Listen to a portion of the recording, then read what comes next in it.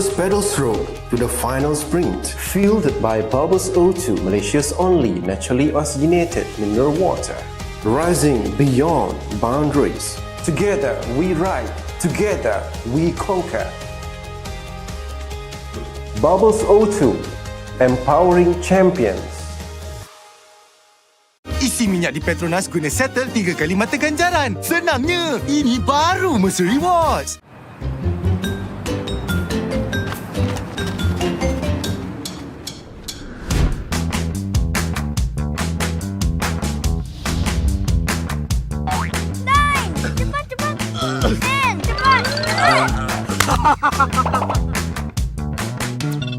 Hah? Buat apa tu? Wah.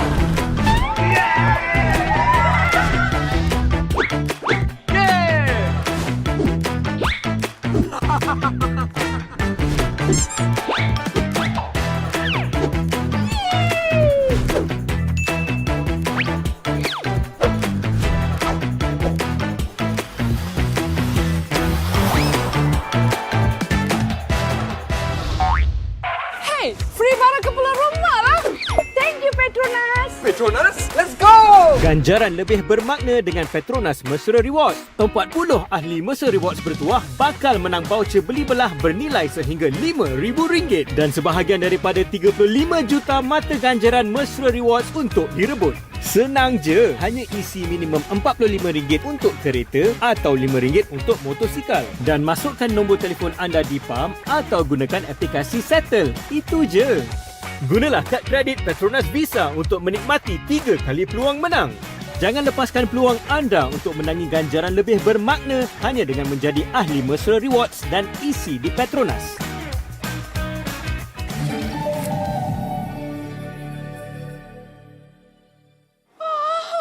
Barang elektrik pun boleh. Wah.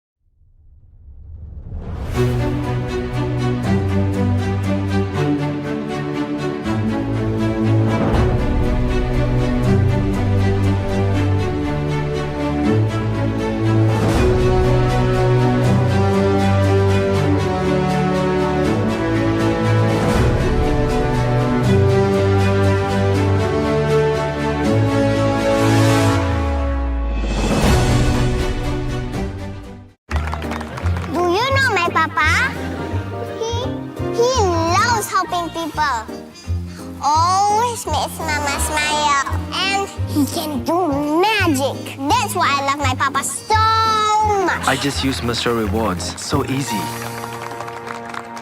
It's so easy to collect points, redeem all kinds of rewards, and easy to win hearts too. Senangnya, ini baru Mesra Rewards.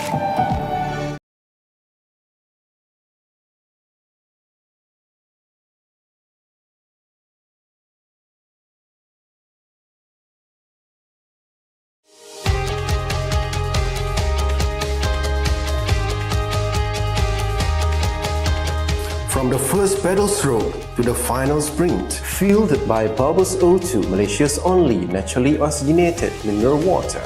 Rising beyond boundaries. Together we ride, together we conquer.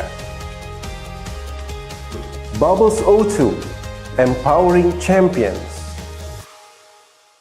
Isi minyak di Petronas guna settle 3 kali mata ganjaran. Senangnya, ini baru Mercer Rewards.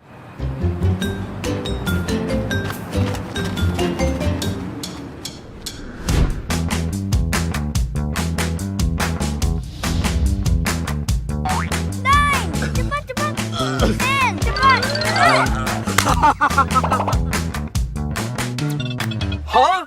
Buat apa tu? Wah.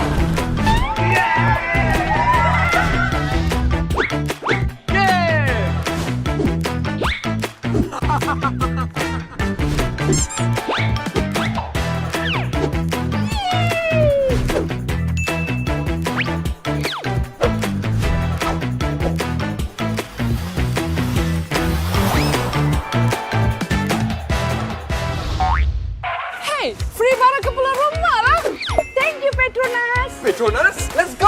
Ganjaran lebih bermakna dengan Petronas Mesra Rewards. 40 ahli Mesra Rewards bertuah bakal menang voucher beli belah bernilai sehingga RM5,000 dan sebahagian daripada 35 juta mata ganjaran Mesra Rewards untuk direbut. Senang je, hanya isi minimum RM45 untuk kereta atau RM5 untuk motosikal dan masukkan nombor telefon anda di pam atau gunakan aplikasi Settle. Itu je. Gunalah kad kredit Petronas Visa untuk menikmati 3 kali peluang menang. Jangan lepaskan peluang anda untuk menangi ganjaran lebih bermakna hanya dengan menjadi ahli Mesra Rewards dan isi di Petronas.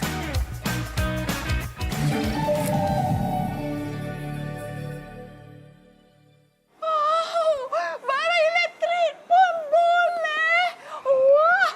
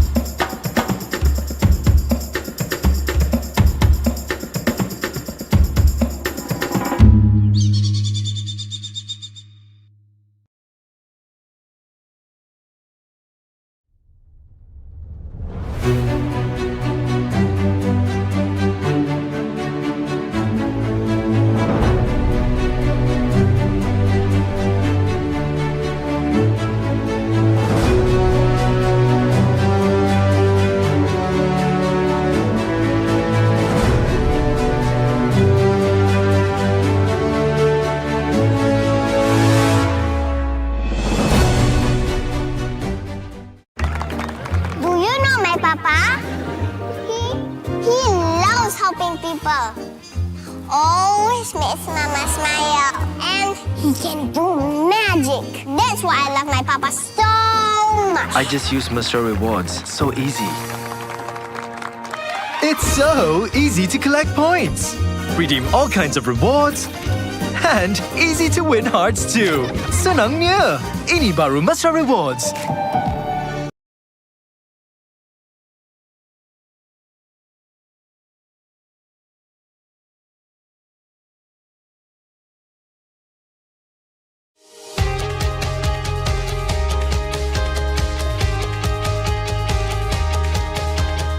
From the first pedal stroke to the final sprint, fueled by Bubbles O2, Malaysia's only naturally oxygenated mineral water. Rising beyond boundaries. Together we ride, together we conquer. Bubbles O2, empowering champions. Isi minyak di Petronas guna settle 3 kali mata ganjaran. Senangnya, ini baru Mercer Rewards.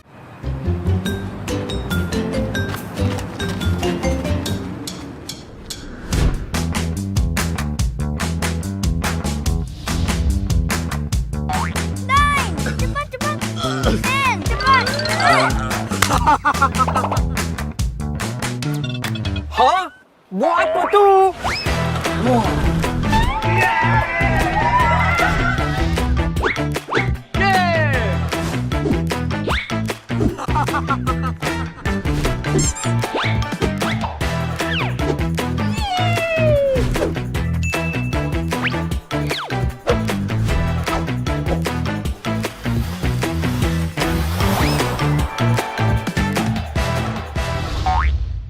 Hey, free barang ke pulang rumah lah. Thank you, Petronas. PETRONAS, let's go! Ganjaran lebih bermakna dengan Petronas Mesra Rewards. 40 ahli Mesra Rewards bertuah bakal menang voucher beli belah bernilai sehingga RM5,000 dan sebahagian daripada 35 juta mata ganjaran Mesra Rewards untuk direbut. Senang je, hanya isi minimum RM45 untuk kereta atau RM5 untuk motosikal dan masukkan nombor telefon anda di pam atau gunakan aplikasi Settle. Itu je. Gunalah kad kredit Petronas Visa untuk menikmati 3 kali peluang menang. Jangan lepaskan peluang anda untuk menangi ganjaran lebih bermakna hanya dengan menjadi ahli Mesra Rewards dan isi di Petronas.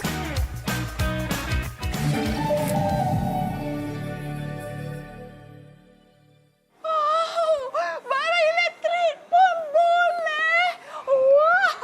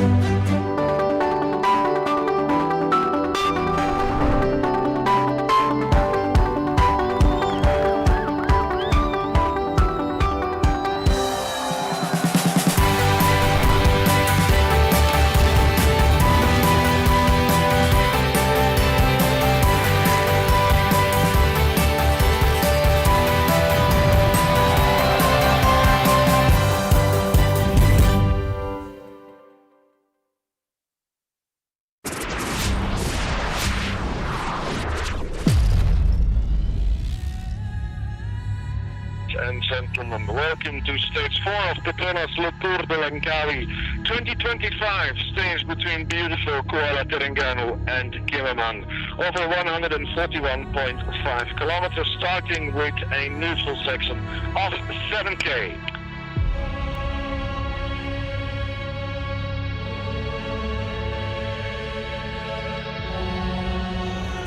Boleh standby semua, boleh standby.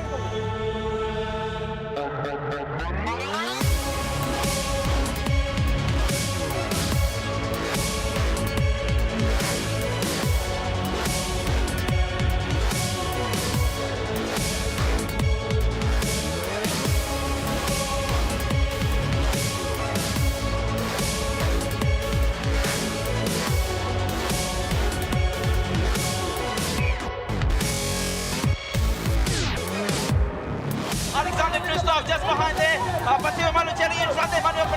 It is Matteo Malucelli getting the big W today in Kemaman. Quite a convincing.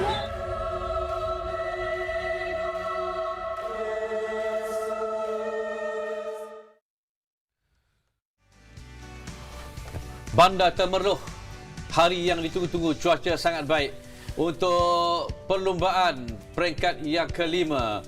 Perlumbaan jelajah basikal PETRONAS Seletour di Langkawi 2025 dengan 28 darjah Celsius. Cukup cantik cuaca ini untuk para pelumba meneruskan hari ini aksi pendakian menuju ke puncak Bukit Fraser di Pahang Darul Makmur. Dan terima kasih kepada anda semua yang terus bersama dengan kami secara langsung untuk menonton perlumbaan jelajah PETRONAS Seletour di Langkawi 2025.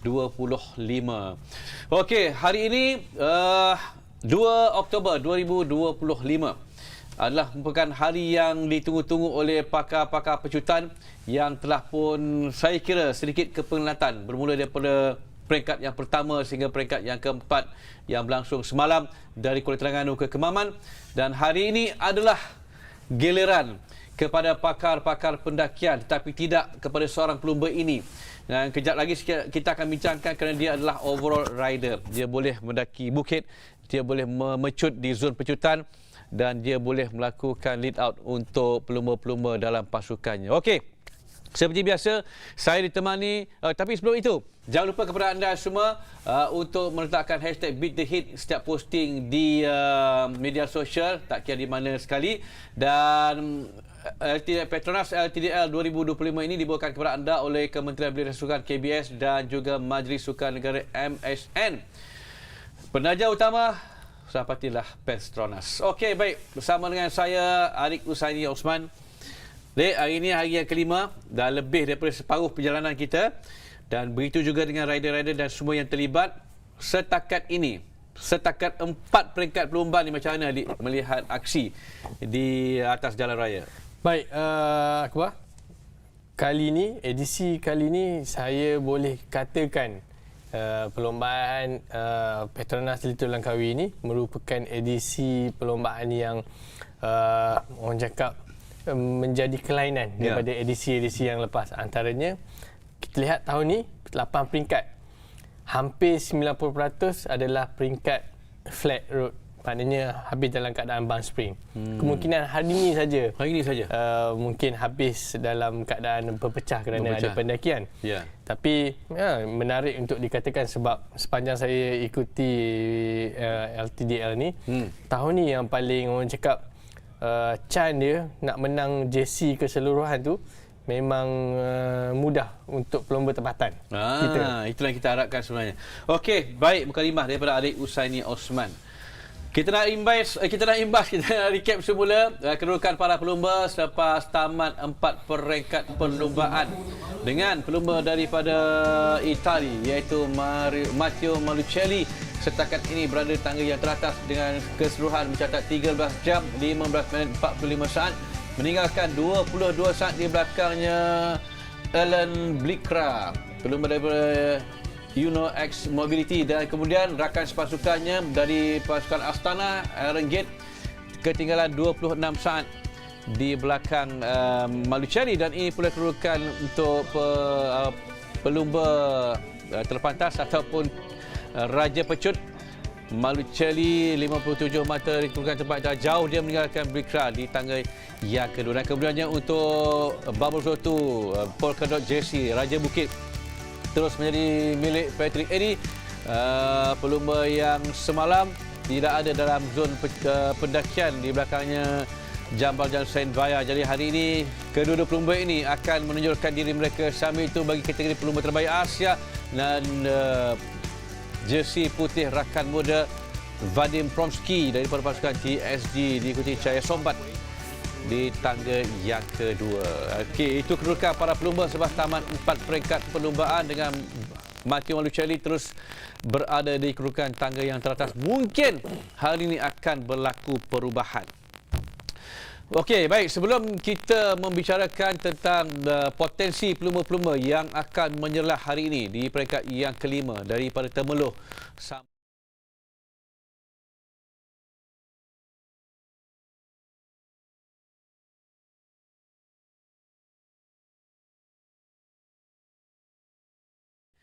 untuk anda saksikan. Jom sama-sama kita tonton.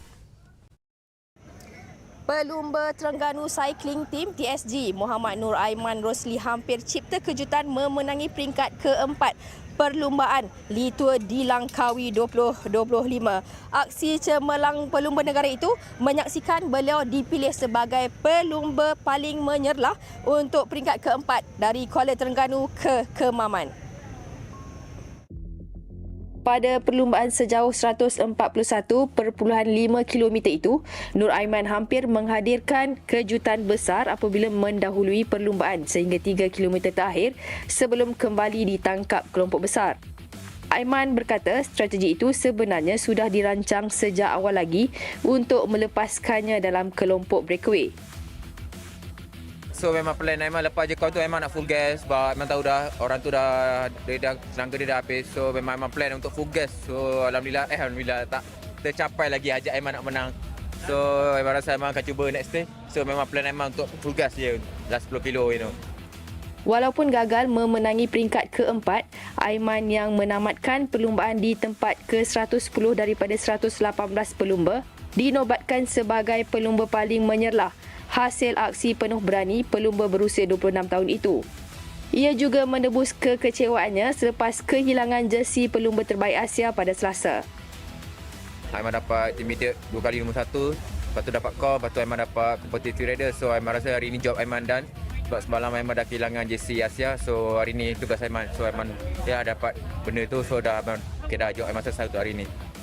Dengan aksi cemerlang yang ditunjukkan pada peringkat keempat, Aiman kini meletakkan sasaran untuk mengulangi strateginya di peringkat ketujuh dari Melaka ke Medini, satu laluan yang digemarinya. So Aiman target stay Melaka Medini insyaAllah. Sebab dia dah jauh Aiman suka stay. So harap Aiman terlepas breakaway, so Aiman dapat melakukan sesuatu taktikal. Terdahulu Aiman berjaya menyarung jersey putih selaku pelumba terbaik Asia pada peringkat pertama dan kedua sebelum dirampas rakan sepasukan Vadim Pronsky pada peringkat ketiga. Baik, terima kasih kepada rakan-rakan daripada pasukan media Maju Sukan Negara MSN yang menyediakan laporan setiap hari untuk tatapan kita semua. Baik, terus saja kita nak bincangkan mengenai peringkat yang kelima hari ini di mana mereka akan bermula di Bandar Temerloh dan akan berakhir di puncak Fraser. Okey. Adik Usaini, inilah dia laluan yang bakal menanti pelumba dengan ada zon pecutan dan juga di hujungnya adalah zon pendakian kategori 4. Baik, peringkat kelima hari ini kita bermula di Temerloh sejauh 123.1 km. Di sini kita boleh lihat pecutan pertama dimantangkan di kilometer 15.3. Lepas itu Bukit Damar di sprint yang kedua dan kita akan terus pergi ke Mempaga sprint yang ketiga.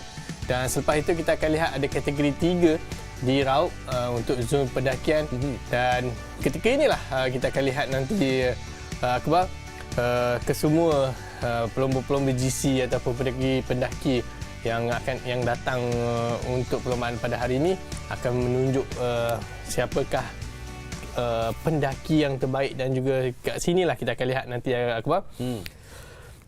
Kemungkinan besar jersey utama, 4 jersey utama ni antaranya tajaan Petronas, tajaan KBS akan berubah serta Babuk O2 dan juga rakan muda Akbar. Jadi kemungkinan besar hari ini saya percaya kemungkinan besar akan bertukar tangan kepada pelumba-pelumba lain. Okey, baik. Saya setuju apabila kita mengatakan bila ada pendakian yang kategori 1 ni bermakna akan jadi turning point kepada pendahulu. Contoh tahun lalu Max Pool apabila 2 tahun lepas apabila dia berjaya menawan puncak, dia muncul sebagai pemenang keseluruhan. Jadi ketika ini Malucelli pendahulu, tetapi yang sering disebut namanya adalah Renggit yang akan mengubah hari ini kedudukan pelumba-pelumba. Betul, Akbar. Sudah pasti daripada pasukan SDS Asana World Tour Team yang akan memastikan Renggit terus merampas jersey daripada rakan pasukannya iaitu Mattia Malucelli. Tapi harus diingat juga Akbar, perlombaan kali ini kita juga harus memberi perhatian kepada pelumba-pelumba daripada Sepanyol Antaranya Mario Aparicio dan juga Ivan Cabo. Dan sudah pasti pelumba pada Spain ini mereka akan memberi saingan yang ya betul, memberi saingan yang sengit kepada Aaron Gate, kerana perlombaan hari ini memang begitu orang cakap, apabila pelumba melalui laluan menuju ke Fraser Hill, sudah pasti narrow road ketika dari pendakian kurang lebih 50 km pendakian yang harus ditempuh oleh pelumba pada hari ini. Memang penatlah. Okey, baik. Kita nak terbang semula ke Bandar Temerloh untuk bersama dengan rakan tugas kita Lily Hamzah yang akan membawakan perkembangan terkini, perkembangan terbaru sebelum bermulanya perlumbaan peringkat yang kelima. Baik, peringkat kelima saingan Petronas LTdL Langkawi 2025 bermula dari Temerloh menuju ke destinasi Fraser Hill. Sepanjang laluan terdapat 3 zon pecutan yang bakal membuka peluang buat pelumba mengutip mata, diikuti dengan 2 zon pendakian utama. Dan sudah tentu semua tumpuan akan terarah kepada pendakian menuju ke Fraser Hill. Laluan berliku dengan keseruan mencabar yang bakal menentukan pelumba mana yang benar-benar kental. Dan kali ini kita berikan tumpuan kepada barisan pelumba Pro Cycling Team MPC yang terdiri daripada bakat muda penuh tenaga seperti Nor Syawal Mazlin, Zul Fikri dan Syazrin Awang. Mereka bukan sahaja berpengalaman dalam perlombaan jalan raya, malah punya asas kukuh dalam disiplin mountain bike. Jadi sesuatu yang boleh dikatakan akan menjadi kelebihan di zon pendakian. Pelumba tempatan lain yang kini bersama pasukan Australia, St. George iaitu St. Renbau, ada juga berkongsi strategi untuk berjimat tenaga sehingga ke zon-zon penting seperti peringkat kelima ini untuk menghadapi selekoh tajam, kecuraman dan keadaan cuaca di kemuncak nanti. Dan tentunya mainan psikologi juga main peranan untuk peringkat ini di mana pelumba perlu bijak menghadapi kecuraman konsisten sekitar 5 hingga 7%. Dan ada juga beberapa bahagian yang lebih mencanak sekaligus memaksa pelumba kekalkan rentak kayuhan tanpa banyak ruang untuk berehat.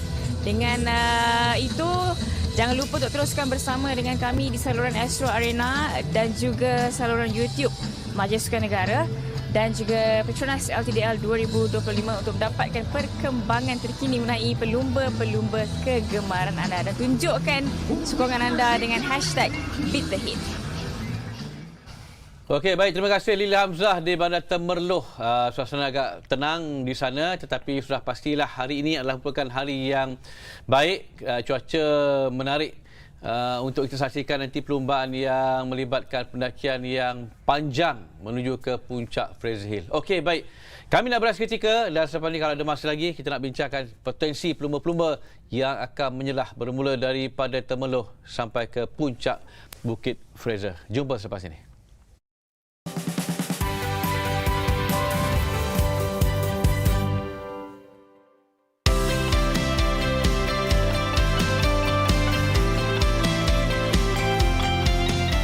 Isi minyak di Petronas guna settle 3 kali mata ganjaran. Senangnya, ini baru Mercer Rewards.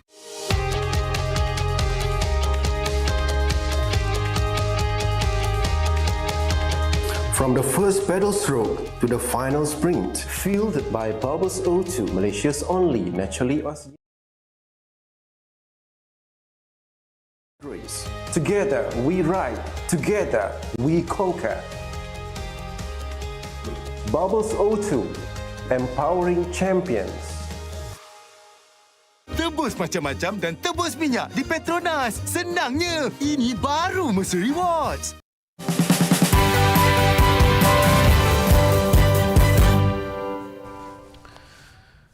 Terima kasih terus bersama dengan kami di siaran secara langsung yang dibawakan kepada anda melalui Astro Arena 1 dan juga 2 dan juga di YouTube dan juga Facebook LTdL dan juga MSN Majlis Sukan Negara Petronas LTdL Langkawi 2025.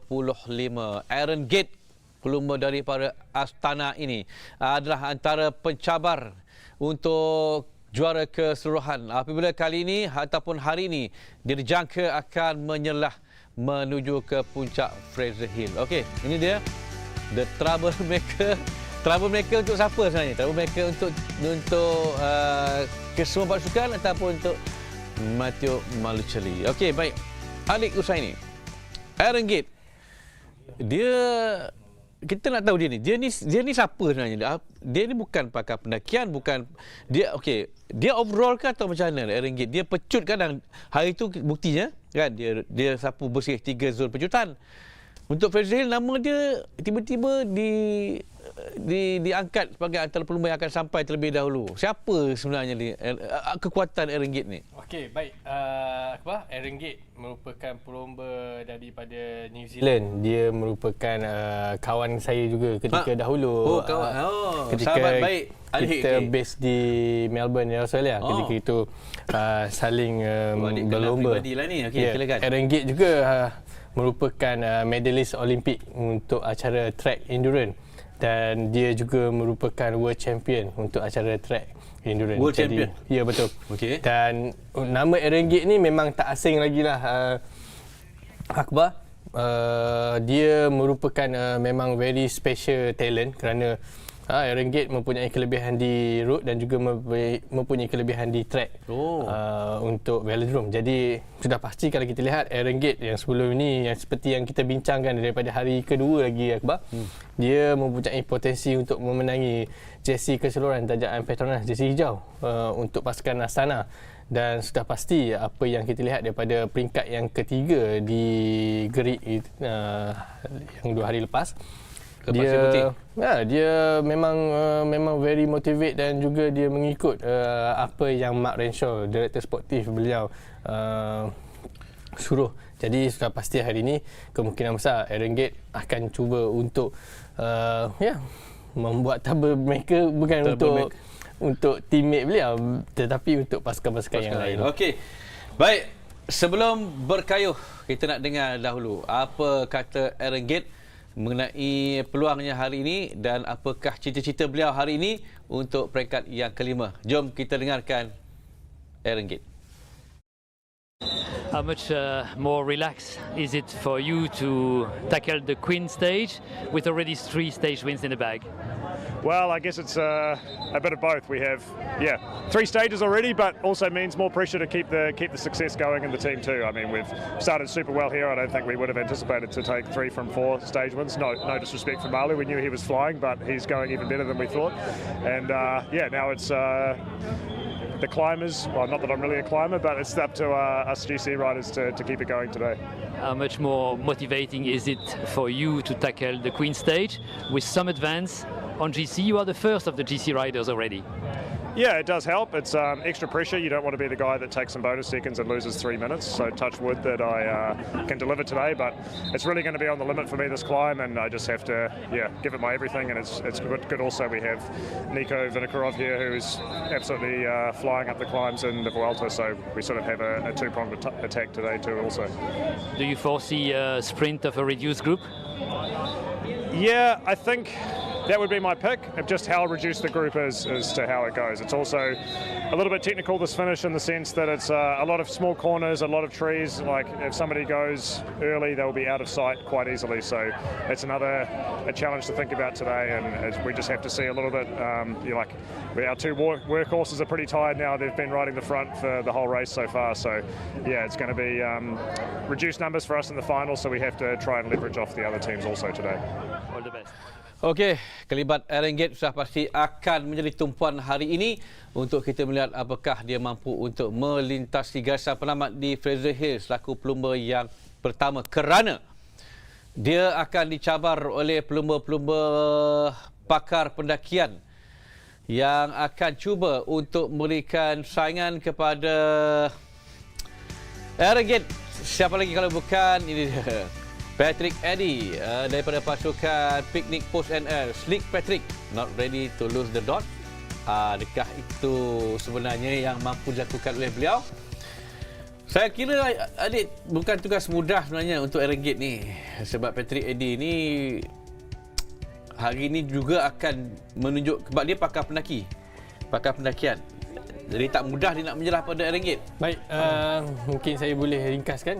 Kemungkinan besar hari ini Eddie Patrick cuba untuk mengekalkan jersey tajaan babor tu oleh beliau, tetapi harus diingat sudah pasti pendaki-pendaki lain antaranya juara bertahan Mario Aprecio yang sebelum ini memenangi Jesse Com sudah pasti akan memberi tetangan hebat kepada Eddie Patrick. Jadi ya, menarik untuk kita ulas nanti ketika perlombaan untuk peringkat yang kelima nanti.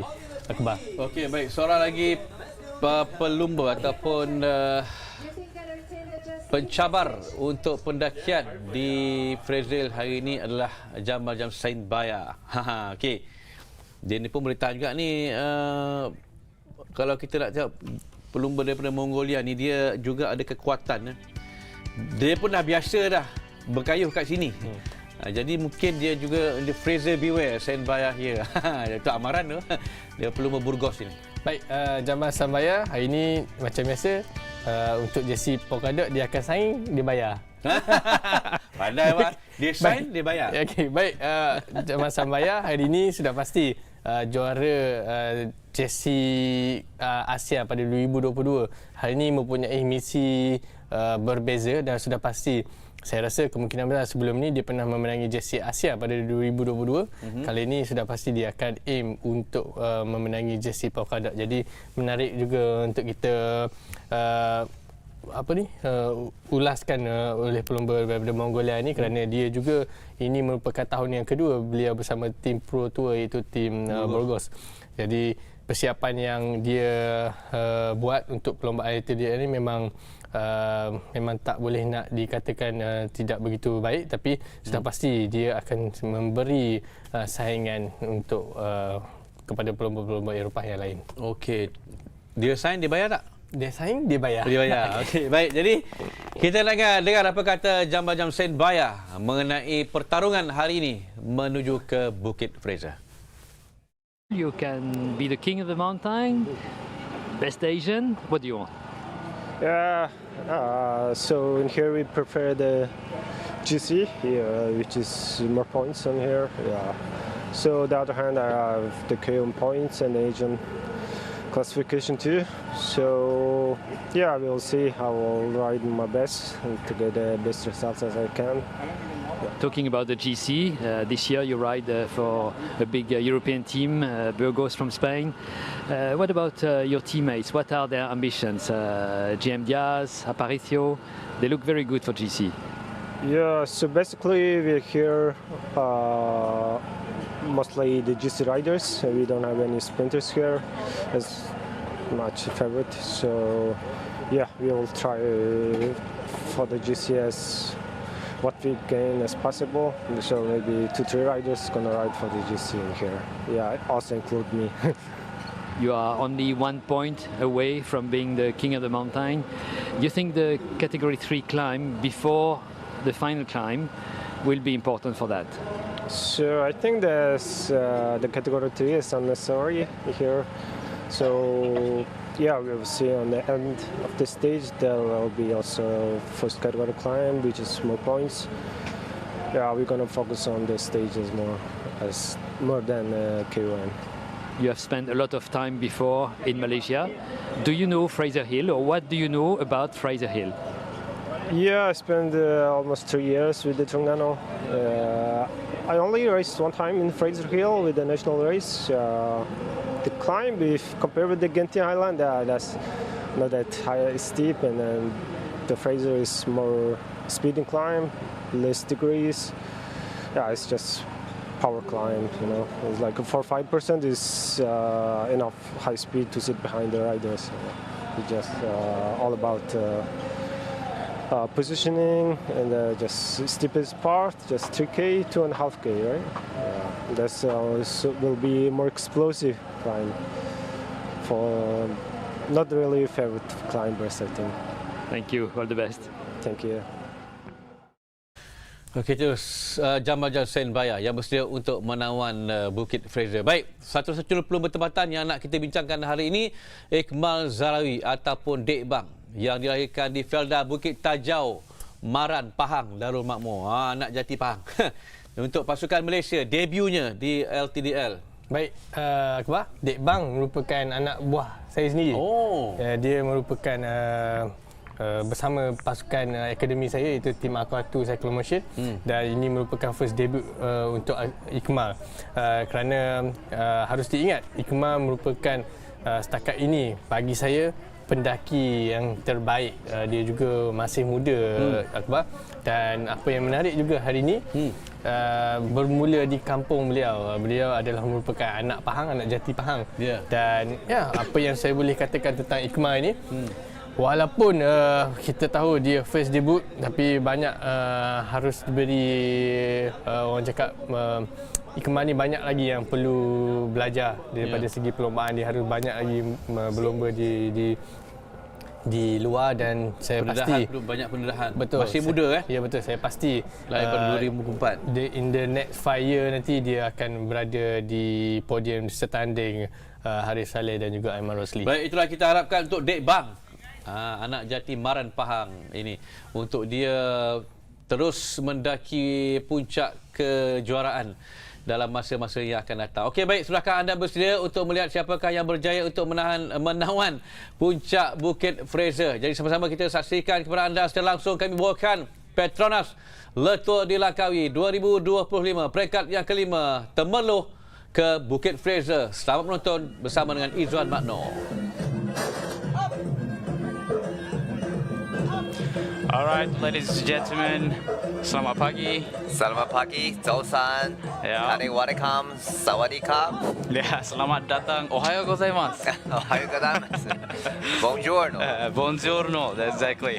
Alright, ladies and gentlemen, welcome to stage 5 of the 29th edition in year 2025 of PETRONAS LTdL Langkawi, brought to you by the Ministry of Youth and Sports and also the National Sports Council of Malaysia.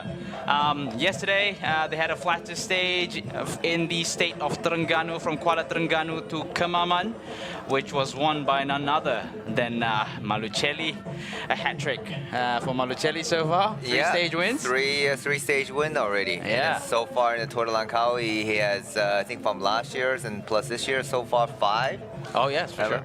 And but he's chasing his compatriot, Andre Gandini, who's a record 24 stage victory at the Tour de Langkawi. So he's still a bit off, but today he's going to take a rest day. He said earlier in the interview, it's for his teammate Aaron Gate and Nicholas Vinokurov to do their job. And he's happy to be able to wear the orange jersey tomorrow. Oh yes, for sure, Danny. So yeah, a slightly different jersey color. For there'll be some changes in jersey for sure after today's stage, and today they will be racing from the town of Temerloh, and a mountaintop finish today up to Fraser's Hill via Raup and Tranum. They will have one category climb, two King of the Mountain points, and 3 intermediate sprints just before the King of the Mountain classification. And here we go. There's the flag off from the city or town of Temerloh in the state of Pahang. Yesterday they were in Terengganu. Today they're in the state of Pahang, Denny. Yeah, yesterday we saw a great display by the Terengganu cycling team rider Aiman Rosli, who was in a breakaway of 3 riders with containing Bogos and as well as Chengdu DYC cycling team. So 3 riders did their maximum effort trying to stay away from the peloton almost from the very beginning. They were in the breakaway for over 100 kilometers. And Aiman Rosli was the last man standing, and just got caught just 4 kilometers from the finish, and before the sprinter team swallow up the lone attacker, and resulted in a bunch sprint, which worked perfectly out for the race leader, Maruchalli. Yeah. I was chatting to Ayman Rossi earlier this morning, so talking about the stage a little bit, how the ending, you know, he was a little bit frustrated, you know, for sure. It was so close, 6 kilometers, by any means not far when you talk about these pro riders at the speed they're riding. But then again, you know, you were talking about how fast the main peloton, the sprinters team, was pulling the group, and he said, you know, he got back to the peloton and he basically got left by the peloton. He couldn't drop. Well, it just shows the speed that the peloton was going and chasing him down and setting up their sprinters for the sprint finish. Yeah, and yesterday didn't help the breakaway because it was we were expecting probably a crosswind, but it actually turned out to be a headwind. Yes. So the average speed yesterday was considered very slow, 42k an hour. Yeah, considering it's a flat stage, whereas the Titiwangsu stage was faster. It was 45k an hour. So because it was a strong headwind, so that definitely didn't help the breakaway. However, today is a completely different day. The roads are turning up and going all the way up to Fraser Hill and into the last. I think there was going to be about 25k. Yeah. There will be point tilting upward, and but before that, they will pass three intermediate sprint at a kilometer 15, second intermediate sprint at a kilometer 34.7, and the third intermediate sprint at 54.8. Before the road start to undulating a bit, and there's a first category 3 climb at Rob. And before the last feeding zone, and at a kilometer 96, and then finally the last 25k, the riders will start to going uphill. Now it is a category 1 climb, not as steep as Genting Highland. However, you know, by no means is easy climb because it's still relatively long, and also. The teams are really fighting off for the GC. They're going to have to make the pace extremely hard in order to shed as many contenders as possible to try to drop every single fast guy and just leave to their sprinters. So who do you think is going to be the favor of today's stage? Oh yeah, so obviously all the favorites have been hiding so far. We have obviously Helen Johannesson from Uno X Mobility.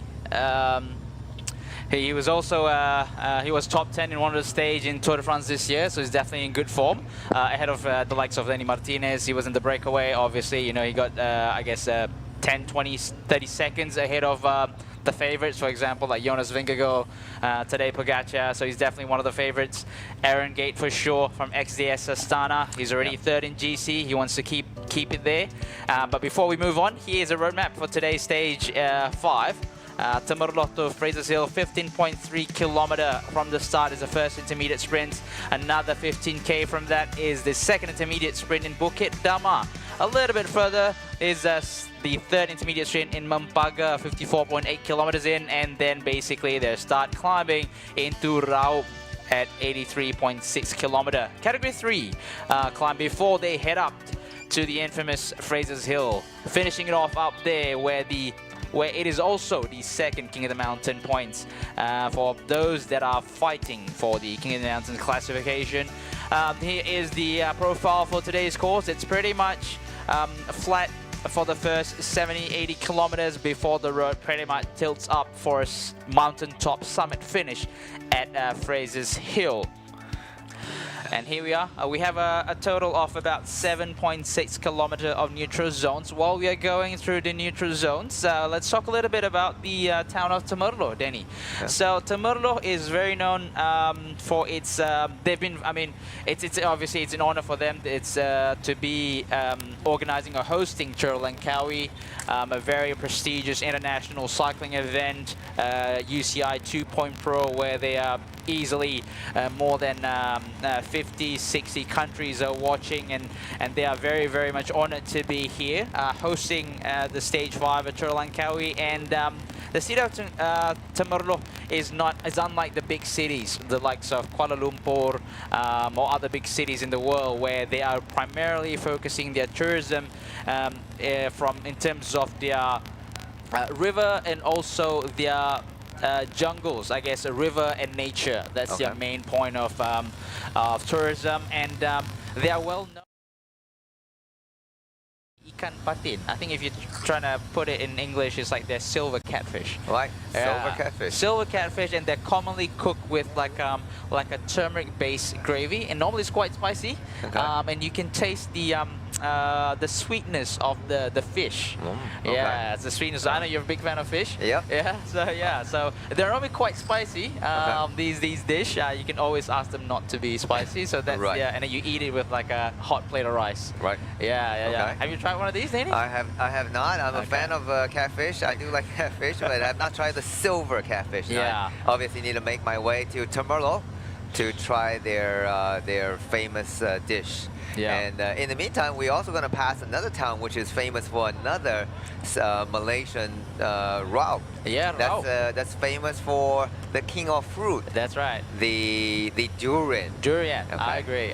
So are you a fan of durian? I can eat a couple. Okay. I can eat a couple. I wouldn't say I eat it for dinner or lunch like many Malaysians do. But that's something that for people outside Southeast Asia who are not familiar with the king of fruit, the durian. That is a fruit. Well, it has a extreme pungent smell, and almost you would think it's almost a rotten, something is rotten.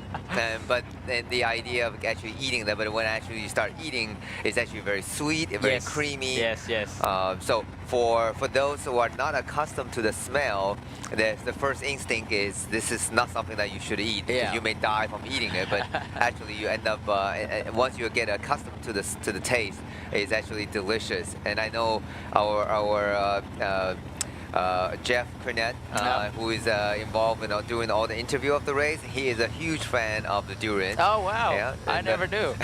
Not normally, you see online like a lot of these. I guess I'm gonna group them in one people. Like a lot of these white people, I suppose, are not European. Yeah, Okay, Europeans. Yeah, Europeans. Even Americans. They're just like they just like vomiting and stuff when they're trying to eat durian. But I think maybe there's also a factor that a lot of these durians that they eat in their own country, whether Americans or Europeans, is probably have been shipped. It's not a fresh durian. Maybe it doesn't taste as good or smell as good, or maybe it has slightly more pungent smell to it. But I think if you go to state of Pahang, you go to Rao, or basically anywhere in Pahang, if you eat like a fresh durian, you might have a different perception about it. Yep. And one word of advice that was given to me, I didn't make this up, it was one word of advice when I just started eating durian. My local friend teach me, just get that smell out of your mindset, because it is your mind trying to trick you, the smell telling you this is not something you should eat. But just believe me, and tell yourself you are eating the world's best ice cream in a public toilet. And that's how you get over the psychological so you're in a public toilet, obviously it doesn't smell, it's not the best smell, but you're eating the world's best ice cream. So that's how you get over the psychological barrier. Fair point. And so for those who want to try it, just think that you're eating the best ice cream in a public toilet. Yeah, obviously it worked well for you. It certainly did. Yeah. So a few other things that you can do in the town of Temerloh. Obviously, there's a lot of river cruise in the Pahang River. There is some elephant conservation park as well here in center, National Elephant Conservation Center, Elephant Sanctuary. There are some there's a lot of water rafting activities here. So if you're ever in the state of Pahang, these are the kind of stuff that you do. You might not see some big structures or big buildings here. I think they prefer it to be that way. Just a bit more nature, a bit more I guess relax, and a place for people to get away from these big city life. So Exactly. And also Fraser Hill. Fraser Hill was pretty much created during the colonial days of Malaysia. Oh yeah, for sure. By the expats that's living in Kuala Lumpur, actually go out to Fraser Hill for the weekend to get away from the heat. That's right. I suppose, and that's it's like there's a lot of chalets and a lot of B&B hotels, and in a very cooling and relaxed setting. Yeah. And if you take your bicycle, and that's even better. You can enjoy. There's not much traffic on the road. You can enjoy your way up the hill, and also spend some time at a cafe in Fraser Hill. All right. So for those of you that are viewing who are actually local Pahang people, let us know in the comment section where is a good place to go in Temerloh or in Raub, and also like if you are familiar with the Raub is also a common place for people that wants to, I guess, do a little bit of a touring or climbing to Cameron Highland. Okay. Yeah. Some people actually go via Raub, maybe park their car in Raub, do like a multiple day riding, go to Cameron and back kind of thing. So it seems to be like a very close to that, but Yanni riding as close as possible. Yeah, with his De Rosa bike, he likes to. We want to get that maximal draft effect. And meanwhile, we're looking at the white jersey, Vadim Protsky of the Terengganu cycling team on his beautiful polygon there. Yeah. And so Vadim, who is definitely a contender for the GC and as well as the white jersey, he has finished number 2 overall. Years ago, and then also top 5, and 2 top 5 finish in the overall classification. He's certainly a man with he done the Tour de France, and he have done the Giro, so he have done the big races, and I think he's probably 29th position, 29th overall in the Giro, which is definitely not an easy task. Oh yeah, for sure. And so he's a man with definitely some climbing pedigree. So although the time gap is for everyone right now is fairly minimal for the major contenders. So he's on the same time with the Thai rider in terms of time count. So today is going to be absolutely crucial if Terengganu cycling team want to retain the overall best Asian classification. Oh yes, for sure. Obviously we were talking about how Terengganu is a land of cyclists, and also I think Pahang is also one of those places, considering how they have many iconic climbs around this area. They have the Fraser's Hills, and then if you go a little bit further north, you have access to Cameron Highlands. Right. So I think if you go to those climbs, for example, like riding a bike, around those areas, a lot of them are quite respectful to cyclists. We've got 1 kilometer left of the neutral zone. Everyone's just, warming up. Well, it's already warm, I suppose. Yeah. Fortunately, it's another dry start, and a sunny start. You can see the sun is beating on the cyclists with very clear shadows. There's no clouds. Seems like very little clouds. But it's pretty much a head-on. You can see the shadows. It's pretty much straight on their head. So considering it is almost midday today, they're about to start very, very soon for today's stage. I think it'll be an interesting stage. we're going to have a very different dynamic of riders for today's stage. For the riders that maybe haven't shown themselves, probably like Anders Johannesson, Mario Aparicio, that haven't showed themselves. Odd Eiking from Rockets, maybe you say. Matthias Brennoy is not very aggressive in the last 4 stages, might be present again today. Maybe the likes of Malaysian pro cyclist Muhammad Shawal Mazdin potentially is there as well. He did pretty well last year's Cameron Highland, so maybe he was just saving his legs for today. It's going to be definitely very, very different dynamic for today's race, Denny. So it's going to be interesting to see, right? There's 3 intermediate sprints ahead of the climb. There are some time bonuses. Is it going to be a breakaway that's going to try to swallow up some intermediate sprints and bonus seconds and to go ahead of the peloton, or is the peloton going to be controlled by the teams that believe in their climber? So it's going to be interesting. Now, if there's a breakaway that does go clear, the climb is, it's hard, but it's not super steep.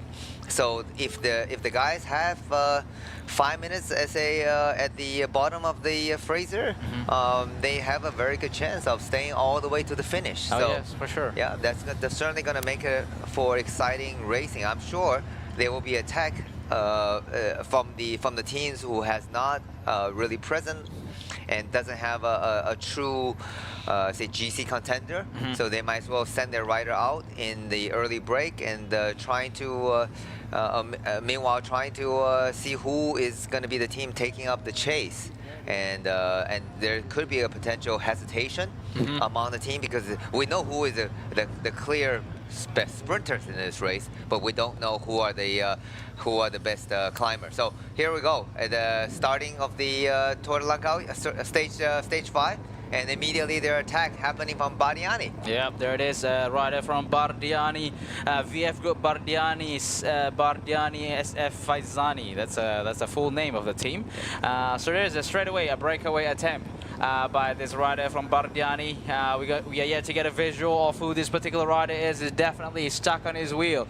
Looks like a rider from Malaysian national cycling team, and looks like Uno X is there as well. So a couple of patches of rider. There's 3 in front, followed by, oh wow, so there's multiple attempts to join the breakaway. So there's 3 riders, another 3 riders, another 3 riders, 5 riders. So they are actually splitting the peloton at the moment. I think we were talking about how they have the first 3 intermediate sprints where these teams want to get as much points as possible or as much bonus seconds as possible. The only way to do it is get in the breakaway. So here it is. The 0 kilometer, the start of the race, and straight on. That's why the Bardiani rider was following the Commissar car very closely because he wanted to launch the attack as soon as the lead car is pulled off. So here we go at the front of the race. And it is seem to be back together in one group, but the guys are still pushing on ahead, now led by Poti Vizimalda. And I think just behind them looks like a Uno X. No, it's actually Burgos. Burgos, yeah. Maybe Wojtek. Looks like Wojtek, another rider from Bardiani, rider number 91. That is Federico Biagini. And then from Nusantara, BYC, which is Ade Mesa. Yes, Ade Mesa. And I see a Malaysian team also active. That's the Sharu Madami. Yeah, it looks like Sharu Madami. Counter-attack by Uno X Mobility rider after that initial attempt. The branch was not moving as fast as possible, so counter-attack by this Uno X rider, followed along by another group of rider trying to tag along with this Uno X Mobility rider. Looks like Ellen Blickra. We're not sure what's the game plan for today. Obviously, they're trying to set it up for their top rider for today, Anders Hallen Johannesson.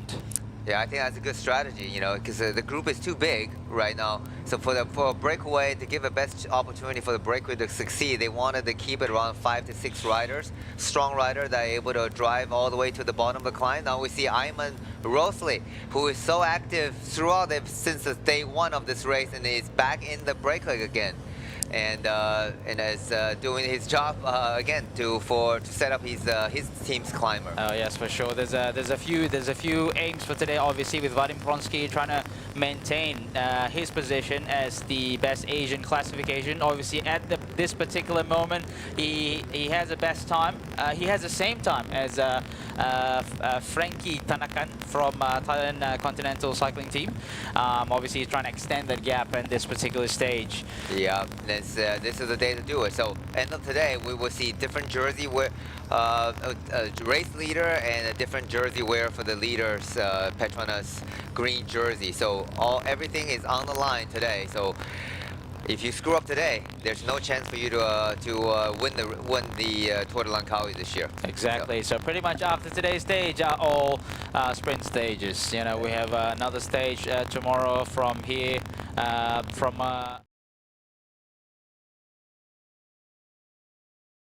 Sorry, Shalom to Port Dickson, and then Malacca to Medini, and then last but not least, finishing it off in Langkawi. They're all sprint stages. So here is the only stage for any of these GC interested team to make any point of difference. Yeah. Here we go in the back here. We're looking at the back of the peloton. You can see the speed is still relatively fast. I mean, definitely the peloton is not sitting up just yet. The group in the front is way too big, so the leading team has to shut it down because they certainly don't want a big group of 10 plus rider up the road, because that would make the chase a lot harder later. And you see the guys are really down in one line. Stretching all across the road. I think from the head of the group to the back of peloton right here, and we're looking at about probably 300-400 meters. Yes, yeah, that's a long stretch. Yeah, it just shows how fast these guys are going. The breakaway is yet to be established. I'm not sure if they've caught the breakaway, considering how the peloton is bunching up. It's like another counter attack to form another form of breakaway. Looks like Wojtek Minik, followed by Sharon Amin from Malaysia national cycling team. Finally, a local national team make their way into the breakaway, followed by Ayman Rosli, a rider just behind him. Looks like maybe Edouard Bonfoy from 7-Eleven Click. We don't have a clear visual. Followed by Rockets in the breakaway, as they have been missing for the past 2 stages. Yeah, it looked like that's it. I think that's the perfect composition for a breakaway attempt. The peloton seems to be slowing down just briefly. You can see them riding across the road. And I think the leading group, the peloton there, the backup peloton look like it's slowing down already, and this is a good group to let go because I think total 7 rider in the front group way. That's not too difficult to control, and it's considered such a long climb still to come. And here's a getting closer look at the breakaway group. Bogo's rider and one of the Unibet Rocket. They didn't send the rocket up the road today. They're certainly active. And Total Energy, also a rider at position number 3, followed by 7-Eleven and Malaysian national team, and none other than Terengganu cycling team, Ayman Rosli. All right, and so these are the dynamics of today's. Looks like joined by Chengdu. Yeah, one rider from Chengdu decided to come across. And that makes the 6 become 7 right now. Yeah, here we go. We're trying to get a number on them as soon as we can. The 7-Eleven rider, and that's probably not Sharu Meramin. That's a little bit bigger. Maybe Yusri Shari. Let's see. What's the number? 120, 125. Let's see. What was the number? Couldn't see, but the peloton seems to be getting organized.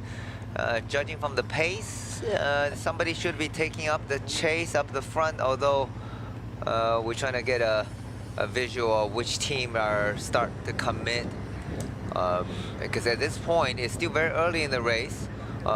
Nobody need to commit too many riders, too many of their teammates up the road, but up the front of the peloton. But if they just put if all the favorite team just put 1 or 2 riders in there in the front, that would certainly help to keep the peloton going and to keep the gap at a sustainable pace.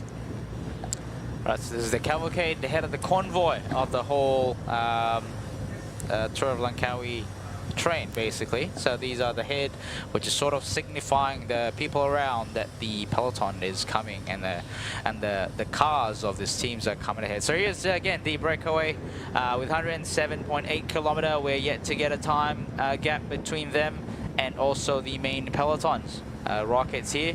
After being absent the last 2 days breakaway, they're back here again.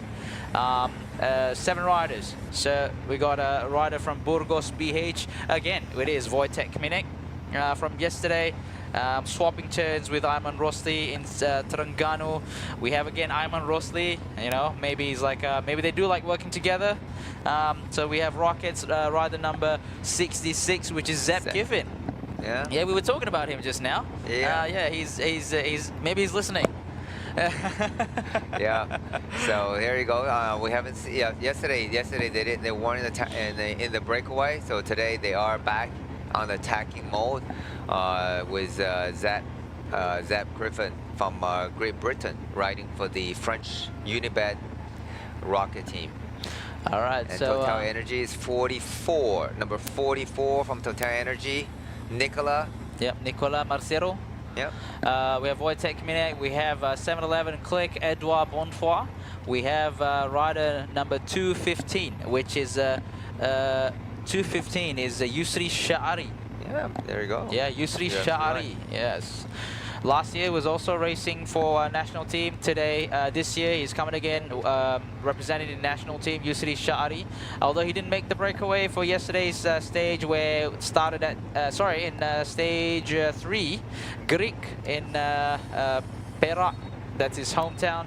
But today, I think it's been long overdue. He's one of those riders that likes to be in a breakaway, a little bit like Ayman Rosli, but finally he makes it in today's stage. Yeah, there you go. 7 riders. That's 7 brave riders taking on the so-called Queen stage of this year's race. Although it's not the longest, but certainly it's going to be the most decisive race stage of this year's race.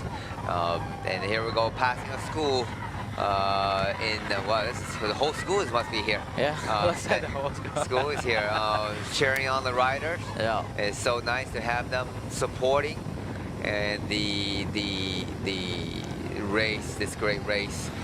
Without these fans, the race just won't be the same. Yes, for sure. You know, it gives them a little bit extra motivation, especially for the local rider. You know, when they see Malaysia or the word Terengganu on the chest, they have a little bit of extra motivation, knowing the home crowd is supporting them. I know, you know, when you talk about the local teams, you know, for example, even like the local national team, despite the Tour of Tour Langkawi have been around for about 29 years. I mean, in comparison to other places, it's still quite an infant stage. You know, there's still many rooms for development, and the presence of Tour Langkawi has been a good booster, good motivation for them to keep developing the team, whether from the fitness or performance side of things, or even technology side of things. So I guess it's definitely a plus point having Tour Langkawi in Malaysia in terms of the development of local cycling team, Danny. Absolutely. You know, Tour Langkawi certainly you bring some of the world best riders coming to Malaysia. And give the opportunity for some of the Malaysian riders who normally wouldn't have a chance to race with guys who done the Tour de France.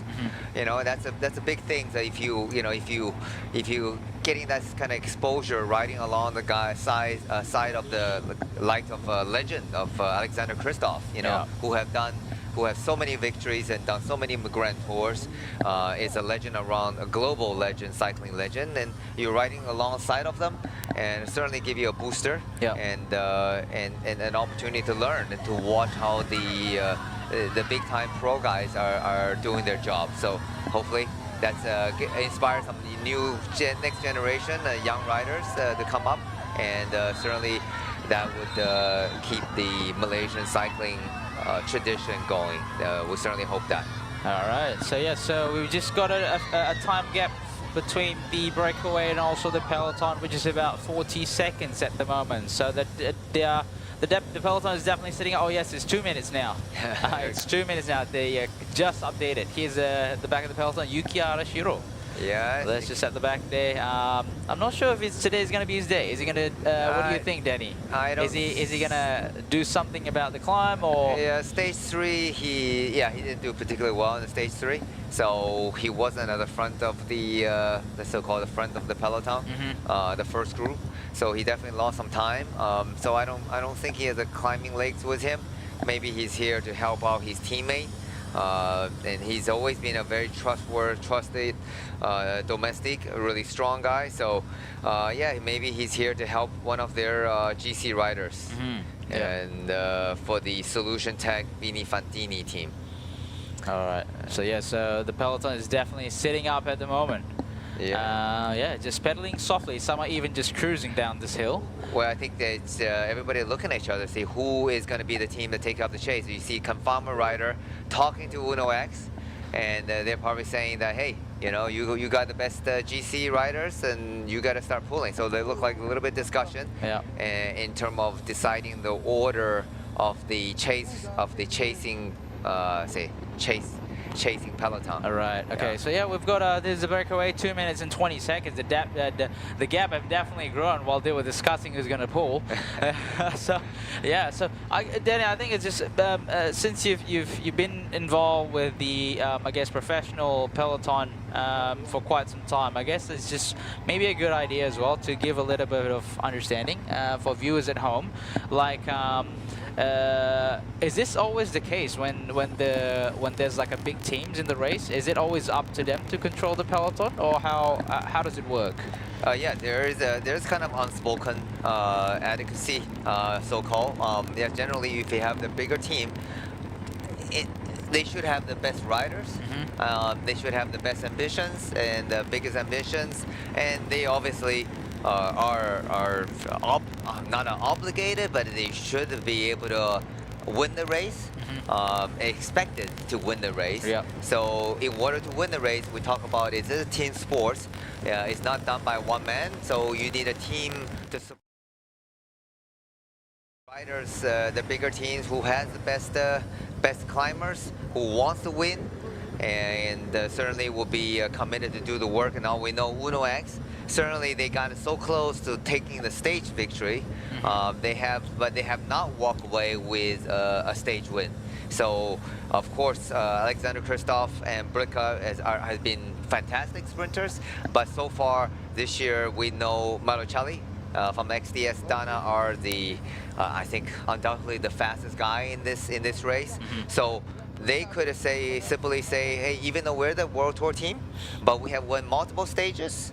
And we know that Nicholas Vinokurov and Aaron Gate are the designated leader, and I'm sure they want to win the overall GC, but they are not doing any work right now because they're saying, hey, we have won multiple stages and we're happy, even just us is. So if you want to win the race, if you don't think you can win the stage on the sprint and you want to win the race, then you should be taking the chase. And that's exactly what happened with Confarmer and Uno X Mobility, even though they are so-called the pro teams, so they're Division 2 teams, but they end up now having to do the work on the front because they haven't won a stage yet. They haven't walked away with a victory, and these professional teams are not here for suntans, for tourism.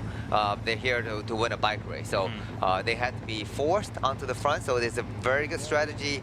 Team XDS Dana is in a very good position that they are able to just sit back, even though they have the race leader, Marochelli. But they are putting the task onto the other team to do the work. And I'm sure once the gap goes down to the breakaway, if it does come down to it, I'm sure Aaron Gate and Nicholas Vinokurov are ready to try to win the stage and win the jersey. All right, so that's a 1 kilometer sign coming into the first intermediate sprint in Muntakap. So you got these 7 riders doing turns so far. At the front now we have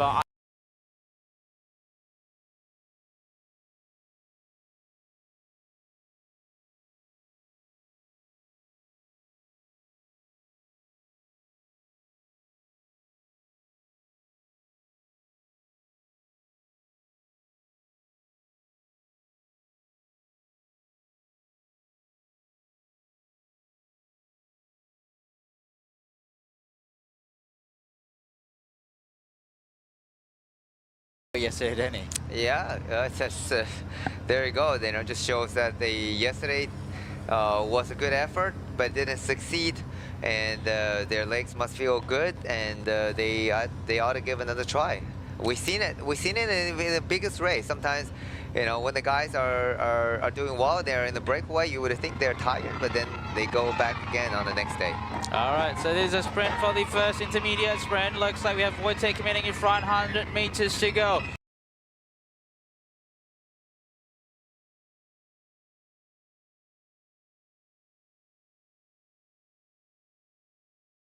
Helping out the Malaysian rider Shari it looked like he dropped the chain. Oh, yeah. So he was pushing him, just trying to get the chain back onto the chain ring. Luckily nothing happened while they were sprinting for the first intermediate sprint. That would be that would have been catastrophic. That would be a disaster. Yeah. So 3 riders who took the intermediate sprint, and It's interesting, yeah. The three rider here. They sometimes if their intention is to trying to win the stage, trying to get to the finish line, they may not contest for the intermediate sprint, trying to save their energy. But in this case, they were actually sprint off for the bonus seconds and the intermediate points. All right, back together again. Yeah. Iman Rosley did a very gentleman. I mean, he could have gone sprinting it, but he saw his compatriot Shari drop the chain, and he ended up just helping give him a push to get in order for Shari to get back into the group. And meanwhile, in the front, looked like the orange wearer. He's not the orange leader, orange jersey points leader, but he's the second in the points classification. So he is wearing Bricker is actually doing the now instead of doing the lead out work, he's doing the pull for his GC rider, Johannesson, and taking the control of the peloton to keep the breakaway in check. Yeah, so yeah, I think you were right about XDS Astana. They didn't have any representative in front here. There's only one, which is Alexander Vinokurov. Just one rider, the rest of the rider just hanging out at the back.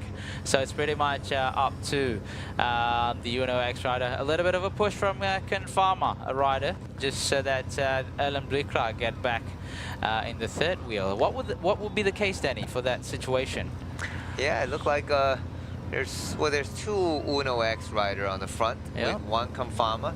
Yeah, they just sometimes they know they're sharing the work, so sometimes you have they want to keep they decide like we should have three rider doing the chase, so they just give it a friendly push and to push it back to the front of the chase. I say working group, so that's sometimes that's very common among them. Here's the replay. Replay of the sprint, shaded by the three, but let's see who got the best. It looks like the Tilton Energies, is it? Yeah, either Unibet, Rockets, or Total Energy. Yeah, we'll have a look at the official results in a bit. Yeah, it is Unibet riders. Yeah, Zep Kiffin, followed by Nicola Marcero from Total Energies, and third placing is Wojtek Minik from Burgos Borpele BH. And now the 7 rider is back to rotating, working nicely, trying to keep the gap going. Now the gap is currently set at 2 minutes and 25, hovering around 2.5 minutes. And I think this is probably the gap that the major contender team or the peloton was happy with. They're going to keep it around 2. So like I mentioned, if it gets to 5 by the bottom of the climb, consider the climb is not so steep. One of the at least a few of the breakaway guys could survive all the way to the end. That would be exciting to see. But in this particular case, the peloton is drawn out in one line. That just shows that they're chasing, but I think they're just keeping it at a steady pace. I would think they're going probably around at an average speed of 47, 48k an hour. Yeah, that's right, Danny. Yes, they are chasing. 2 minutes and 25 second gap with 104.3 kilometers to go into this race. Not a long stage, but definitely a queen stage, finishing atop of Fraser Hill. So you can see some here, the palm oil. Yeah, palm oil plantation, which is one of the main plantation, instead of, for example, another kind of plantation that are quite become the main economic resource is rubber as well. Yeah, rubber. Yeah. But in Malaysia now, I think the Malaysia palm oil is probably Malaysia is probably one of the biggest palm oil exporter. Yeah. It is one of the major countries' natural resources and also industry, because the palm oil certainly is very prominent throughout the landscape. But it's a nice place to go gravel riding. So Yes, for sure. I know that inside the palm oil plantation you have Yeah. very nice roads because they need to be maintained in the harvest, and so you can take your gravel bike and do a little bit of graveling. Yeah. As I call it. Not groveling, right? It's groveling. completely different. Completely different thing. Do a little bit of riding in there, assuming that they allows you to ride in some of our private property. So I don't want to call anybody to go trespassing private property, but some of them are quite open to to people using them. It is actually pretty nice. So there you go, back in the peloton, Confarmer. It looked like 2 Confarmer riders on the front together with 2 Uno X mobility riders. So 4 riders on the front working, and in order to control the breakaway, keeping the gap at around 2 minutes right now. So they seem to come down a little bit. If I were the Confarmer DS, and I'd probably tell them to slow down. You don't need to, it's still a far way to go. Oh yeah, for sure. Yeah, still a long way to go. You don't need to shut it down just yet. I mean, as long as you keep it, I think, my opinion, under 3 minutes, and I think it's pretty easy to get the breakaway comeback to come back later. So, however, you never know. There are some riders here. We don't really know their climbing Palomares, so somebody could spur a surprise. Yeah. So we shall see. 7 riders. That's a really good composition to keep the pace going. Yes. And I see here the Unibet customed. I think that's a custom Cannondale. Yeah, definitely. Yeah. It's not something you can buy. I'm not sure if Cannondale actually sells them. I know when EF uses it, you can actually buy like a team replica color of it, but I haven't seen it. I haven't seen if you could buy any of these frames online, or has it been sold by Cannondale or something. But yeah, I like the color. It is quite unique. Yeah, it's not your standard black or white color, but although I'm in Rosalie's national color of the Malaysia polygon bike, it's certainly nice too. Very nicely done. Very classy. You have the blue, the white, and the red. And then we.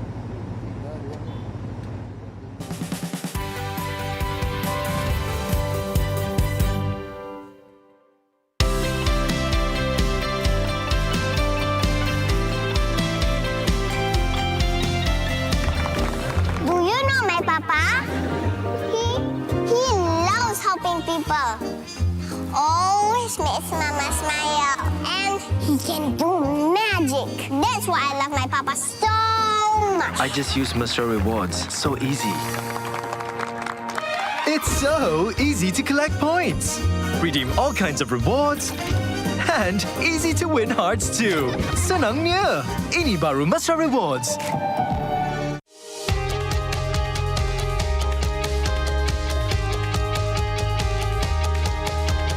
From the first pedal stroke to the final sprint, fueled by Bubbles O2, Malaysia's only naturally oxygenated mineral water. Rising beyond boundaries. Together we ride, together we conquer. Bubbles O2, empowering champions.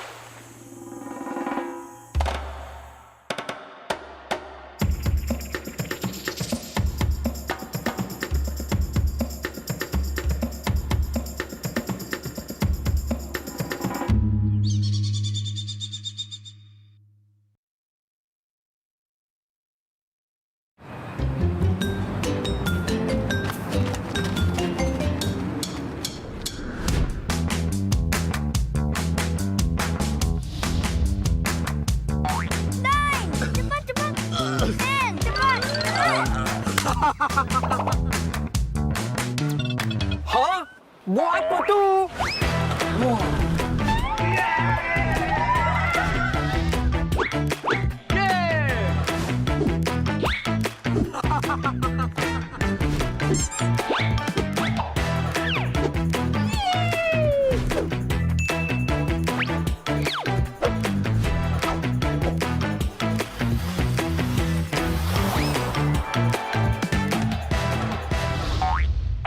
Hey, free barang ke pulang rumah lah. Thank you, Petronas. Petronas, let's go!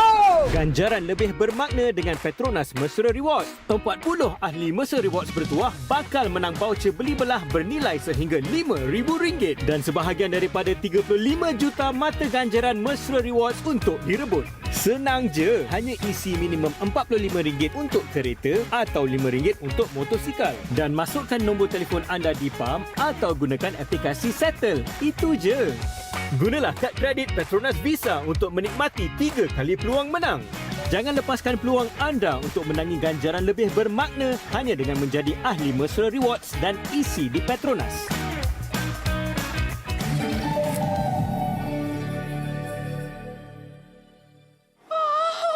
Barang elektrik pun boleh. Wah.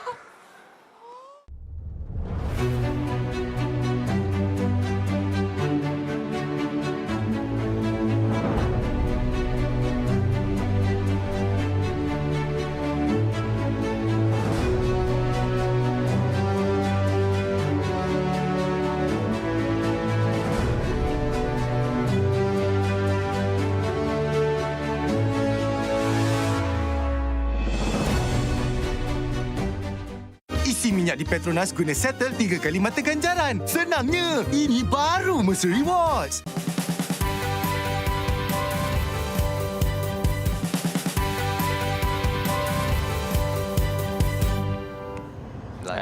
Lancang in obviously in Pahang.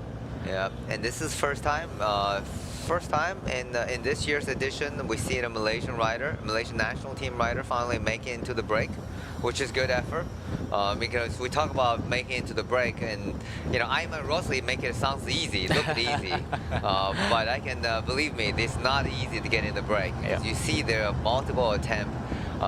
If you just turn on watching the race now, it looks like they're just coasting along. But believe me that, you know, from the very beginning, there was multiple teams, multiple riders trying to get in the break. It's not a one-time effort. It certainly took multiple attempts in order to succeed. And you basically outright sprinting out and doing a maximal 3 to 5 minutes effort in order to get in the break. And once you're in the break, you can't just ease, right? You got to keep the pace going at a threshold pace, and in order for the breakaway to stay ahead of the peloton. And meanwhile, looking at the back of the peloton, the riders start feeding, calling off for their team cars. Yep. And you know, it is a hot day, so the riders needs to be hydrated and the field before the penultimate climb of this year's race. Alright, so yes, a minute and 15. So the peloton is definitely chasing them down. I think maybe they're more interested to keep the gap between about 1 minute or so before they're easing off the gas. But we don't know. We don't know for sure. I mean, they've closed the gap. Really chasing. The bunch has been pretty much just strung out almost for the past probably 5 kilometers or so. Yeah. So I think obviously the Confarma and Uno X team, so they're a little bit concerned about this shorter stage. It's only 123k, and consider the climb are not super difficult. Okay. They probably don't want to take any chances of letting the breakaway go too far, and then they're gonna have a hard time bringing that back, or they just want to keep a high pace to hurt the legs of the guys, other contenders, just to put a little bit harder effort, because if you make them go faster, and maybe they have less ability to win the race later. So here's the interview we're watching, gonna be with Uno X team.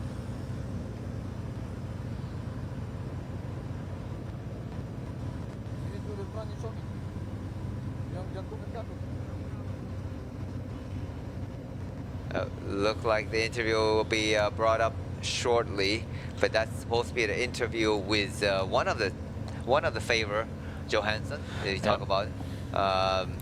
So hopefully we'll get that shortly. Yeah, it'll be interesting to see what he has to say and what's his plan for today, so that we here viewing had a little bit of understanding and context of what the race dynamic could potentially be. See, Danny, we were talking about that. You can see for sure from the way the road looks, it's definitely not flat. They are cresting at the moment before going down again on the other side of the road. So it's if obviously you're riding in a peloton, you'll be, I guess, carried by the speed of the peloton. But if you're riding alone, it's a tough road.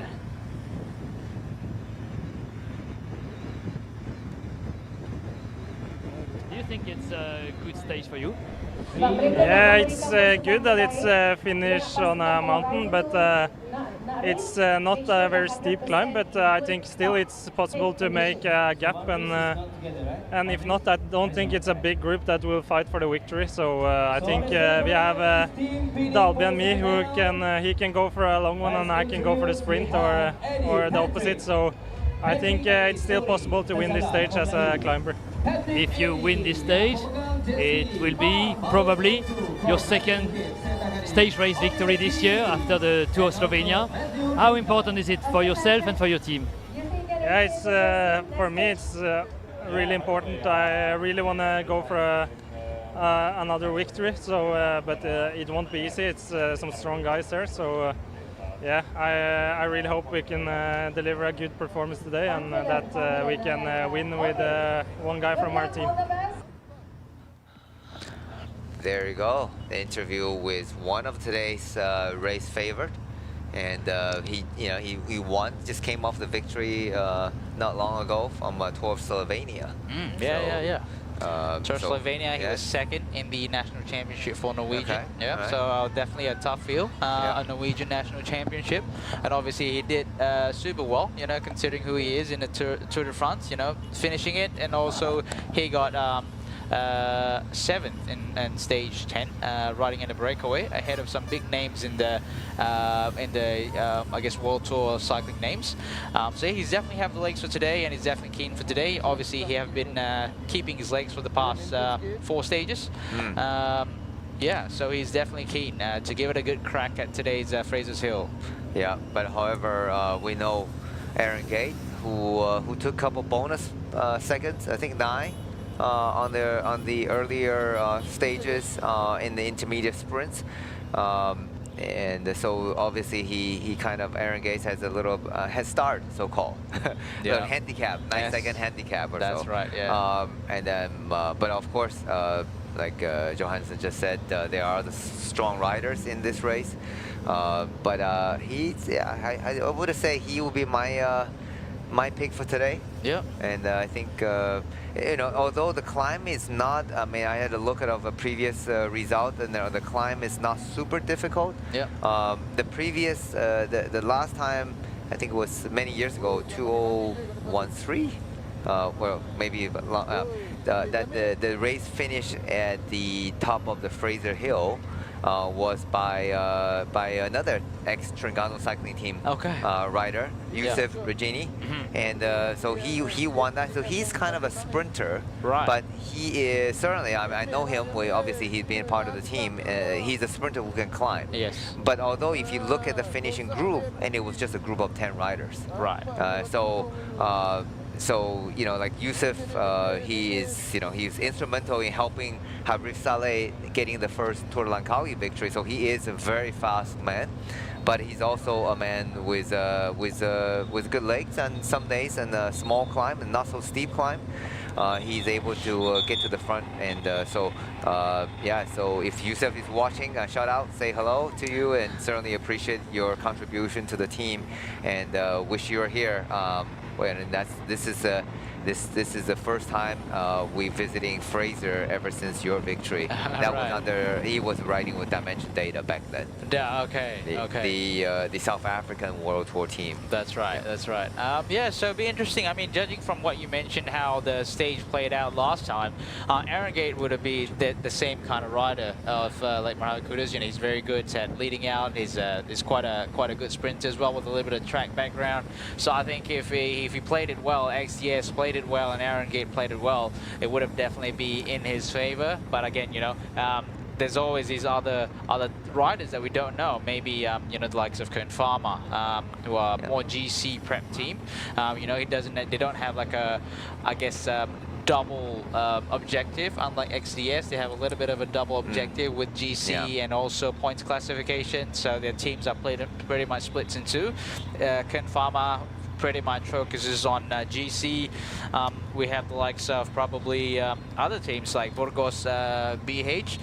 You have the likes of Saint Baya, who is very familiar with this climb. You know? Right, yep. And it's the thing with this climb as well, you know, it's so long, and you know where it gets steep and where it sort of eases off, right? So you know, okay, I'm going to attack here, like giving it this particular corner really hard, because I know on the other side it's going to ease us off. So, you know, he obviously Saint Baya has that advantage, you know. This is like almost back then when he was with Terengganu, he's always here, he's familiar with the climb, so that's a plus point for the likes of Saint Baya.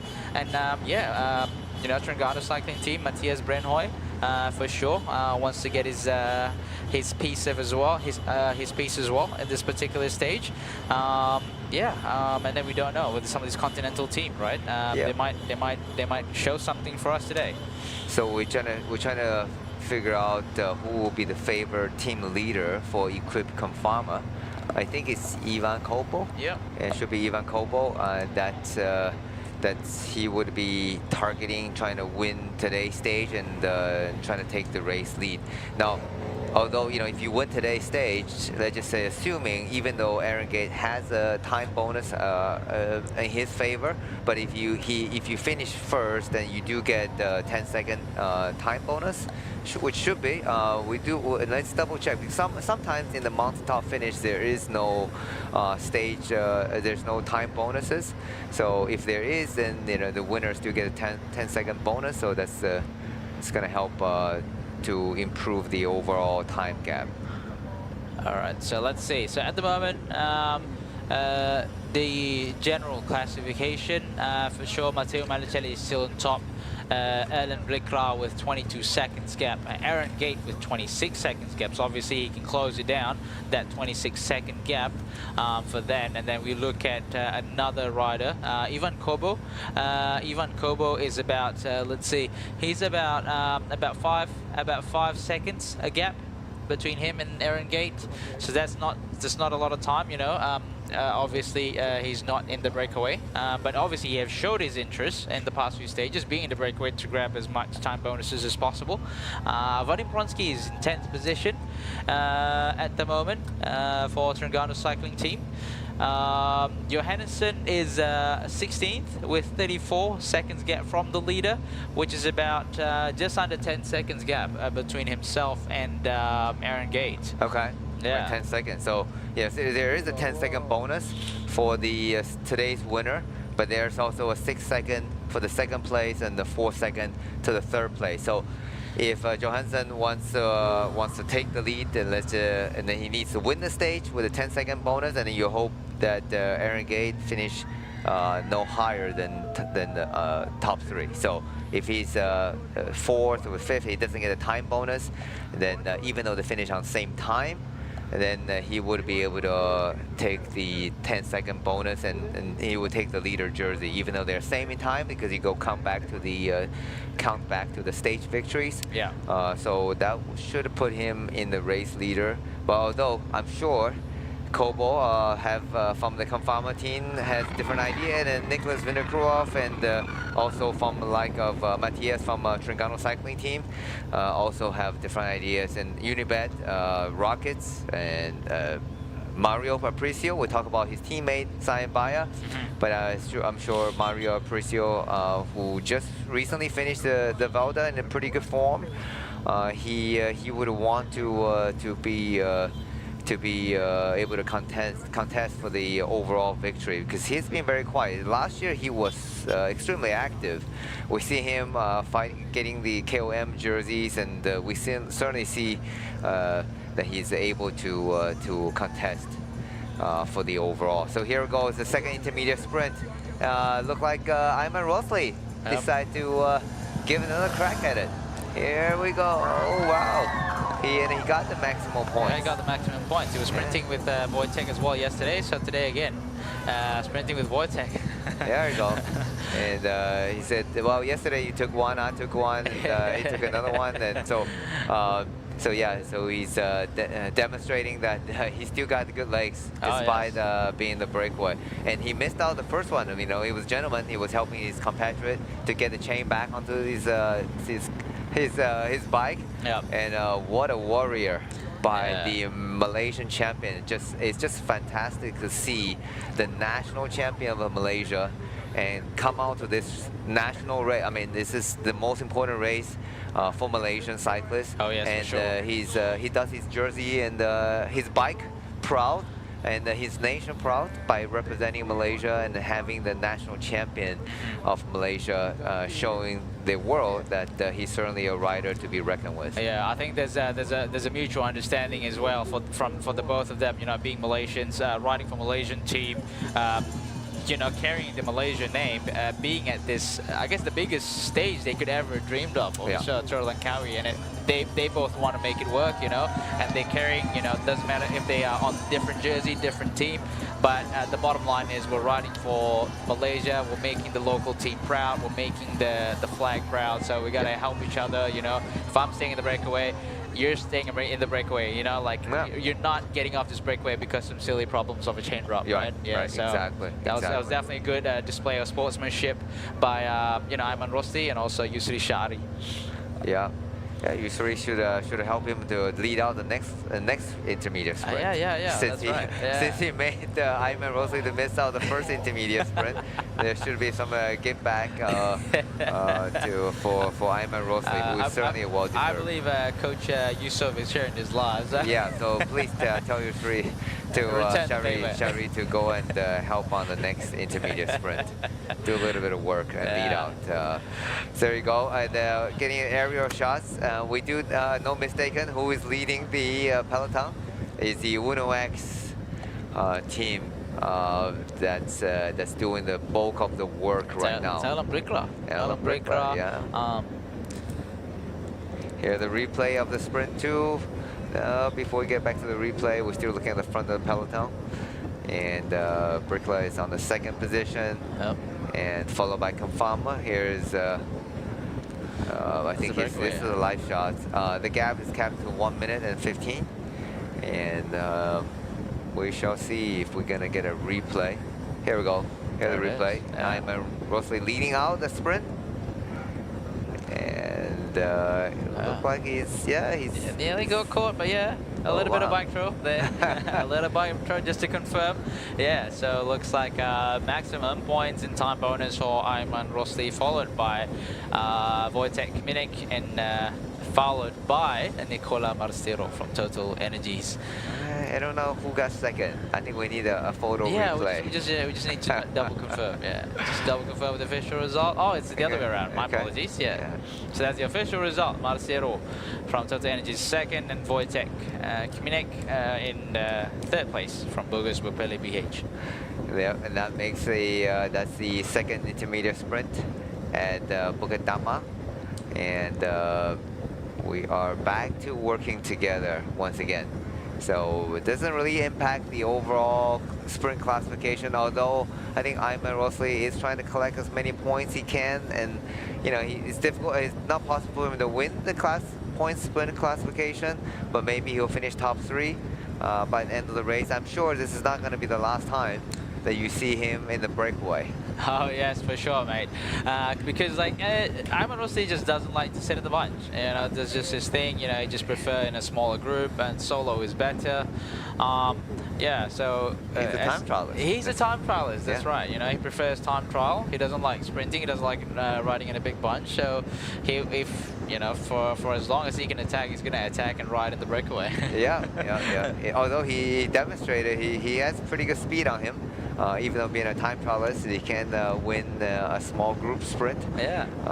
but that's a completely different story when it comes to a finishing sprint. Yeah, for sure. It's a thing that most riders need to train for. You know, it's not a natural thing to do. It's not like running, you know, because you need to have a very good, I guess, hand-eye coordination. You know, you need to synchronize with, you know, how you're going to swing the bike, and also while you're putting the power on the pedals. You know, if you're not in sync, you're just going to look funny, and your power is just not going to come out from there. So it's always with sprinting, it's always form first. Right. Yeah, it's form first, then you worry about the power. There's like an art of sprinting. Exactly. Right? There's a certain technique into it. You need to pull on the handlebar a certain way, then you need to push it, and you need to synchronize your arm motion together with your leg motion. But I have tried that many times, and it's with no success. So I'm just if there's a tiger chasing me, so I guess, you know, if we both of us riding in the jungle, if there's a tiger chasing me, then you're definitely going to be the survivor. But if there's a wolf chase us, you know, we're going to be a long, drawn out. That's right. Then maybe I have a better chance of survival. So fair enough. So you take your pick. Yeah, I don't know, but I think, you know, I'm a bit meatier than you are, so I think they're more interested in me. Doesn't matter whether it's wolf or tiger. I'm okay with tiger. At least it's a quick dead, right? So here we go at the front of the peloton. The fast man, Brickla, is doing the endurance chase right now. Right, the endurance chase. He doesn't have to shut it down quickly. He's in fact, they want to drag on, keep it at a minute. Look like they only feel comfortable keeping the gap at about a minute 15. That they are 100% certain that they can shut it down. Yeah. So it's interesting. Initially, I thought there could be a bigger gap, but yeah, they want to ensure that their rider Johansson will have his chance of winning the stage and in this year Tour de Langkawi, because we know it's going to be hard to beat on the sprint. It's going to be really hard to beat Maricelli and on the sprint, because he is just seems like getting faster and faster. You put a corners, you put a straight line finish, you put a fish hook finish, he's still able to win. He seems to be able to do it all. You know, it's just like he's just in that winning streak at the moment, and it's just really hard to stop sprints on a winning streak. Speaking of the course, a flat first half. It is definitely not flat here, Danny. I think from this point on, you know, I guess when you look at the course profile, you really sort of like zoom into the course profile. It's basically a slow drag uphill from this point onwards, right? From kilometer basically pretty much after the second intermediate sprint. It's a rolling, undulating terrain, but consistently, you know, slowly, gradually going upwards before you hit the actual climb. So you can see the peloton now is just cresting up a road. So by no means, obviously, it's going to be an easy ride for them to Fraser's Hill, to the bottom of Fraser's Hill. It's going to be a lot of this undulation and heat, and falls flat can just, you know, can get someone become quite demotivated and also demoralizing. So yeah, it's nonetheless a tough course heading towards Fraser. Yeah, it's not going to be easy for anyone today. So, you know, it's funny that a lot of people think, you know, it's for the climbers, this is considered an easy climb. But however, I can, you know, assure you that there is no easy day of racing, because, you know, when it comes to an easier climb, that just means the guy's just going to go faster at the bottom. So to launch their sprint, launch their climbers, and in order for the climber to try to win a stage like this, they really need to push hard and try to drop any so-called pure climbers. So it just means the pace is going to go super fast. You know, we're estimating probably 30K going up, 35K going up the climb, which we're talking about 4 to 5% climb. And I reckon their average is still going to be hitting close to 35K an hour, which is like average weekend warrior. That would be your average speed on a flat road. But that, believe it or not, that's how the pro is going to go up the hill. And with a 5% incline, they're going to be doing that at 35K an hour. So just you just got to hold on to your Strava at the moment. They a lot of these pros have Strava these days. They turn on their Stravas when they when they're racing. Exactly. It so is, it's nice to, you know, a lot of the even the top pros, right? I mean, we do know, like likes of the Tadapur Klacha doesn't show his power data, and Vinegar doesn't even load most of his ride. If you go to his Strava, which I have, he done probably less mileage than me. So obviously that's not the case. He doesn't even load majority, especially his racing Strava data.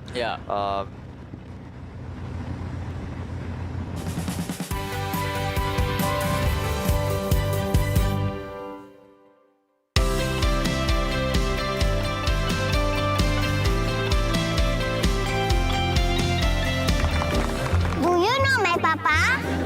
He loves helping people.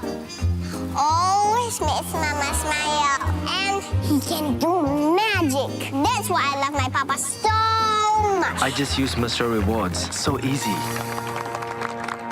It's so easy to collect points, redeem all kinds of rewards, and easy to win hearts too. Senangnya, ini baru Mesra Rewards.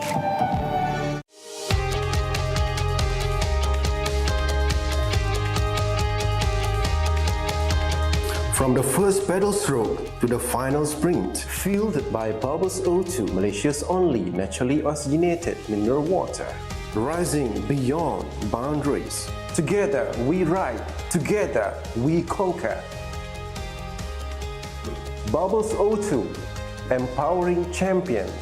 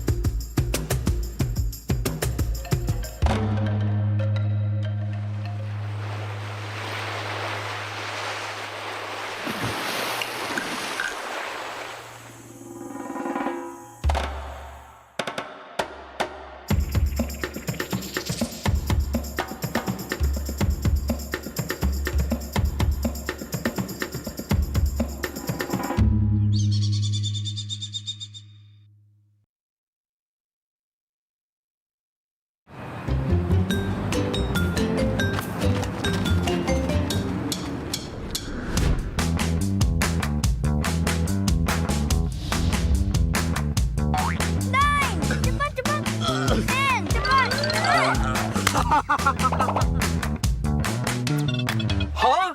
Buat apa tu?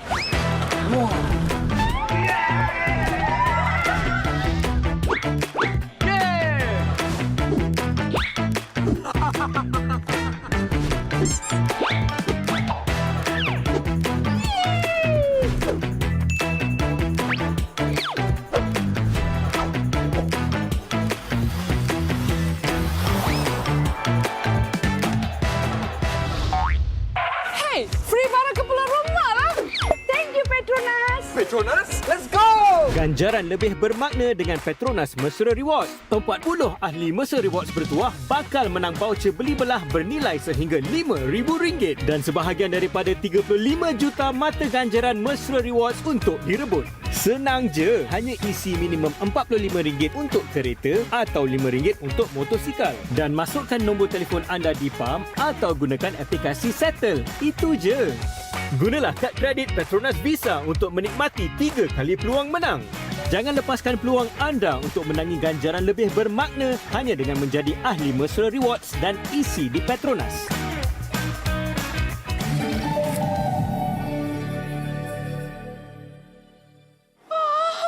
Barang elektrik pun boleh. Wah.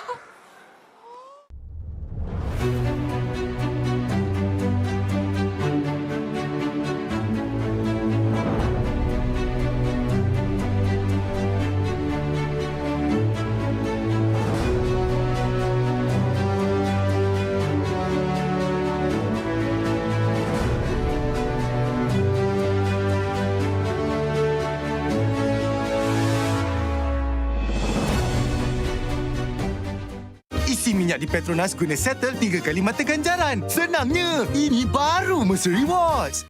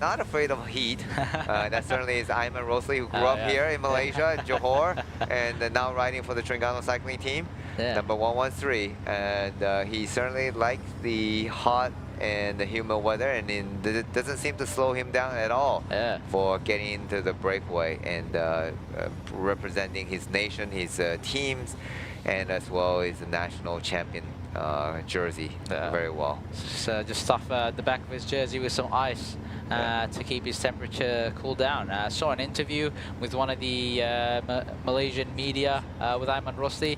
Part of his plan yesterday to be able to keep riding was to make sure he got an ice, I guess a bag of ice from the team car every 45 to 1 hour. Okay. Yeah, and then he said like even after the race, he doesn't feel like he's like absolutely burnt out. It just also tells the level of how fit he is. But yeah, he said like it's very crucial. He was struggling in the heat as well yesterday, despite being a local rider. But yeah, that was part of his plan yesterday. Every an hour, 45 minutes, just get the ice from the team car, keep himself cool to make sure that you're not. You're not burning out. Yeah, burning out, overheating almost, because that's once you. A lot of these things, if you I guess hunger flat for too much, then you're gonna have some problems. Same with heat. Yep. Yeah. So that's neutral service. Yeah, we're just seeing some Pinarello bikes. Yeah. Orange color. Decked out in some orange colors and orange bar tape. What generation Pinarello is that? It looks like still rim brake. Yeah. Some of them rim brake. Yeah. Getting some bottles of probably looks like just some normal water, plain water, from the team car. And yeah, Denny, I remind because I remember one of the team mechanics for I believe for Jami Bike Center, Rasdi Rahmat. He was with Ukyo last year. He was one of the teams for Ukyo. He talked details what the little tricks that Malucelli likes to do before a sprint. I'm not gonna spit it out here.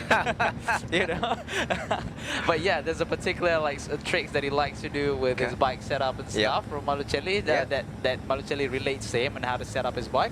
But just trying to basically the whole point is just trying to tell you how these Churl and Kawi you gather 3 tiers of cycling team. Sekolah Menengah Agama Berserta Bentung Super. Okey, nama awak siapa? Adam Mikael bin Firdaus. Adam Mikael bin Firdaus. Okey, Adam, berapa lama training dengan kawan-kawan ni? Dalam boleh dekat seminggu lebih lah. Seminggu lebih? Okey, boleh tunjukkan kepada kami tak persembahannya, boleh? Okey, cantik, silakan. 1, 2, 3. Malaysia! Kami datang mendukungmu selamanya. LTdL. Kami datang mendukungmu selamanya.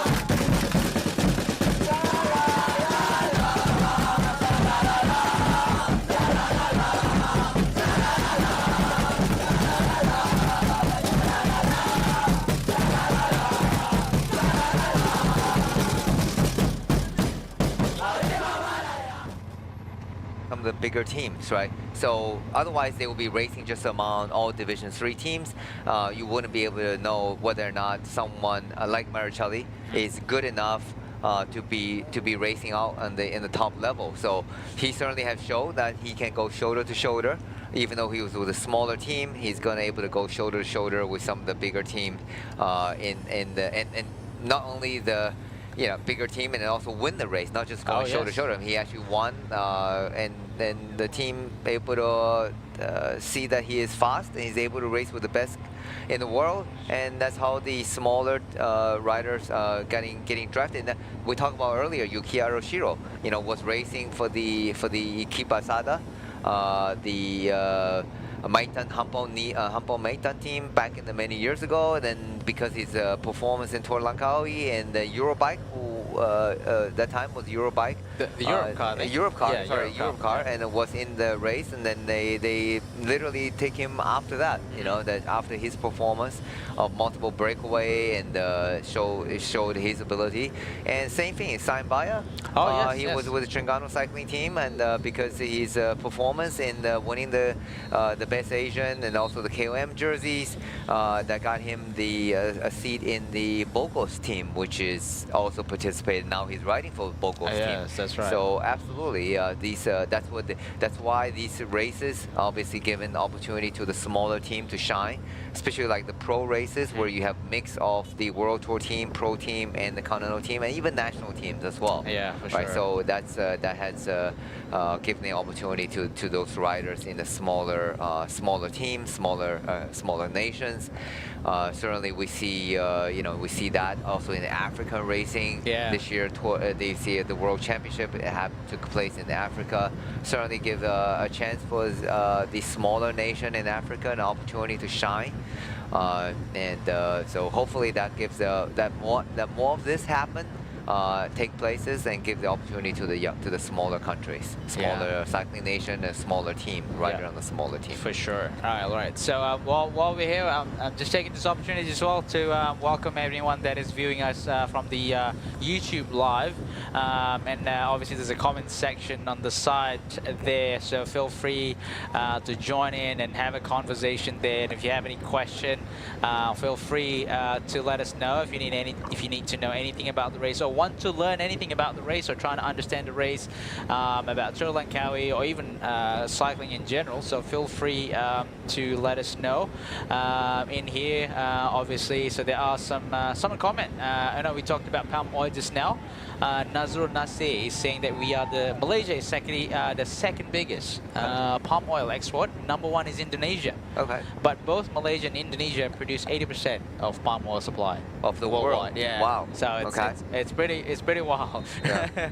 Yeah. And obviously there's a few comments as well. Oh yes, hashtag pray for Palestine, pray for Sumut. As we're speaking, obviously the flotilla boat is making their way to Palestine, providing aid. So let's pray for them as well. Yeah. So if you have any questions or answers or whatever, feel free to let us know in the comment section. So here is Zab Kiffin, just getting himself cooled down. Just make sure he doesn't burn out or overheated from this Malaysian hot and humid weather. Yeah, he's taking a shower while riding on the bike. He's taking a shower. So, but actually, rider right now they're actually hoping the climb starts, because once they start getting to the hills, and there will be some shade and some trees surrounding them, and then actually provide a bit of the relief from the heat of the Malaysian tropical weather. But in the meantime, these riders still got 70K to the finish line, and approximately they still got about, I think they're going to start kind of climbing pretty soon. I mean, we talked about the course has been undulating already, but they probably have another 20K to go before the roads really get into the bottom of the Fraser climb. Which they are the second intermediate, the third intermediate sprint is going. I'm sorry. The third intermediate sprint is coming up right now. For sure, absolutely right. So we got a few questions. Yeah, 1K to go. One question. Someone was asking you, what is that? Average gradient for Fraser's climb. Obviously, it's not from Kuala Kubu Baru. This Yeah. time around, it's from Terengganu. Yeah, it's about 5%. I mean, 5%. Won't be anything. There will be some part of it will be kicking up to 10%. Here we go. Just let's see the finishing the sprint of the today's the last intermediate sprint. Is Shari gonna lead out Ayman Rosley? He's in a front position right now. Here we go. Wojtek is sprinting, is taking an early jump and leading out Zap for the. Okay, look like Zap is gonna get it this time.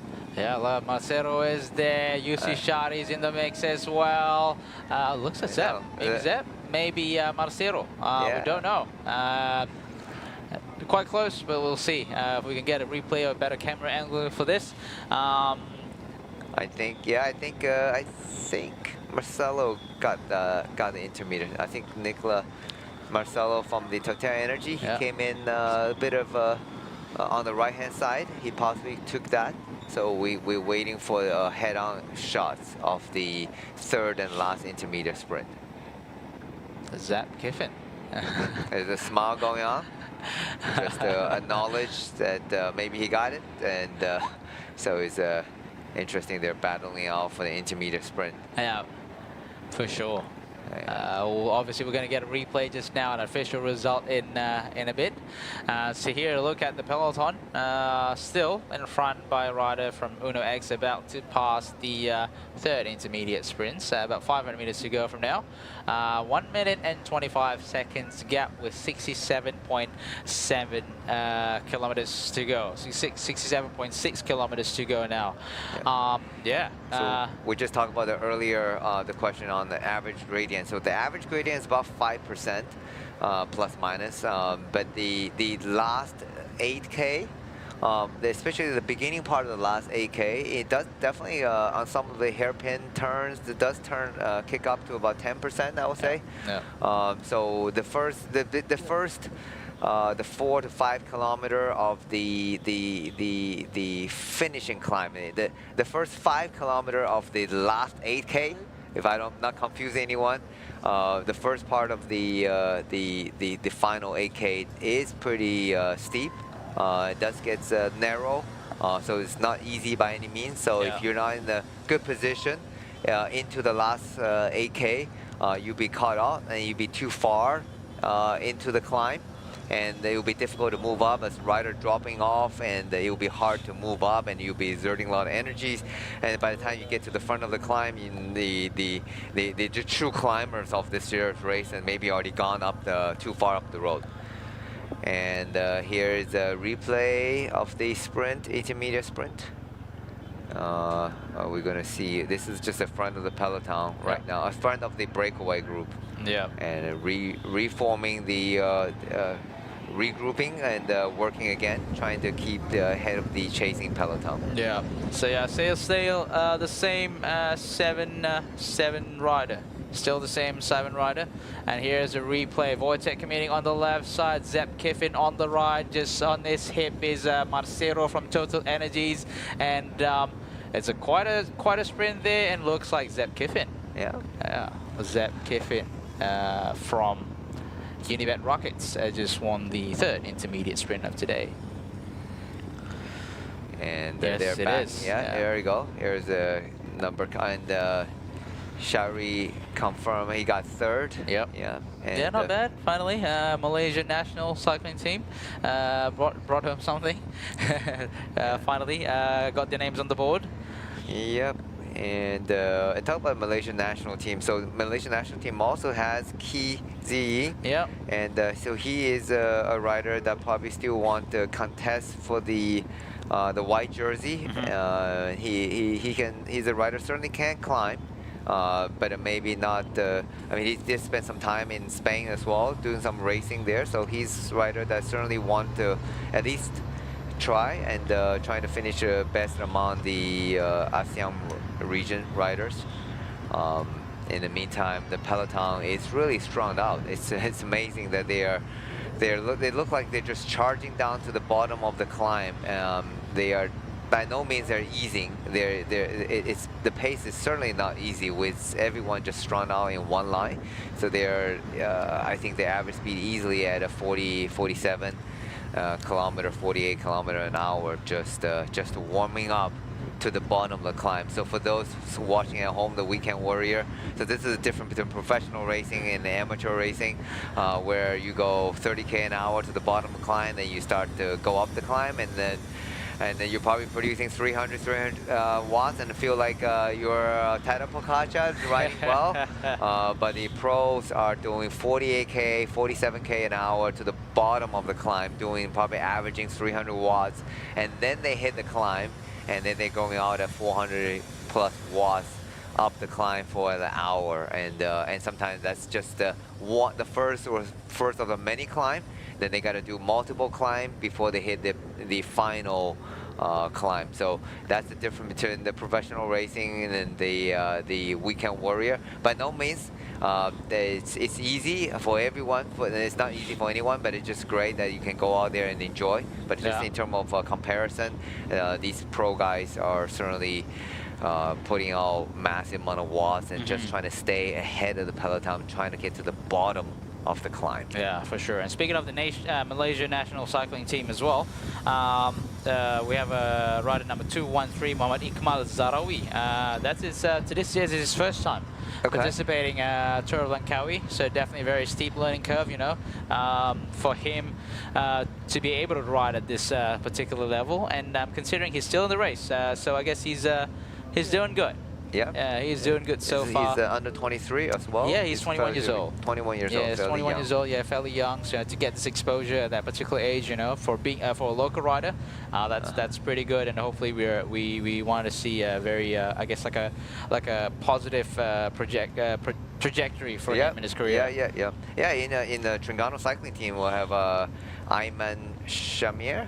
He was on the national team, and he did the Tour Langkawi very early in young age, 21. And so we saw his pedigree and performance, and we brought him into the Terengganu cycling professional team. And yeah, he has been a valuable contributor and very good riders in terms of helping out the other riders in terms of getting the result in some of the crucial races. So he's not in this year Tour Langkawi with Terengganu cycling team. Obviously, the team has many riders, many good riders, and so they are not. He's not doing this, but I think he's doing the Tour of Taikoo after the Tour Langkawi with the Malaysia with the Terengganu cycling team. So we certainly hope that he will perform well there. And so this is not the last race for the Terengganu cycling team. They still have Tour of Taikoo in China, which is a pro level race, and then you have another Tour of Kyushu, which is a 2.1 race in Japan that Terengganu cycling team is going to attend. All right, so yes, this is the breakaway. Again, another neutral service car from Jamie Bike Centre, just feeding some drinks for the riders in the breakaway, where the team car are unable to get to the front. I mean, looking at the road condition, undulating up and down, it'd be tricky for team cars to get ahead. Yeah, I mean, it's like obviously it's a double lane road, but it's not that easy for cars to get ahead. Yeah, it's not easy. I've done drive the team car many times. Then the hardest part, especially when you have one team car, in this race there's two, but you need to get to the front of the peloton, front of the breakaway. If you're riding in the breakaway, you need to pass. We talk about 150 riders on this road, and the riders are focusing on that stretch over, well over 500 meters, so 300 to 500 meters, and you need to drive your team car passing that, and the roads are turning. It's not a straight road, and the riders are focusing just purely on the racing, and you're trying to drive your team car past them while you can see the rider swing left to right, and you're trying to pass.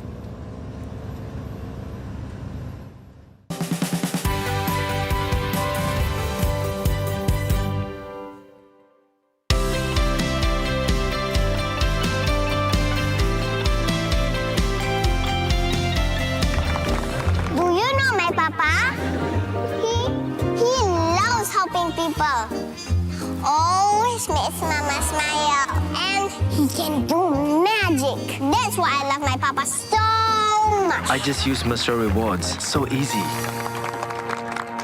It's so easy to collect points. Redeem all kinds of rewards. And easy to win hearts too. Senangnya. Ini baru Mesra Rewards.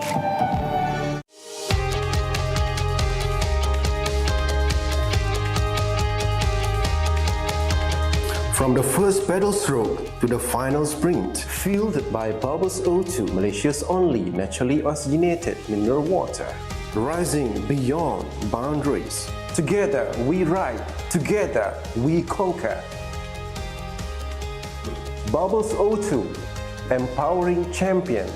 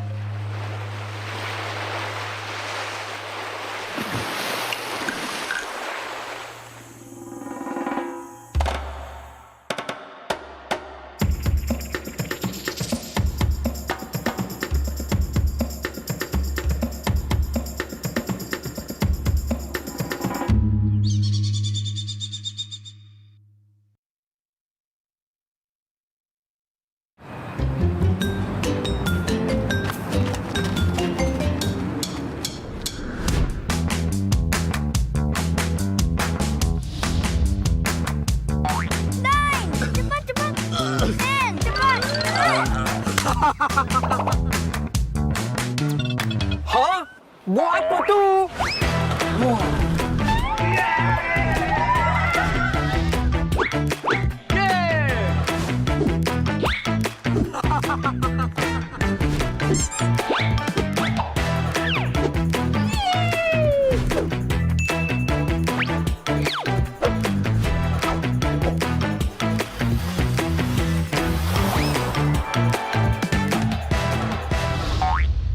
Hey, free barang ke pulang rumah lah. Thank you, Petronas. Petronas, let's go!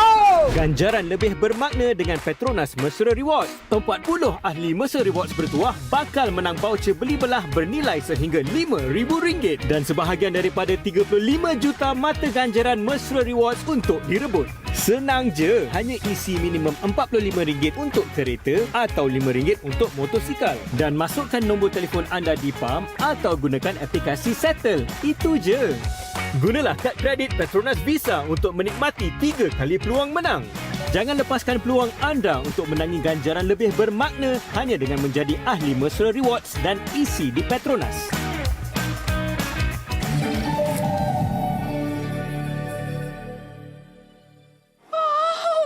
Barang elektrik pun boleh.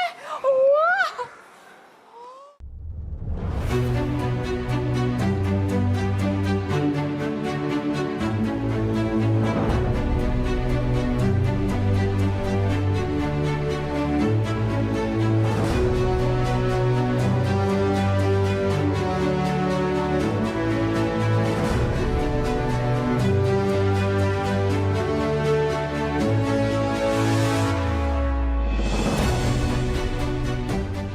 Isi minyak di Petronas guna Settle 3 kali mata ganjaran. Senangnya, ini baru Mesra Rewards.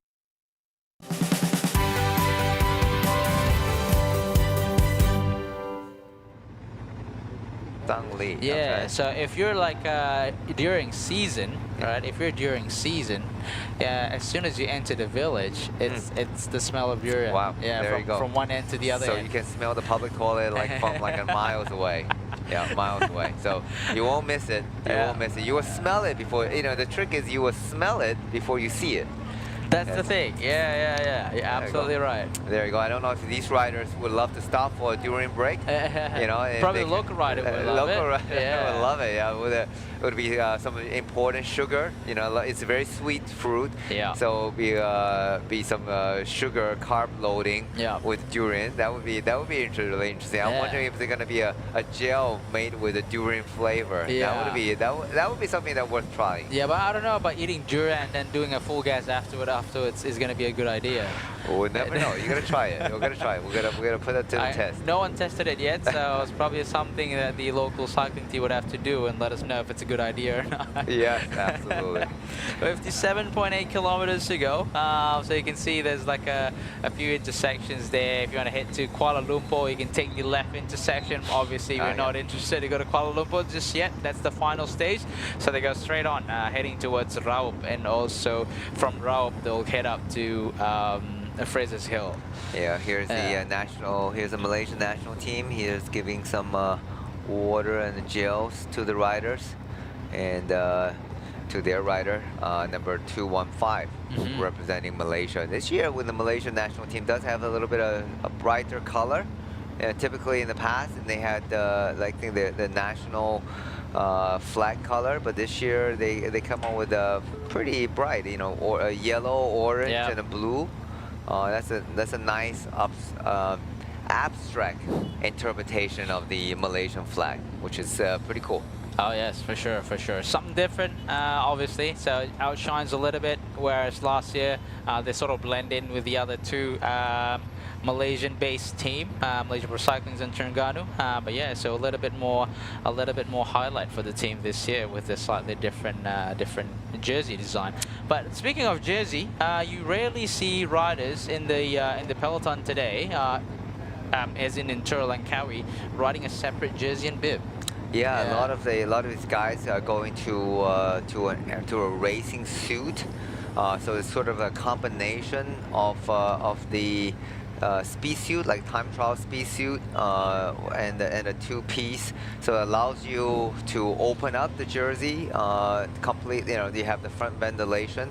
So obviously different from the TT suit, and you know that's not allowed to be open. It's just a zipper, front zipper. And so the race suit does allow you to increase a little bit of breathability, and it has pockets on the back. Although, you know, it's still not the most comfortable. I mean, for training, I don't think any pro riders can even go out those in training, because it is still one-piece suit. It definitely give you a more aero benefit for sure versus a two-piece, and that's why some of the jersey that they have got there and trying to figure a way how to connect the jerseys and the bib together, trying to make a little more aero. That would be it help the rider in terms of comfort. But you know, obviously this race is super fast. Yeah. And you know, even with Terengganu cycling team, I know like a lot of time, you know, in the big races, especially today's really important stages, and they know the speed is super fast, so every watts count over, you know, so the watts saving, the aero saving outweighs the comfort. But a lot of the other smaller races, you know, the rider do race just in the two-piece instead of the one-piece race suit. So in this case, the guys on the front, you know, and it's so funny that you can always tell. I think we can tell, let's say, if your rider has ambition today, then they would wear a one-piece suit. They know they were at least trying to get in the breakaway. That's right. And we can see Iman Rosley. That he likes to wear he seems like TT rider. Every time. He's an aero every time. He's a time trialer, so he needs it's in his blood just to be aero. Yeah. So aero every time. Aero every time. So there you go. That could be a hashtag, aero every time. There you go. Yeah. So like even if like I remember it was I think Jared Vroomen and Phil White, which was the founder of Cervelo. Okay. Obviously back then aerodynamic wasn't a thing, but obviously they're trying to make their case for the team. You know, early 2000s about the importance of aerodynamic even for climbing. I think they modeled that even if you're climbing at 6-7%, and if you're pushing around that 4 to 5 watts per kg, up a hill where it's no more than 7%, aero is still a thing. Yeah. So I guess that's I guess fast forward about 20 years later, it's now become like a, I could guess like a, how do I say it, like a common wisdom, right? Everyone knows that you should be more aero. Right. Yeah. And nowadays, I think in the old days, you used to have a climbing bike and you have the aero bike because they couldn't, the aero bike was a lot heavier, and then so the climber definitely doesn't want to use the aero bike on the climbing stage. But nowadays, you sort of go in with a sort of just most of the bike company out there just make one bike that's both aero optimized and as well as weight optimized. So you could, with a carbon technology manufacturing technique, you could produce a very aero bike that is still very light. And I know with Polygon, like you can get their aero bike, and I think some of the bike we build up can get it down to like 6.9 kg. So that's an aero setup with a 6.9 kg. So that's fairly light. That's pretty good, yeah. Yeah. So a lot of rider you mentioned, like a lot of teams, they don't like the rider don't even mind about a little bit heavier bike. As long as the bike is fast and it's aero, they feel more comfortable on it. Just the sheer speed, and especially today, it's fairly 5% is not super steep. So I think most of the riders here are on so-called the aero climbing bike, or just the one bike. That's pretty much everything. Pretty much everything, yeah. Oh. Here we go. So Iman Rossley just dropped the ice pack. Oh, I think he put the ice pack on his neck, but as he getting the feedback to the spectator, he took the items he needed. He wanted to give the feedback to the spectator, and then he sort of accidentally dropped the ice pack. Oh no! Yeah, but he still have another ice pack in his jersey, so he has multiple ice packs. Oh yeah, he's well prepared. Yeah, he's well prepared. Like I mean he's quite familiar with how the heat can be in this. I guess being from Malaysia, so yeah, I guess he's well prepared to face the heat here. Yeah, we're working well together, these 7 riders. So what, the gap definitely have extended, 1 minute and 55 seconds. It was, I think a while ago, it was about 1 minute and 40, 1 minute and 30 seconds. So the gap have definitely gone up a little bit.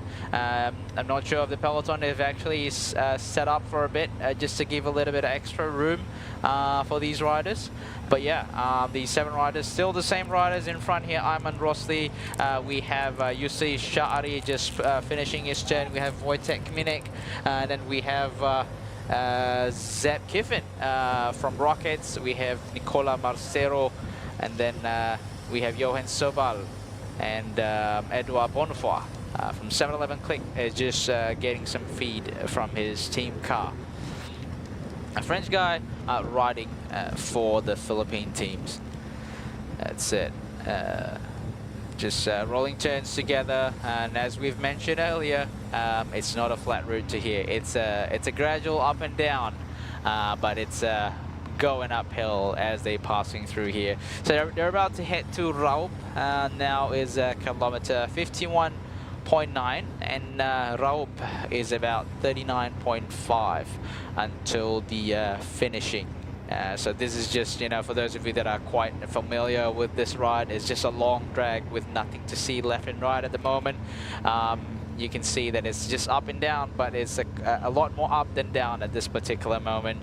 Akibo Confama just in front. Just behind him is a Uno X rider, Erlen Brikra, and just behind him we have a whole team of 711 Click team, obviously trying to control the pace for his teammate in the breakaway group. We saw Paul T visit Malta, is just behind there, just behind the Bardiani rider. Back in the breakaway, it's just you can see it's very heated up, it's very hot here. It is the common thing in Malaysia, in Southeast Asian country. It is about almost 1 p.m. peak of heat almost. So it's really important for the riders to cool themselves down. This is Johan Sobal. He was in a breakaway with Iman Rossi and also Wojtek Kaminek yesterday. Rolling turns. Looking at his palmarès, more of a time trialist guy. So I guess he just prefers a constant effort, so riding in a breakaway seems like a good idea for him. Here is Yusri Sha'ari and then Edouard Bonfoy. Marcelo seems like he just got a bottle from the neutral service team. You can see Mirage on the road just shows how hot it is in today's stage. You can see on the left there, Team Cars just moving up. Team Cars just moving out as we're talking just now with Danny earlier. Team Cars moving out, you have to make sure that the road condition is ideal, and I think they found their ideal stretch of roads where it's straight and quite wide. Before that, it was a quite windy and rolling terrain, so it can be quite dangerous for Team Car to move up. Yes, it's just a drag at the moment, trying to get up the road. Trying to climb through this road, 50.9 kilometers to go with 1 minute and 40 seconds gap. Back to what it used to be. Yeah, and 50K, so this is getting closer and closer to the climb, although we are already on the incline. But the peloton is certainly keeping the pace. Not a super hot, but it's definitely not easing up, and not easy by any means. But at least especially for the rider on the back, as you can see, they are loading up the water, and they are certainly pushing up the walls, just trying to keep up with the pace. You can see the riders just standing up from Korea, KSPO, the Malaysia national team. So the riders of the smaller nations, smaller countries, smaller teams are certainly already having a tough time just trying to keep up with the pace at the front. And meanwhile, on the front, no question, who is doing the line share of work, Confama, together with Uno X Mobility. They are the two rider on the front is really literally controlling the 7 rider on the breakaway. So that shows how strong these riders are, and the two guys are doing all the work for their team leaders. But their goal is just trying to get to their target, I'm sure, in their DS, just telling them, well, just bring that back at the bottom of the climb. So you got approximately 15K to the bottom of the climb of the Fraser Hill.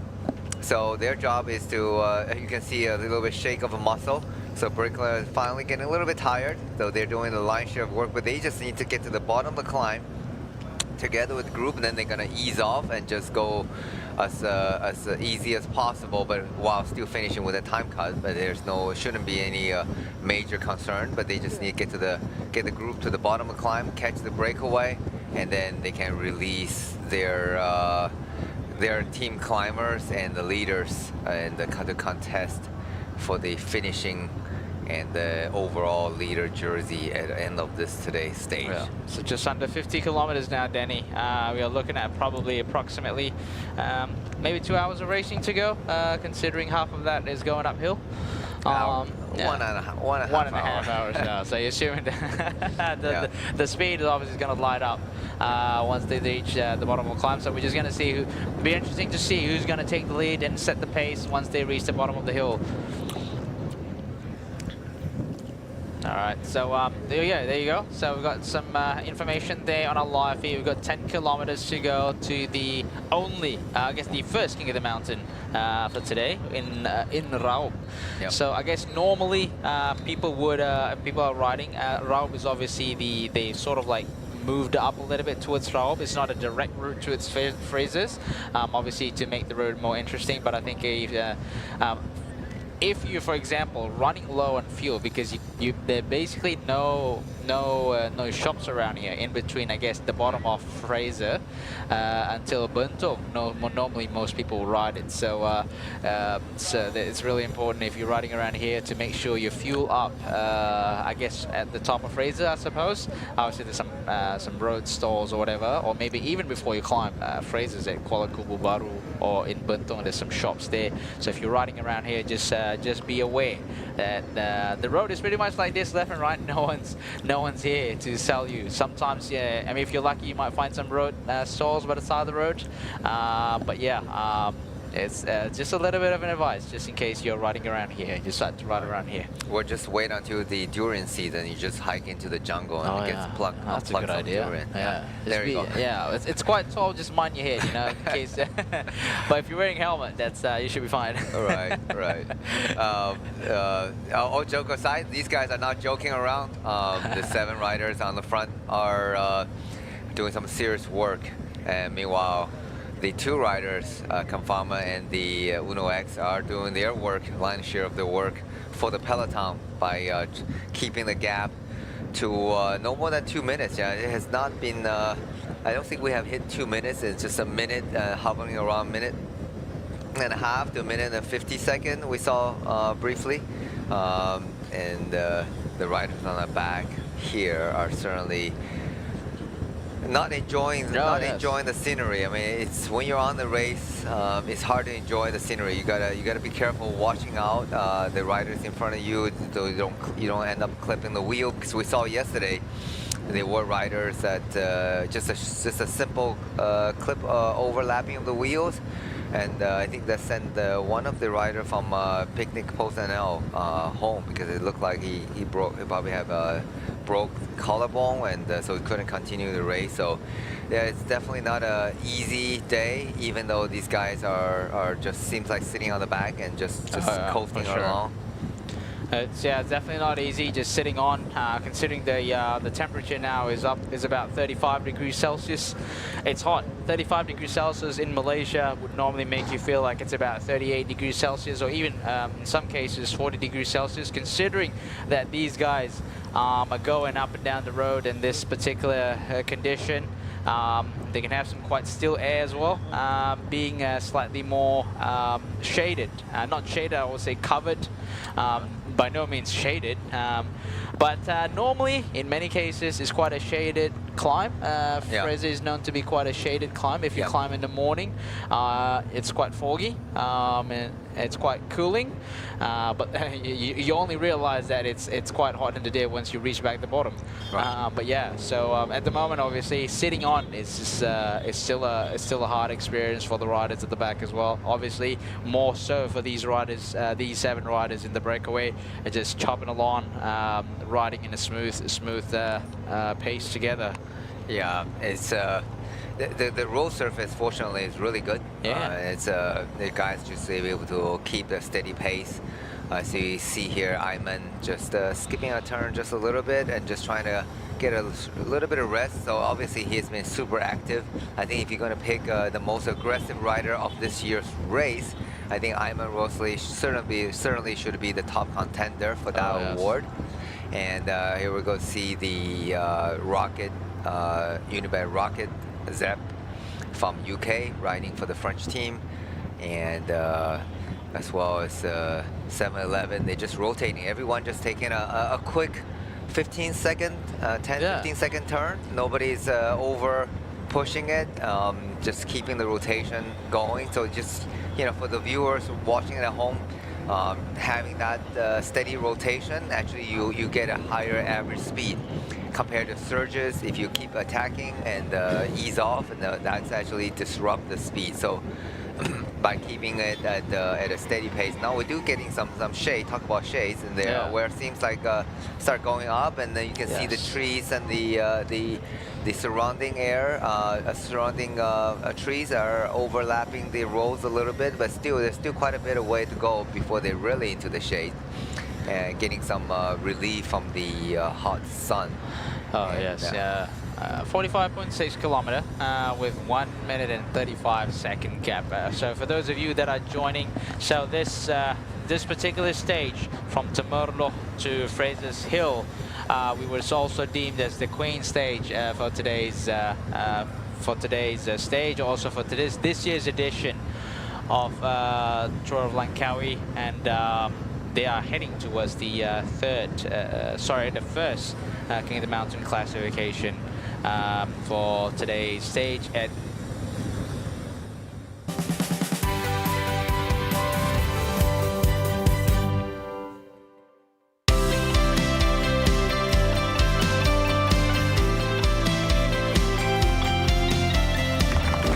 Do you know my papa? He people. Always makes Mama smile. And he can do magic. That's why I love my papa so much. I just use Mr. Rewards. So easy. It's so easy to collect points, redeem all kinds of rewards, and easy to win hearts too. Senangnya, ini baru Mesra Rewards.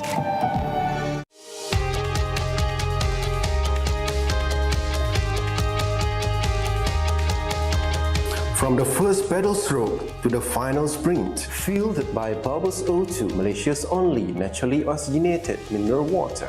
Rising beyond boundaries. Together we ride, together we conquer. Bubbles O2, empowering champions.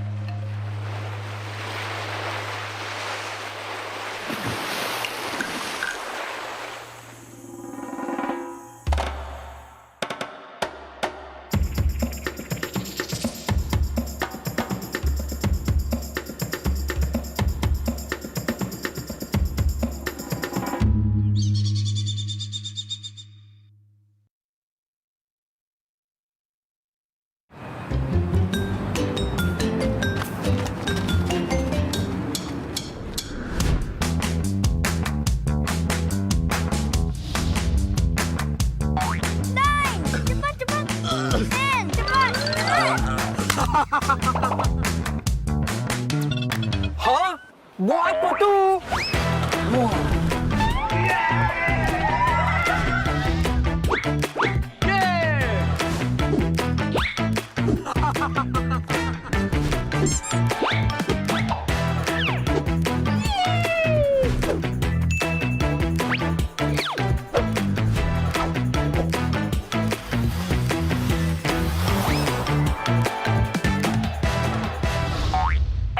Hey, free barang ke pulang rumah lah. Thank you, Petronas. Petronas, let's go! Ganjaran lebih bermakna dengan Petronas Mesra Rewards. 40 ahli Mesra Rewards bertuah bakal menang voucher beli belah bernilai sehingga RM5,000 dan sebahagian daripada 35 juta mata ganjaran Mesra Rewards untuk direbut. Senang je, hanya isi minimum RM45 untuk kereta atau RM5 untuk motosikal dan masukkan nombor telefon anda di PAM atau gunakan aplikasi Settle. Itu je. Gunalah kad kredit Petronas Visa untuk menikmati 3 kali peluang menang. Jangan lepaskan peluang anda untuk menangi ganjaran lebih bermakna hanya dengan menjadi ahli Mesra Rewards dan isi di Petronas.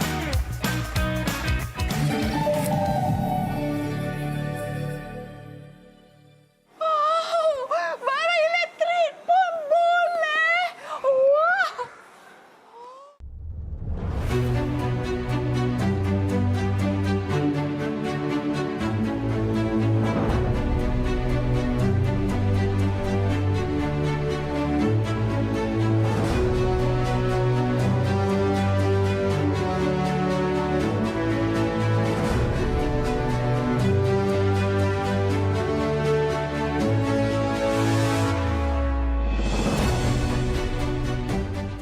Isi minyak di Petronas guna Settle 3 kali mata ganjaran. Senangnya, ini baru Mesra Rewards.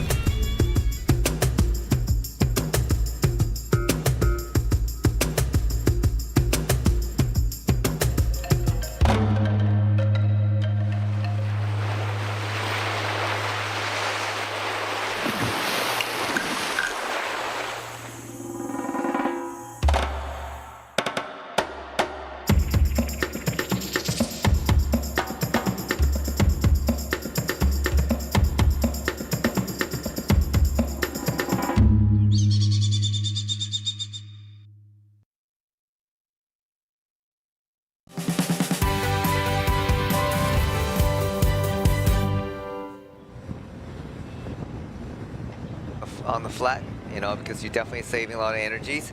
And but on the hills, you're not getting the full aerodynamic drafting.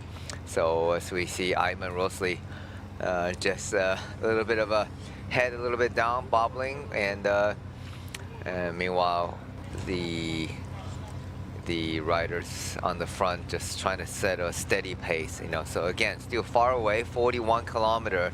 In order for this 7 rider to survive to the finish, they need to work together, at least to the bottom of a climb. And then I think the better climber, the guys who still have better legs left, will probably decide to go on their own, or at least try to launch an attack. And because there's no point of carrying the other riders along, they need to do that. They should be able to do the climb on their own.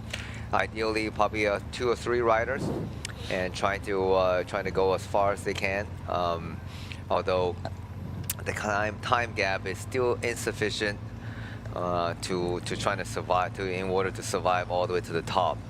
And we see here on the back of at the front of the peloton, the Kamfama and the Uno X are still doing all the work for their leader. It's interesting to see that at the beginning of the race, we saw Bardiani, VF Group Bardiani was the first one launching the attack, but they are not present in the breakaway currently. Yes. Yeah, no Bardiani. Although they initiated the breakaway, but no Bardiani in the breakaway today. Denny, the road is definitely tilting up, and if you look at the course profile as well, this is where everything starts to bite. The gradient starts tilting up. It's going to cause some of the riders some issue. If anyone in the breakaway don't have their climbing legs, looks like there are some riders, you know, having a bit of a shake of a head, looking down. Using Shari, I'm not sure if that's he was trying to get something off his head, or it's just like a head shake of just like, you know, hating the gradient going up.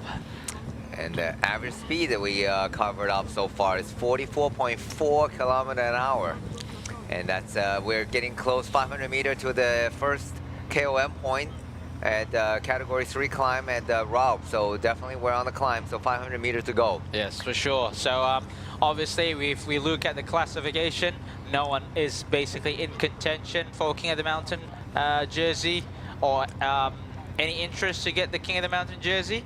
But yeah, so it'll be interesting to see if anyone would be contesting for this classification as they roll through.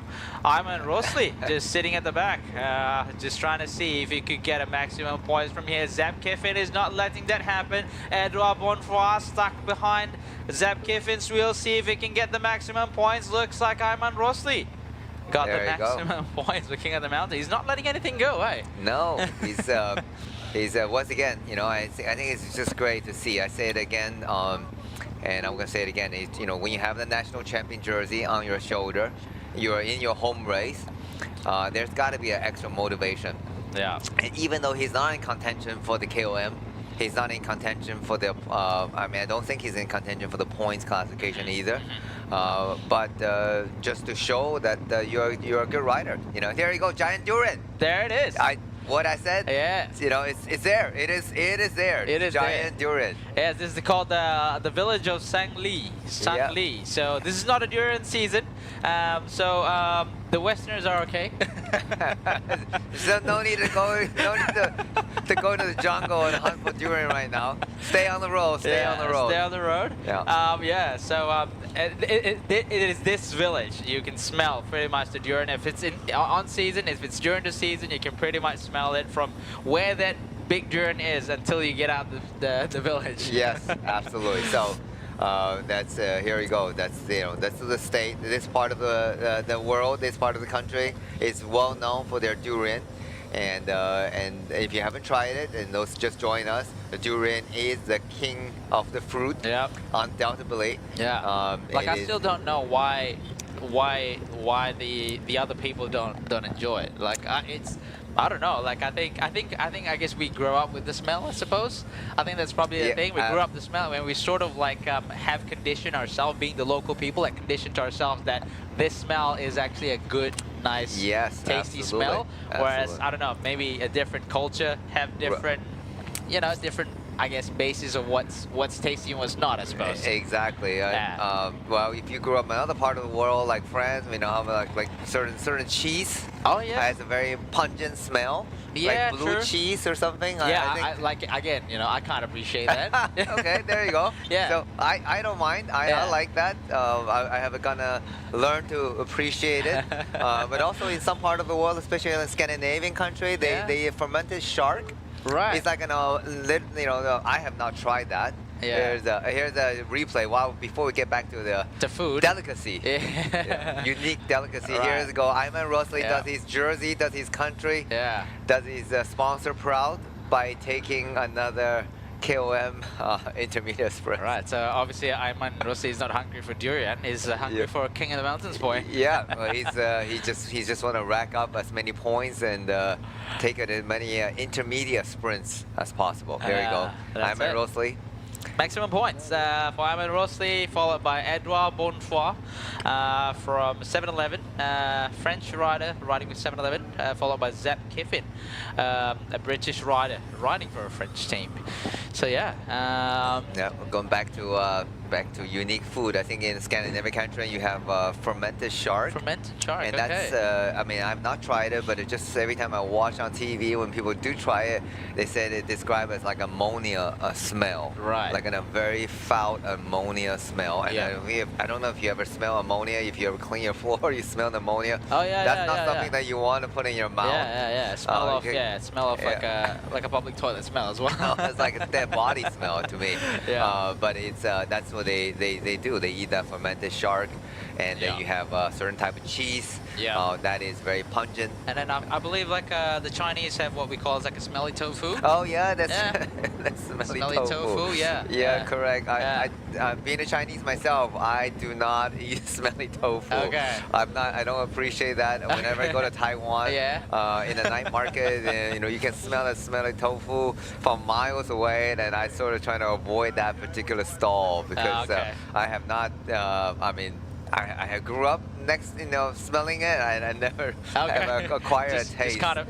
Just can't be able to appreciate it. Exactly. So I would rather take durian any day. Okay. I would rather take durians or blue cheese. I guess you're more Malaysian. I am more Malaysian, absolutely. Being here so many years, so absolutely appreciate the hospitality, the people, the culture, the surrounding, the cycling community. So absolutely, enjoy my visit, my stay in Malaysia for sure. All right, that's at 36.1 kilometer. So basically, they've left Raup, the King of the Mountain points in Raup. So now they're basically climbing to Fraser's Hill.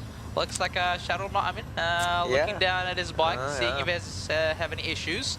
Hopefully no issues, because the climb is about to start. Oh yes, looks like he has some issues. Yeah. He's raised his hand and calling for the team car. Is it a puncture or anything? I'm not sure. Hopefully. Look like a puncture, rear wheel puncture. Well, it looks like, I'm not sure. Yeah. Meanwhile, we see the Unibail Rock, the team, almost like a backpack. I thought he was carrying a backpack. Yeah, almost. It was a feeding bag. Yeah, he carrying a lot of It's bottles. a full feeding bag. So Absolutely. that is Owen, rider named Owen from Unibail Rockets. Meanwhile, Shahrul is still having trouble with his bike, and back at the front, there's no trouble there. Yeah. Confama and Uno X still sharing the workload and just keeping the gap to 1.5 minutes, and that's what they feel comfortable. So obviously the DS of both teams are saying to their riders, let's keep this gap at 1.5 minutes, so it's very easy to bring it back without any surges later. So they must feel confident at Johansson for the Uno X mobility, and as well as Kobo, Ivan Kobo for the equipped Confama team. And in the meantime, looks like that's Shahrul Ma'amin. That's in the Cervelo. Yeah, he rides in the Cervelo bike now. In his personal sort of sponsor or personal bike. Yeah. So speaking of personal bike, like obviously we are seeing that the local Malaysia national team is they're not on the same bikes. No. You know, we see Shari on the track. Sharumat Amin is on the Cervelo. We have, for example, a few riders. For example, Elmi Jumari is on S-Works. We have another rider on a Specialized as well. So does that mean are they like a personally sponsored bike, or what's the situation with the Malaysian national team? Yeah, so in this kind of case, you know, in the national team, and this has often happened with other nations as well. They either, so like for example, Key rides for Terengganu team, so you know, so he is on a Polygon bike, which is provided by the team and the sponsor. But in cases where you know, Sharu, ex-Terengganu rider, so now he's on his own. He's a so-called privateer, literally. So they either get their private sponsors to support them, or they have to dish out the personal money to do this. And so yeah, it is definitely you know, harder for these guys. And so when you have a personal bike, you gotta not only the bicycle itself. Just imagine how many hours and kilometers they're riding on the roads. They need to service the bike, the parts, and change the bike, change the parts, and so forth. So yeah, it certainly does come with a task, with a burden, but they have the honor of representing their country, right? And representing a country that riding in the biggest race in their hometown, in the home race.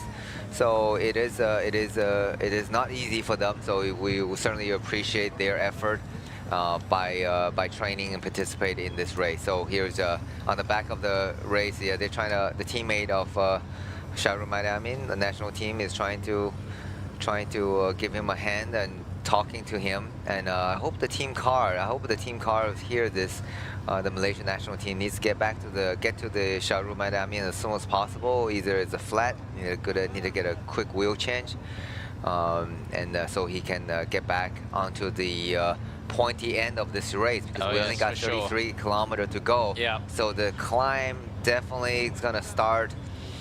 If not now, it's like very, very soon. Yeah, so it's pretty much very, very soon. They're going to turn left in about, so this is 32.9 kilometer. I think in about 4 kilometers, they're going to have to turn left. Pretty much that's where the climb starts. So that is the Terengganu Bukit Fraser Road. So yes, I think they will notice there's like a police station at the intersection. That's where the road starts tilting up, and basically that's where the main climb is. I think the total climb from what's the total climb would be? I think from the bottom of Terengganu all the way to basically Gap is about 30. I think about 25 kilometers. About 25 kilometers. Yeah. So I think in total about 30 kilometer of climbing they will do. About 30 kilometer of climbing that they will do, and that includes from Gap to the top. And meanwhile, the rider is just trying to get a Shari just trying to get a last-minute feed before the climb really starting. Yeah. I think this is a good time to feed your riders. Yeah, before and then when the roads get narrower, twistier, it's going to be harder. Roads, yeah. Even though it's a two-way road, but it's pretty very, very narrow roads. Like trying to get up the road from the back of the convoy, passing the peloton, and obviously if the pace goes super hard, you're going to have these scattered riders. It's going to be a bit of a mission for you to get to your riders. So it's really a good idea for these riders. So a lot of these are a very experienced rider. So yeah, looks like Unibet. Malaysian national cycling team is giving a bottle of water to Zep Giffen. Yeah, there you go. There you go. A little bit of collaboration there. So I just checked the race menu. So these guys gonna turn left in about 3.5 kilometer. Yeah. So there's 28k to the top of Bukit Fraser. Fraser here, 28k. So about 28 28k of climb. Yeah. So I said 25. You said 30. So we're just right about the middle. Yeah. 27.5. There you go. That's the actual climb.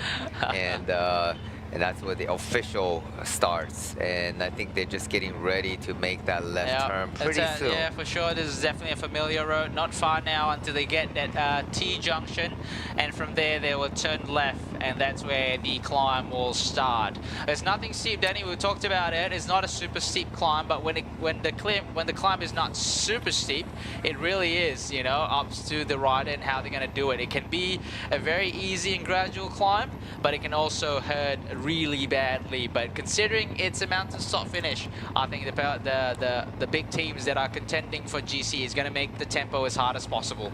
Yeah, and also consider these guys just done approximately 100K of racing. So that's, you know, that's certainly going to hurt the legs and under this hot sun. As you can see here, the rider from Chengdu, and he's, you know, he's having a little bit hard time just trying to close the gap. Yeah. That just shows how hard these guys, how fast these guys are going. So certainly they're not sitting about. They're still trying to win the race, trying to stay ahead of the peloton, which we know is going to get charged. It's going to charge. They're going to increase the pace and charge down, hunt down these 7 escapees. And it's always hard psychologically, right? You're in the breakaway, and you know the chances of succeeding is so small, but you're still going to hurt yourself, push your body to the absolute limit, just trying to stay away. And even you can do an extra few minutes, few kilometers. That provides a bit of relief to your team leader back in the peloton, so they don't have to. They know that there's not going to be any counterattack until the escapee are caught. So you have to push yourself and hurting yourself literally, and that's why cyclists is funny.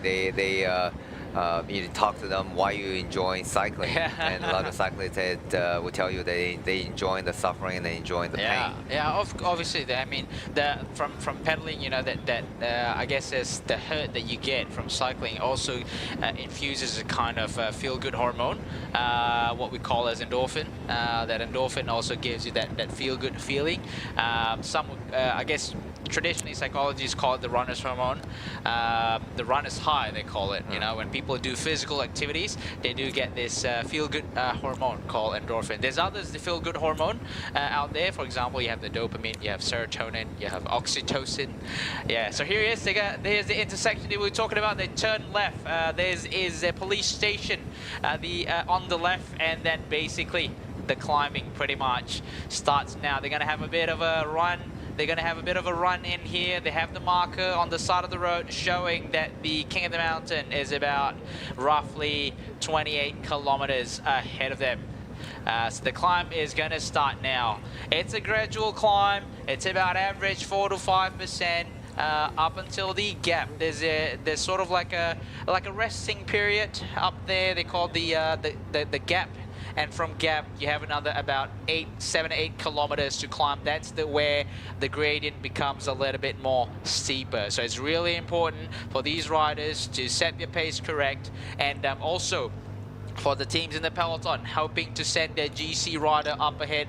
So it's really important for them to set the pace as hard as they could possibly can, reduce the feel, and win the stage. There you go. And Ayman Rosalie just got a little bit of bottle, a couple bottles and a fresh bottle. He knows that he's going to have to keep pushing on, you know, keep pushing on, keeping the power up. And this kind of gradient suits him.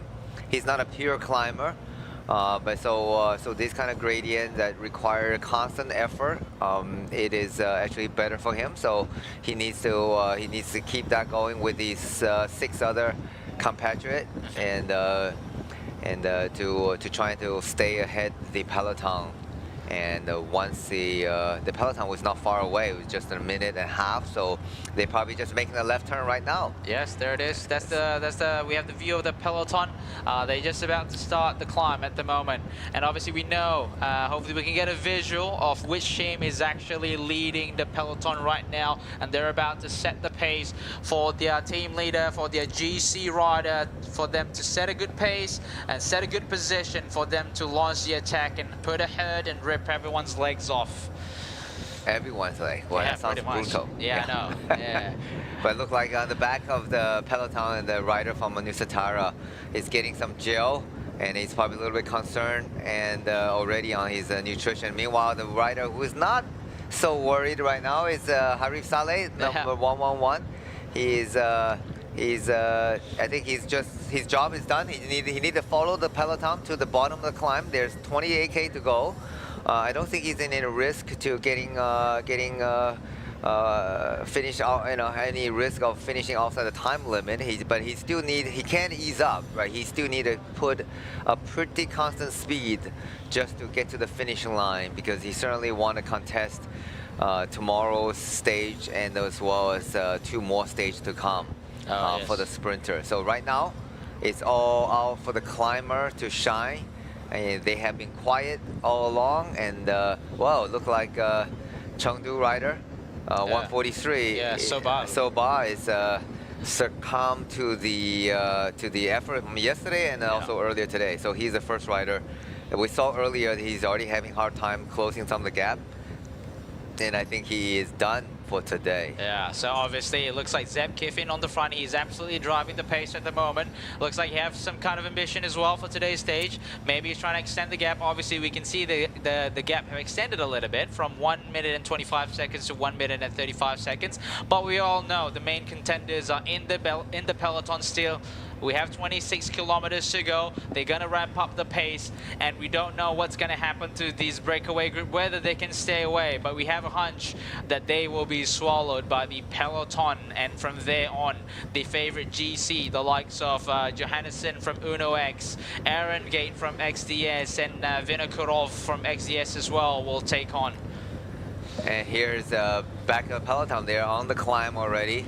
And it's difficult to get a shot who is pushing on the front. But look at Tudor.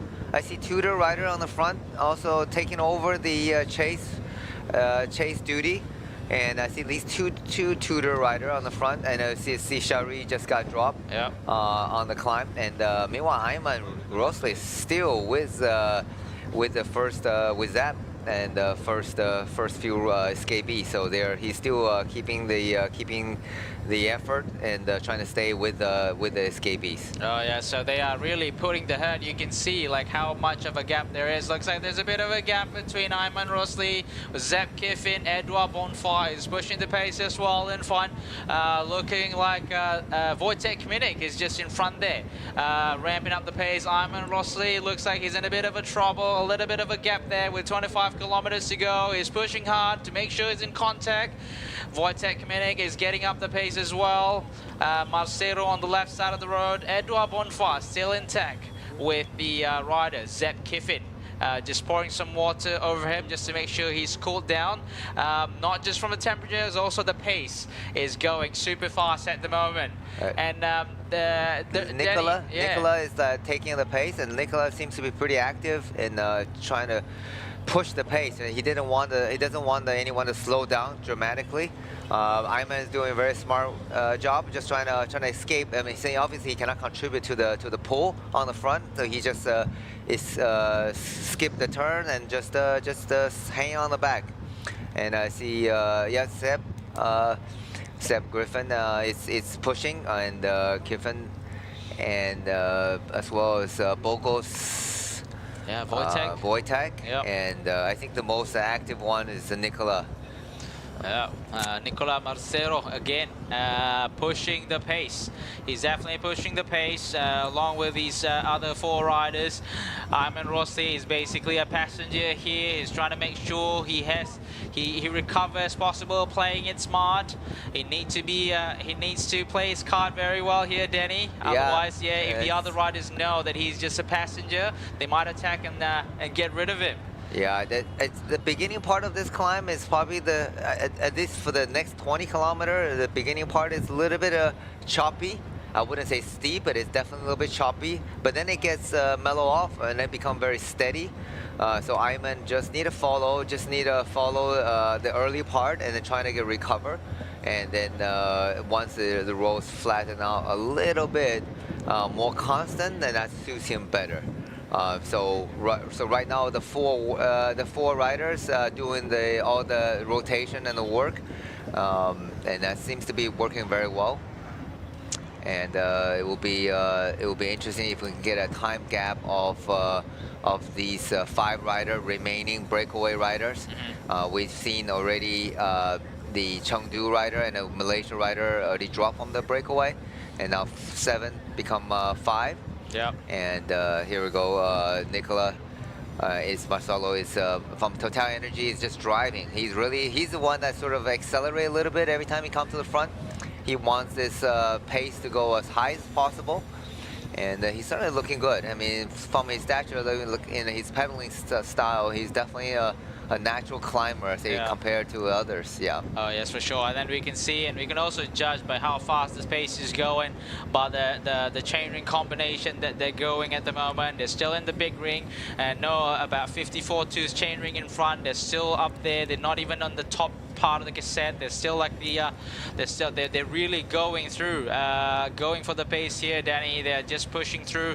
Again, Nicola Marcero is still in front from Total Energy. He's pushing up the pace, making sure the paces go as hard as possible, making it hard for the GC team in the peloton to chase with 1 minute and 35 seconds. As of now, we get the time gap between the breakaway and also the peloton with 23.4 kilometers to go. And yeah, Wojtek also looks pretty good on the climb from Bogo. So he's trying to set up. He's trying to do as much work, trying to stay in front, and meanwhile make other teams chase. So I'm sure his teammate Mario Apricio and Saimbaya, who is contesting for the KOM, they can sit in the group. But here we go, attack from sort of an attack. Yep. Yeah, from the 7-Eleven rider, French rider from 7-Eleven. Yep.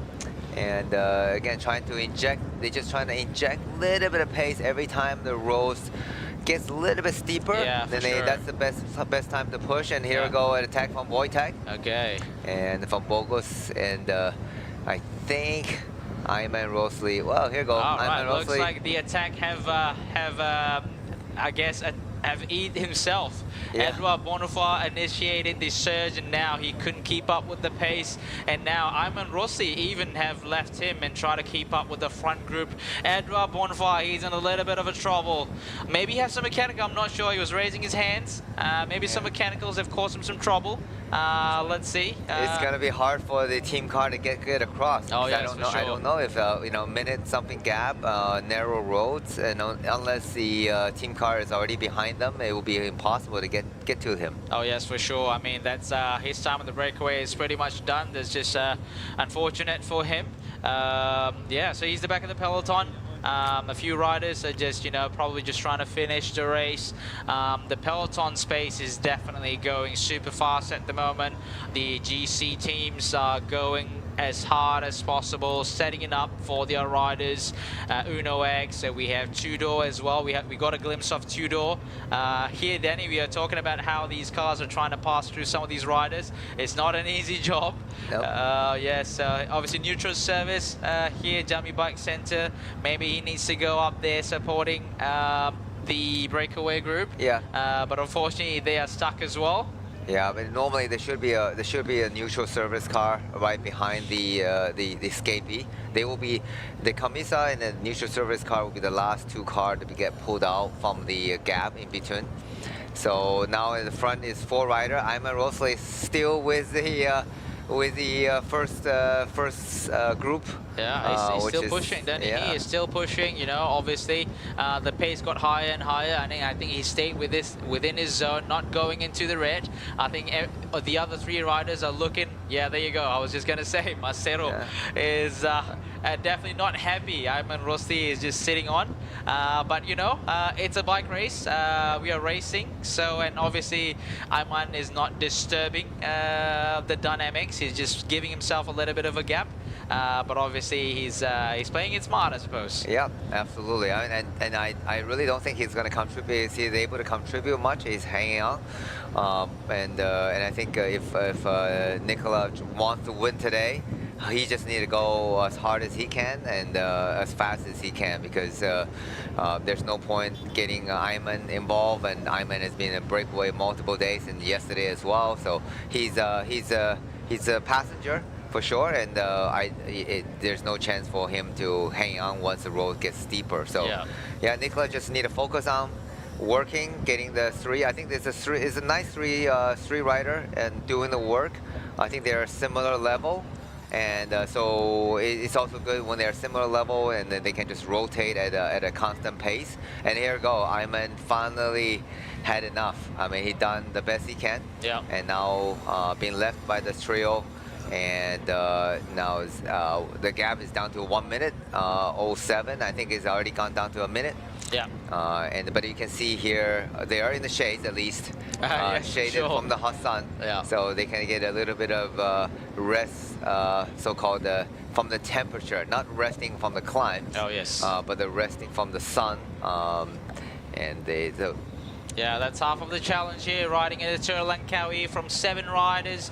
Now left 3 riders battling it out in this Taranum route heading towards Fraser's Hill. Now all that's left now is Wojtek Kminik from Burgersburg Pele, followed by Zeb Kiffin, from Rockets, and also Nicola Marcero from Total Energies. These three riders are swapping turns. They got rid of Ayman Rosli just recently. Ayman have to peel off, considering there's 3 other stages that he needs to do, and probably the remaining stages suits him well. So it's probably a good idea for Ayman Rosli to just peel off and get back in the peloton and finish it off and get ready for tomorrow. So it's been interesting to see how these 3 riders go. The gap has definitely decreased from 1 minute and 30 seconds.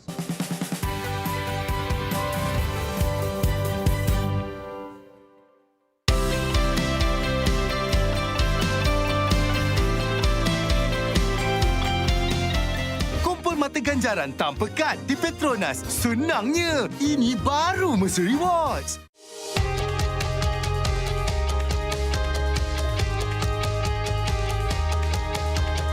From the first pedal stroke to the final sprint, fueled by Bubbles O2, Malaysia's only naturally oxygenated mineral water. Rising beyond boundaries. Together we ride, together we conquer. Bubbles O2, empowering champions.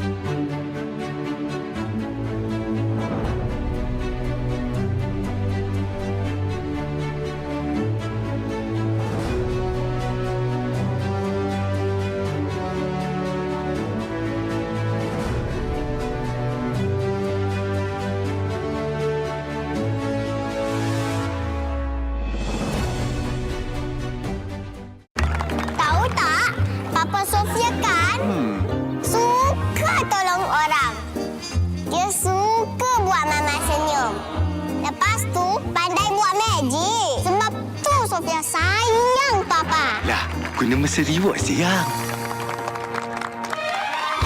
Isi senang, tebus macam-macam, senang. Beli jiwa pun senang. Senangnya, ini baru Mercer Rewards.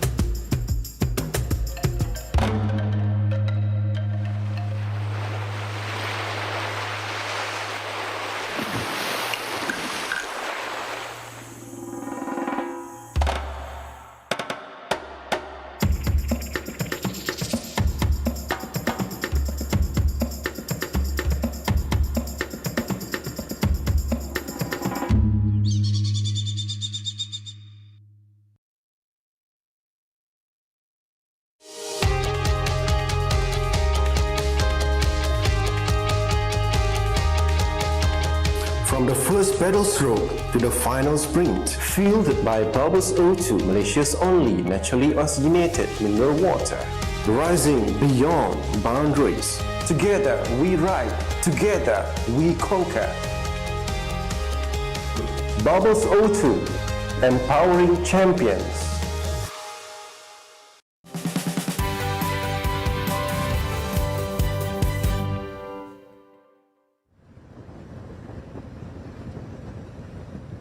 Top of Fraser's, but that would be a bit tricky one because considering that's the finish line, the same King of the Mountain classification is also the finish line where the GCs are gonna battle it out, and then while the Giants are battling, all these smaller riders are normally gonna experience the hurt. So here he is back on the front of the on the breakaway, 3 riders. Nicola Marcero is good to see. Finally, Total Energies are pushing the pace here after not being that much of a presence in the past couple of in the past few stages, with 18 kilometers to go, with 30 seconds gap between these 3 riders. So Danny, I think the what would be a nerve-wracking for these I guess my assumption would be a nerve-wracking move for the peloton is to sort of time it well and caught them just before the final 8 kilometer and launches us up there, and then I guess the breakaway would see that the bunch would catch up, and then the GC is just there,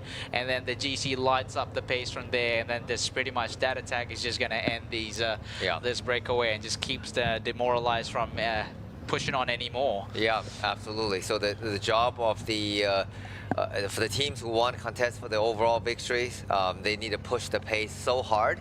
We're getting a look of the aerial shot of the Fraser Hill. That's the finishing line. You can see it's fairly windy and twisty through the jungles, and it certainly looks so serene and peaceful. But I can assure you, on the road, it's a carnage, because the leading teams, and I think the Tudor is going to be involved, Uno X, XDS Astana. They just want to, they just want to push the pace as hard as they can. So no one arrived at the last 7K with fresh legs to launch the attack. So this is the hardest part of the race yet to come. But for these 3 riders, they're just gonna have to ride as hard as they can, as steady as they can. And Nicola has mentioned he's the one that's driving the pace. He looked like the best the climber. He has a very smooth cadence throughout the climb. So he's the one that want to drive the pace for sure. 20 seconds is a gap, so it is certainly coming down and coming down rapidly. And that's I think that's probably one of the interests from Marcero as well. Like he wants the pace to go up, considering how the peloton is chasing. So it's now down to 20 seconds gap. Looking back, Nicola is just looking back to see how far, if they can actually have a visual of the peloton. Zap Kiffin here is still riding the pace, followed by Wojtek Kminek. These 3 riders have been working well with each other with 16.9 kilometer. Hopefully we get a visual. Average race speed so far, 42.8 kilometer. A fast one for sure, an undulating terrain, and now they're finally on the climb, the Queen stage. Now 16 seconds. The peloton is really chasing. They're ramping up the pace for their climbers and also GC contenders. They're not safe now. The breakaway need to do something if they want to keep going and staying in the breakaway.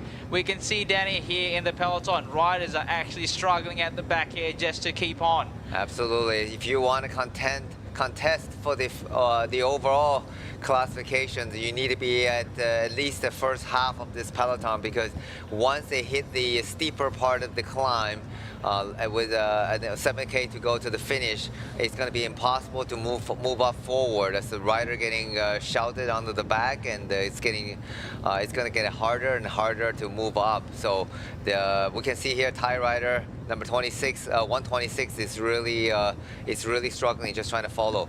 And here's the Fraser Hill. Here we are looking at the giant. I think when the riders see this big sign, it will be a sign of relief that they finally. Oh, that's where the attack is going to happen. That's where the right turn.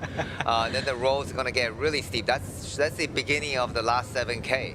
So that's going to get really, really steep. And that's not a sign of relief. That's a sign of additional It's just pain. going to get worse. Additional pain that these guys going to experience. Yeah, for sure. So, like we mentioned just now, I guess the first 3/4 of the climb is going to be a more steady gradient. You're looking at between 3 to 5%. But once they make that right turn from the gap where they reach the border of Pahang and Selangor, they're going to climb up into Fraser's Hill. So that's where the gradient is going to go up even steeper than what it used to be. Yeah. So and the right turn we saw with the giant sign of Bukit Fraser, that's 7.7K to the finish. Yeah. So from there you're looking at another 7 kilometer until that intersection. So and then from there on the gradient is gonna go even steeper. So the road as well from the last 7.7 kilometer, it's technically a single lane. Yeah. So now only 2 riders left. Looks like Wojtek Kaminik have been dropped, and there is a visual of the peloton. We could only see a glimpse, but we can't be sure which particular team is driving the pace in front here. Zeb Kiffin and also Nicola Marcero, just these 2 riders left in front. They want to make sure they can stay away. You know, the advantage of this particular climb, it's twisty and windy. You can hide from the visual from the side of the peloton. 15 kilometers to go, but looks like the peloton is really chasing them. It looks like it's Poti Visit Malda rider on the front, setting the pace, hunting down the 2 escapees, the remaining escapees. 7 rider become 6, become 5, and then the last 3, and now it's just 2 rider at the front, and still battling out and trying to keep the pace ahead of the charging peloton. We hope to see who are the leading teams. But I think that the gap is 10 seconds, but possibly even less than that. So the escapee is going to get reeled in. 14.7K to the finish, 10 second, less than 10 second gap. But the peloton is still fairly big. This is no means. I mean, it's reduced, but it's still, we're looking at about 70, 80 riders. Oh yeah, for sure. Like they really need to ramp up the pace. Otherwise, you know, it'd be weird to see a bunch sprint at the top of Fraser's Hill. But yes, for sure, it is definitely a stage for the GC. I think the teams are planning something up in front there. We don't get a visual. We haven't yet get a visual which particular team is driving the pace. Obviously, they're riding under the shade. We can't see which particular team's in front there driving the pace. Here he is, the 2 riders still. Zeb Kiffin from Rockets and Marcero from Team Total Energies are working well together, trying to make sure they have the gap. But we don't have the visual of the peloton. Oh yes, there is just there by the corner, but I think they have the advantage. If they can play the terrain to their advantage, they can slip away from the peloton. So one of the leading teams got to sacrifice someone. They got to launch an attack and really blow up the peloton, because right now, to me, it is too big.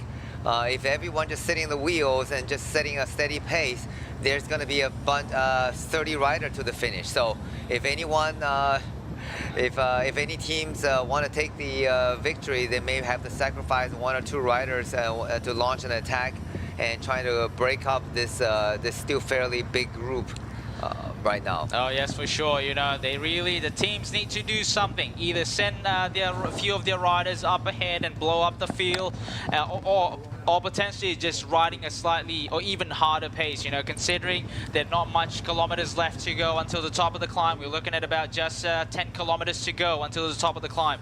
So they need to do something. Obviously, they want to reduce the field to make sure that each and every team have a chance for their general classification rider, hoping to score either maximum time bonus and make their way up into the general classification ladder.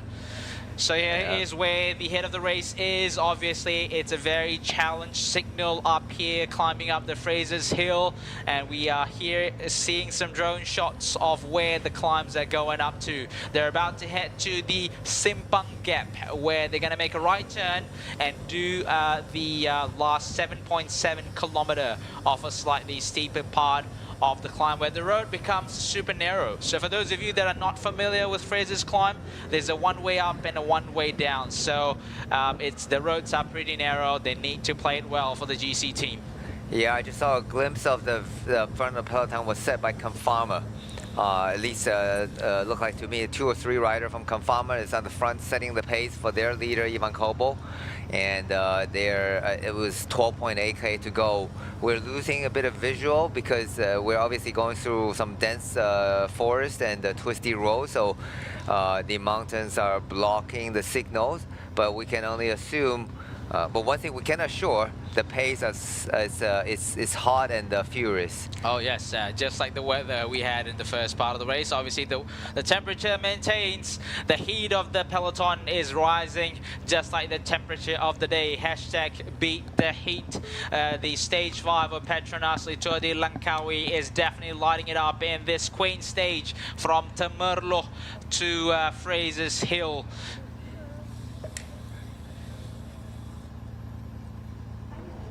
Matteo, you will probably not win today. How can you make your team win again? Yes, for sure I will not win today, but we have 2 cards to play in this stage. For sure Iron Gate is our first card because already taken the 9 seconds in the 10 seconds in the sprint bonification, so he's already 13 GC, and we will play with him and Vino and then Nicolas Vinokourov. We will see what happens. For sure they are our leader in the climb, and I hope that they can do very well. The end of your time as the race leader, but the beginning of your time as the points classification leader or the points classification jersey holder. Yes, for sure. From tomorrow I will wear the orange jersey. It's my jersey because I know that green jersey is not my jersey. I can't arrive to Kuala Lumpur with this jersey, so I hope to arrive with the orange jersey in Kuala Lumpur. Grazie. Grazie, ciao. That's the interview with the race leader, Matteo Marocelli. Yeah, obviously he's well aware that he's not going to be keeping that green jersey anymore, but he's happy because he wants to wear the orange jersey. That was his target anyway. So he has been shouldering the responsibility of the race leader, but he did point out very clearly the Aaron Gate.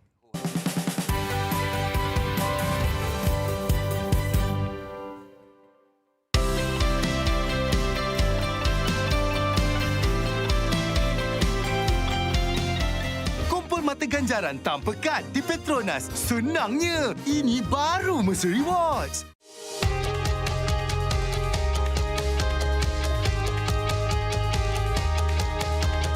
From the first pedal stroke to the final sprint, fueled by Bubbles O2, Malaysia's only naturally oxygenated mineral water. Rising beyond boundaries. Together we ride, together we conquer. Bubbles O2, empowering champions.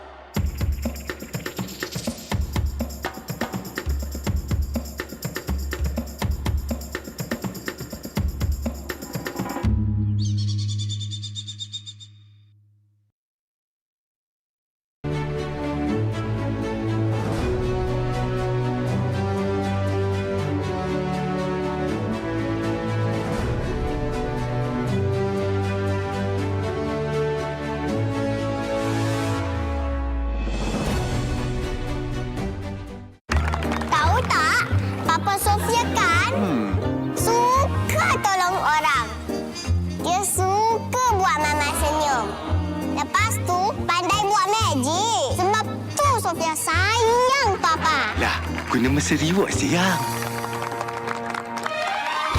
Isi senang, tebus macam-macam, senang. Beli jiwa pun senang. Senangnya, ini baru Mr. Rewards.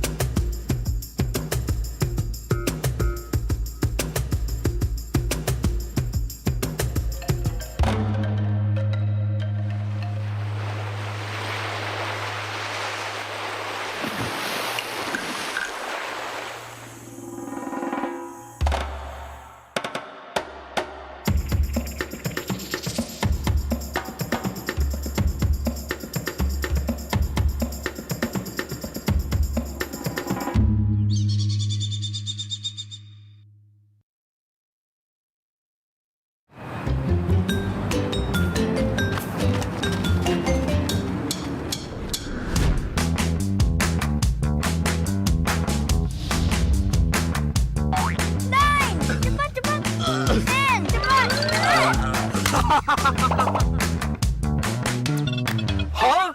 Buat apa tu?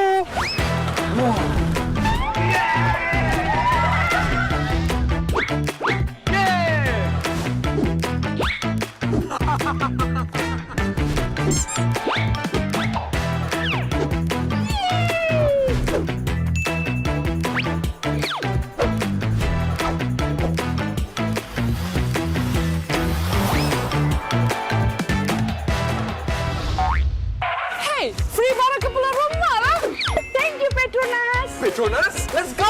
Ganjaran lebih bermakna dengan Petronas Mesra Rewards. 40 ahli Mesra Rewards bertuah bakal menang voucher beli belah bernilai sehingga RM5,000 dan sebahagian daripada 35 juta mata ganjaran Mesra Rewards untuk direbut. Senang je, hanya isi minimum RM45 untuk kereta atau RM5 untuk motosikal dan masukkan nombor telefon anda di pam atau gunakan aplikasi Settle. Itu je.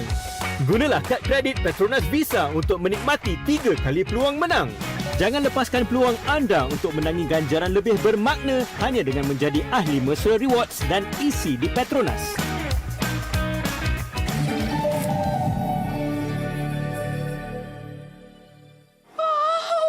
Barang elektrik pun boleh. Wah.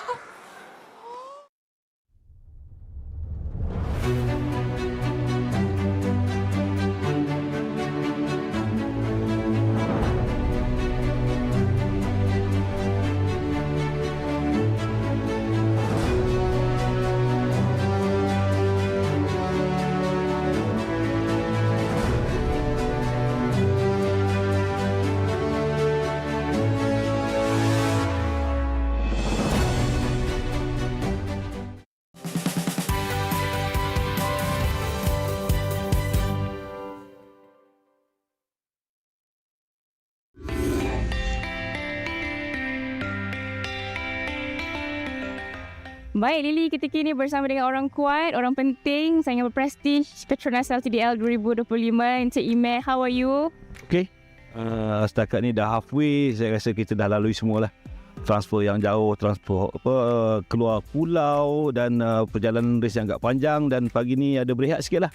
Hari berehat sikit. Okey, Cik Iman. So macam Cik Iman cakap, kita dah halfway kan. Macam mana Cik Iman nampak penambahbaikan yang dialami saingan Petronas LTdL ni berbanding dengan musim-musim lalu lah? Secara keseluruhan daripada pengurusan acara, memang kita setakat ni Presiden Komisar dia punya ni almost perfect dia cakap lah. So daripada day one, daripada kita di Langkawi dan the day 2 days before that pun sampai sekarang dia membawa kepada momentum yang sangat baik lah. Maksudnya Saya sampai di tempat di hotel memang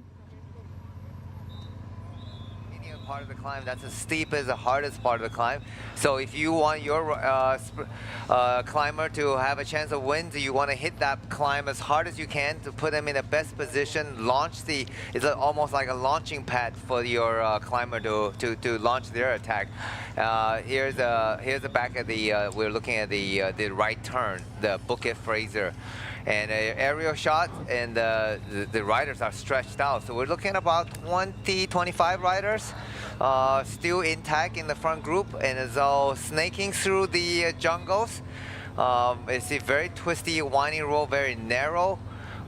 Certainly the aerial shots can provide us a very good view of what's happening. All right. Coming to Malaysia, were you aware that the last two winners were British? No.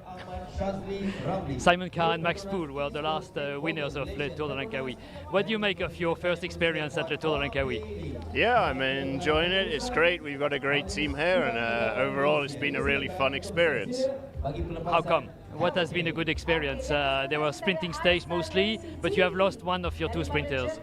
Yeah, it's been difficult to lose Jason to a bit of illness, but we continue well with Lorenzo, and he's done some good results in the last two stages. So yeah, and for the fun part, it's just been good to experience a new country, and everyone's very nice here, and we're having fun in the race. It's great. Something different to experience today, an uphill finish. How do you feel with that?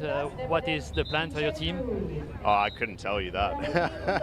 Yeah, it's a bit different to yesterday. We've got some good guys for the general classification and also for the stage, so we'll play for that and see what happens on the final climb. Thank you. Here's the industry interview with Total Energy British rider Adam Mitch. That's right, Adam Mitchell. Yeah, Adam Mitchell. There you go. So he's it's the last two edition of the Tour de Langkawi has won by a British rider. So Adam being a British, and whether or not he will contest for the victory. And meanwhile, we're looking at the back of this is the guys who already been dropped. Yes. And they're on they just started the last 7.7K climb to the top of the Fraser Hill. This is the aerial shot of where the intersection of that 7.7 kilometer, that last 7.7 kilometer, we can see it's quite a steep up here, it's quite a windy road, very narrow roads. Ahead of the race, we've got 5.3 kilometers. We are hoping to get a visual of this race. It's quite a challenge terrain to get a live coverage, but we were just seeing just now a rider from Two-Door Pro Cycling. James, how do you find Malaysia and Le Tour de Langkawi so far? Yeah, I'm finding it really nice. It's the first time for myself doing this race. The weather's finally on our side. We had a few wet days at the start, but we're enjoying our time here. And yeah, unfortunately we lost two teammates due to sickness. We've still got a strong team, so we'll see what we can achieve in the next few days. Next few days, the most important of the next few days is today. What do you know about Fraser Hill, and how can you take advantage of this climb? We have a good climber here, so we'll help him today, and then we'll shift our focus back to the sprints for stage 6 and 7, and then see what happens on the final stage. Who do you call a good climber? Roberto Gonzalez, our Panamese rider. He's certainly the strongest climber here. We also have Yuki Arashiro from Japan, which will be able to support him really well. And I'll be more looking after our sprinter today and saving his legs as much as possible for the next sprint. Does Fraser Hill look hard on paper? For someone who doesn't really enjoy climbing much, it looks hard. It's 27, 28 kilometer climb. Possibly it'll be quite hot climbing up there. So yeah, it'll be very interesting to see how things work out. Who do you think the favorites are? Bardiani have a strong team, Tuda have a really strong team, Polti, Canfana, there's lots of guys, Tetima have a strong team, Unoix, everyone really has a really strong team. I think it'll be a big battle for the GC today. Thank you very much. Thank you. So big battle for the GC, and that's indeed happening right now on the road. Yes. Yeah, definitely. Tudor Pro Cycling. Rider Ivaras really ramping up the pace and really break the peloton apart on that first few kilometers of the climb, leading out his climber, Yannis Vossois.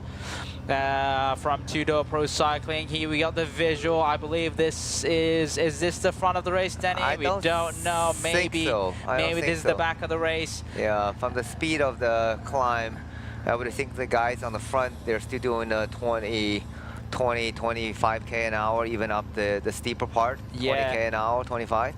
So they so it looked like those are the dropped guys that we saw that just made a turn earlier. Yes, yeah, for sure. The general classification teams are definitely ramped up the pace and exploded the peloton into pieces at the moment. Yes, we still have riders coming up. We definitely still have riders coming up. We might have a visual of the remaining riders that are coming into this intersection to do the final 7.7 kilometer of climbing from Gap to Frasers. We definitely have some signal hiccup due to the location of Frasers Hill being blocked by the mountains and also thick jungle up here, unfortunately. I'm wondering if we're going to see the leader, the race leader, Marucelli, if he's already gone through this this checkpoint, last 7.7k, and also Alban de Klein, if whether or not, and Alexander Kristoff is this. Matthias, you come from Denmark, the country of Jonas Vingegaard, Mats Pedersen. What is it like to race for a Malaysian team, and especially after 1 year racing for a Malaysian team, racing their race never won the Tour de Langkawi? Yeah, it's super nice to be here in Langkawi. I think it's a bit special that the biggest race for the team is in the end of the season, and for sure it gives us a big motivation, maybe compared to some of the other teams who are here finishing their season, rounding it off in great weather. But for us, it's really the biggest race of the year, so we have to perform. What goal have they set for you? Yeah, we need to be there and race for the overall podium, basically. So that's what we're going to do today. I think we have 3 really good riders to be able to race for something, and yeah, we'll play our cards and see how it goes. You have started well with Vadim Pronsky, best Asian. It's also important for a Malaysian team. Does he look like in a good shape for winning this race? He's been on the podium before. Yeah, I think we can do really well. I think maybe some people underestimate us. It's really nice that Vadim has a few bonus seconds already. All of us have tried to get in the break to get some, but that's easier said than done. So well done for Vadim, and let's hope that we can use it for something today. It's unusual that Fraser Hill is the queen stage of the Tour de Langkawi. What has your staff told you about this climb? I think actually for me it looks like a super nice climb. It's the last 5-6k are actually quite hard, and I'm really looking forward to that. It's also a bit a narrower road than you might normally see here in the Asian racing scene, and I think that's super nice as well. That makes for a bit more fight for position and stuff like this, and that's something I personally enjoy. And yeah. How many cyclists do you imagine arriving together for the win? I imagine between 3 and 4 guys arriving for the win, and then I imagine a larger group of say 10-20 riders behind. Thank you. Thank you. All right, so we got a visual of the finishing line here. This is the Frasers Hill. You can see some the hotels and chalets there. We have the iconic clock tower just by the finish line. It's going to be a drag race up here. It's pretty much the road will sort of like go in a little bit of descent, and you can have a little bit of a drag race towards the finishing line. So here we are yet to see any the front pack reaching here. So we're yet to see who is leading the race on this Frasers Hill, the last few kilometers of this race. Hopefully we can get a visual of them from this drone shot. It has been a challenging task for the riders. Here we are. Hopefully we get the visual of the front, Danny. Yeah, this let's see if this is this is a gruppetto. You can see you can see the guys just they're double double lane, then they're just riding up easy. And I think I get a glimpse of Terengganu riders, the sprinter Raman, and just easy his way off. And obviously they're no in danger of finishing outside the time limit. So they just want to go as easy as possible to conserve their legs for tomorrow's sprint battle. Meanwhile, on the front, we can't get a visual, but I'm certain that the pace is at a blistering speed right now. And we just here again see Shahrul Mairamin going up. Finally got a probably mechanical thing sorted. But at the front, yeah, just earlier interview with Matthias of the Terengganu cycling team. Yeah, it's gonna be very narrow. It's gonna be very it's gonna be steeper for sure. This is definitely steeper, as you've seen. They're not in the big chain ring. Well, most of them not in the big chain ring anymore. So at least, but it's undulating. It's explosive. Signed said it's going to be explosive, so I'm sure there's a lot of firework happening right now. We can only imagine, but I'm certain that it's the GC contender are really hitting each other like boxers punching after another punch. Oh yes, for sure. Attacks coming off left, right, and center. I'm sure there'll be lots of attack that we are missing out, but we are here. We have a visual of the finishing line. The riders are yet to be here. Here's basically the drag race. If they come up in a small group, this is where they're going to battle it out for sprints and see who got the better of the other riders. So here he is, a visual of the infamous Fraser's Hill. Maybe you can go up here and play some golf as well. Absolutely. There's yeah, Fraser's Hill golf course. Yes, yes, it is nice. So, you know, the weather, and also fortunately, the weather is also good because it often comes with fog. And here we go. Let's see if it's 300. We're looking at a 300 meter to the finish. So right now, these are all the riders on the back of the race. They're just trying to finish today's stage. Yeah, just riding the last part of the climb. Yes, we got some car neutral service cars are already up here, finishing off the convoy. We did get a clear shot of the 300 meters to go. Let's see how many riders are gonna be and battling it out for the Queen stage of this year's PETRONAS Tour de Langkawi. Well, let's see, Danny, so, if we get a visual. Yeah, well, look like the lead cars are pulling through, so we should be getting a visual pretty quickly. Looking at the time, we're looking at 2 hours and 58 minutes since the start of the race. So just do a quick math. That means the cutoff time for the rider to finish within the time cut will be about 35 minutes or so, 36 minutes approximately. I would presume the head of the group, ahead of the race, should be coming through the finishing line fairly quickly, and whoever can get through the last 200 meters, it will probably be a group of 5 or up to 10 riders, in my opinion. And if Aaron Gate is there, then certainly he's probably going to be the fastest among the finishers. For sure, Danny. Like if you don't take sprinters to a finish line, because definitely they will out-sprint you. So Danny, we're getting pretty nervous because we don't have a visual. We don't have any sight of who is who and where they are at the moment. We don't know how far are they. Are they 1 kilometer away or are they 500 meters away? Obviously, the camera here we are seeing on live feed is at 200 meters to go. And let's see what is going to happen, who is in the lead and how many people are in the bunch. So we don't know. We got a few, Is it going to be Johannesson of the Uno X? Because he certainly come here with ambition, and he can help certainly help his team save this year's race because they haven't won a stage. They got close. We see Total Energy. Oh, look like Total Energy rider. Let's see, in front there, Total Energy's rider. We don't know who is this particular rider. Total Energy's rider, is it Joris Delbov? He is the first rider coming off the stage. He is going for the win. Looks like another rider from Badiani, a big group from there. This is rider number 41. It is Joris Delbov. He is going for the Queen stage, but he needs to be quick. There's a fast, small group sprinting at the back there. Aaron Gate just in front there. Let's see if he can caught. Giannis is there as well, Anders Harlan, but it is Joris Delbov. Early salute, second place Anders Harlan, and third place is Giannis Vossois from Tudor Pro Cycling. Oh wow, it is Joris Delbov. There you go. Unprecedented. And front from Total Energy, he was soloed. He broke away from the rest. We were expecting a group sprint finish, but he obviously has the best climbing leg. He was able to break away from the rest and won the race solo. Won the stage solo. Wow. Joris Delbove.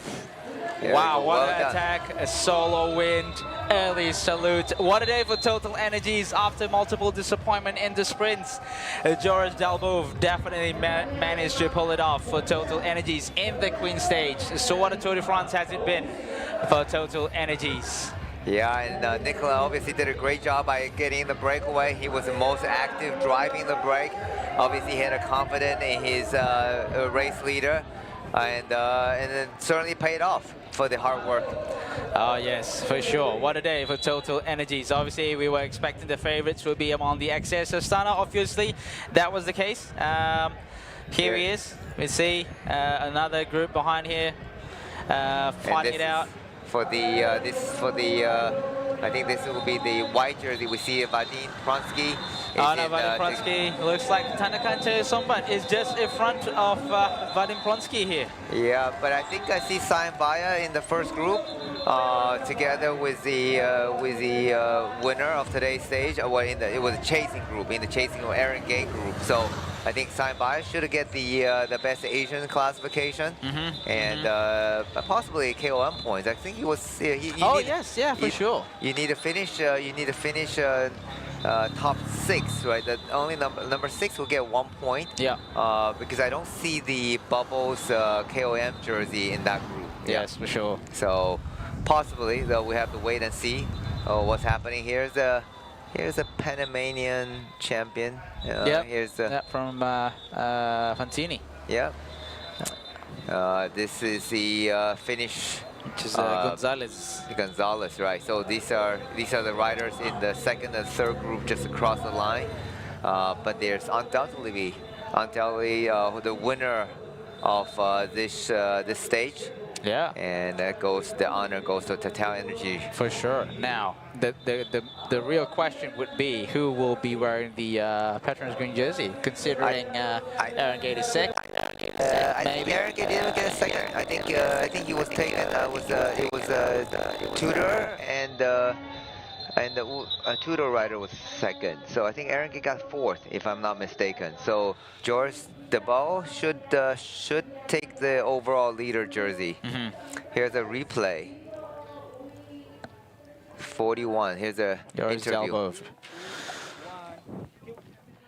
Joris Delbove, winner of Fraser Hill, will do the interview in French. Did you expect to win here? Est-ce que tu t'attendais à cette victoire? Bah oui et non, on était venu pour gagner le général et surtout cette étape. Donc on était ambitieux, mais après on restait quand même lucide, parce qu'il y avait quand même un très beau plateau. Donc c'était l'objectif, mais de la réaliser, je savais que ça allait être compliqué. Et puis bah j'ai quand même réussi, donc je suis super content. Et puis bah maintenant il n'y a plus qu'à, je sais pas si je prends le maillot ou pas, mais maintenant on va essayer d'aller chercher la meilleure place possible jusqu'à la fin, quoi. This was the goal to win this stage and win the GC, but to make it was another story. It was a very hard race. I'm super happy to have made it. I don't know if I'm taking the leader's jersey as well, but hopefully yes. Can you tell us more about the finale, when you produced your effort and how you made it? Peux-tu nous raconter comment tu as produit ton effort et comment tu as réussi à gagner cette étape? Bah, je suis resté en bonne position quand on a tourné à droite sur la petite route, pas trop devant parce qu'on monte quand même vite, donc fallait rester quand même au milieu du paquet, on va dire, pour pas prendre trop de vent. Et on a commencé à s'attaquer à 5 km de l'arrivée et je sentais que tout le monde était un peu à bout à 3 km. Donc j'étais dans la route de Johannessen et Vressard, et puis j'ai décidé d'y aller. Je me suis dit il reste 1 km dur et après c'est plus roulant, donc j'ai tout mis et puis bah, j'ai vu que j'avais fait le trou, donc j'ai monté à fond jusqu'à l'arrivée, quoi. With 8 kilometers to go, I was well positioned, and then with 5k to go, I was well in the wheel of Johannessen and Voisard, the two favorites. When I realized there was a way to attack, I did it before it was flattening, and then I gave it all to finish it off. does this victory mean for you? Qu'est-ce que représente cette victoire pour toi? C'est un accomplissement, on va dire, tout le travail que j'ai pu faire avant et surtout maintenant avec ma nouvelle équipe. Donc ils m'ont donné la confiance depuis le mois de juillet. J'ai fait ce que j'ai pu pour faire les meilleurs résultats possibles. Là, ils m'ont donné, on va dire, entre guillemets, ma chance pour faire le général et gagner cette étape. Donc je suis content de leur montrer qu'ils peuvent compter sur moi. Et puis, voilà, c'est un accomplissement. J'avais gagné au Rwanda. C'était une classe 1. C'était une très belle victoire, mais je voulais rapporter soit une belle victoire en France ou alors une pro série à l'étranger. Donc c'est réussi. Donc mon année est plus que réussie. This is a big achievement for me and for my team. My team has been trusting me a lot since July. This is a new team for me. I had won a race in Rwanda before, which was a Cat 1 race. My goal was to win either a big race in France or a Pro Series race abroad, and this is Pro Series race here in Malaysia. So I'm super happy with what I've achieved, and I can repay my team back for their trust. Merci Joris et bon podium. Merci.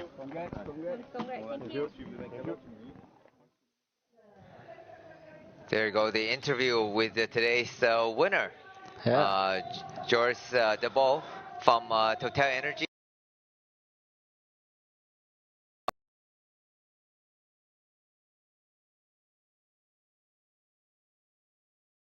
Of their rider had sickness, so couldn't start, but then their goal was shifted to obviously from sprinting stages to obviously to win the overall. And he sounds like he just joined the team not too long ago, and then he hasn't won a stage in Rwanda, and I think and then so he just now he's not sure whether or not he leads the overall, but based on our calculation, yes, he does lead the overall because he crossed the finish line. He has a 10-second time bonus, and he also had a bit of gap to the chasing guy, so he had at least 2 seconds. So from our calculation, and looked like from the result, the replay, the video, Aaron Gate finished 4th. That he doesn't get any time bonus, so Aaron Gate was already started the day 10 seconds ahead. But here's the replay of the finish. He has daylight. Oh yes, for sure. It was proper. Yeah, he can. He has daylight from the rest. He attacked. He attacked on the steepest part while Johannesson, the favored, was looking at each other. So he attacked on the steepest part before the flat run down to the finish line. So. That's a fair gap. Easily 100 meters, I suppose. 100 meters, yeah. So he's done very well. He shouldn't ease off. He should just kept going because he wanted to build up a little bit more gap to the finish. Get off the saddle and sprint, right? Exactly. That's 100 meters to go. But it was no question that nobody was going to catch him. And let's look at behind who is going to be the next person across the finishing line. So, Aaron Gate is there. Giannis is there. Johannesson is there as well. Let's see who got second. Right. It looked like... maybe, I don't know. Maybe Aaron Gate or... Tudor. Yeah, here goes Johannesson and the Tudor. 4th. Yeah. I think that's a Nicholas. That's a Nicholas Vinokurov. Nicholas Vinokurov got 4th. Yeah. So there you go. That's that he should take the leader jersey right there. And 2 Unibet Rocket rider just following, and so the second is the one of the race favorite Johannesson from Uno X Mobility, and the Tudor rider Giannis Voska. Yeah, Nicola. Yeah. Vinokurov, yep. This is the final results of today's stages. Joris Delbov got the better of the other riders today. He timed it well. Obviously, there was a bunch of small group of riders. He attacked before the roads flattened off and got the better of everyone else. And three Norwegian rider in the top 10. That's right. There you go. So tomorrow, he'll be riding the PETRONAS green jersey. It's leading by 6 seconds. Yeah. And ahead of Uno X, Johannesson, and Adrian Mayer. Oh, it's good. A good day for Unibet Rockets. Now, Adrian Mayer is now on the top 3 classification. Not bad for a first-timer. Yeah, excellent. Well done. So the Frenchman is leading the Tour de Langkawi. And look like his 6-second gap should be enough, although they are intermediate sprints. So obviously it will be good to see. Looking forward to see how Total Energy going to defend that jersey with 3 stages to go. Yes, of course. And then also 6 seconds is not a lot. They either need to do potentially send riders up in the breakaway to take all the points or time bonuses. You know, obviously Anders Harlan. Anders Harlan and also Adrian Mayer need to do something about the intermediate sprints as well. So either Adrian Mayer, of course we know have been at the breakaway in stage 1, but yeah, so it'd be interesting to see. Maybe these 3 riders would send some of the riders in the breakaway to take points away from one another. There we go. Yeah, here's the Asian classification. Nicholas Vinokurov across the finish line 4th. So he should take the lead ahead of Simon Bayer. Simon Bayer was 2nd. Yeah. There he is. Here comes another interview.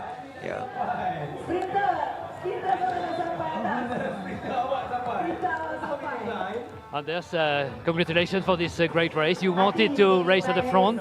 You did it, but 2nd. Yeah, the Total guy, he attacked in the right moment and had a good and strong leg, so he held off the chasing peloton. So in the end, I think it was 2nd for me. So I'm a bit disappointed. I think we had the legs and the team to win, but a bit of bad luck with my teammate Simon, who crashed. So in the end, Total was strongest and they took a deserved win. Were you surprised by this attack by the Frenchman, Joris Delvaux from Total Energy? No, we're not surprised by the attack. Yeah, we knew they were strong. But of course, I tried to follow a lot of attacks, but you have to let someone go in the end. And he had strong legs, so he could hold us off. But for sure, when you win the sprint a couple of seconds behind, you feel like you could have won the race, but yeah, the race is not over. Do you think it will be possible to gain those few seconds? Time bonus will be important again in the last 3 days? Yeah, for sure. For sure, we want to go for the bonus sprints. It's a big goal to win this race, GC, and it's 3 stages to go, so we are ready to fight. Thank you.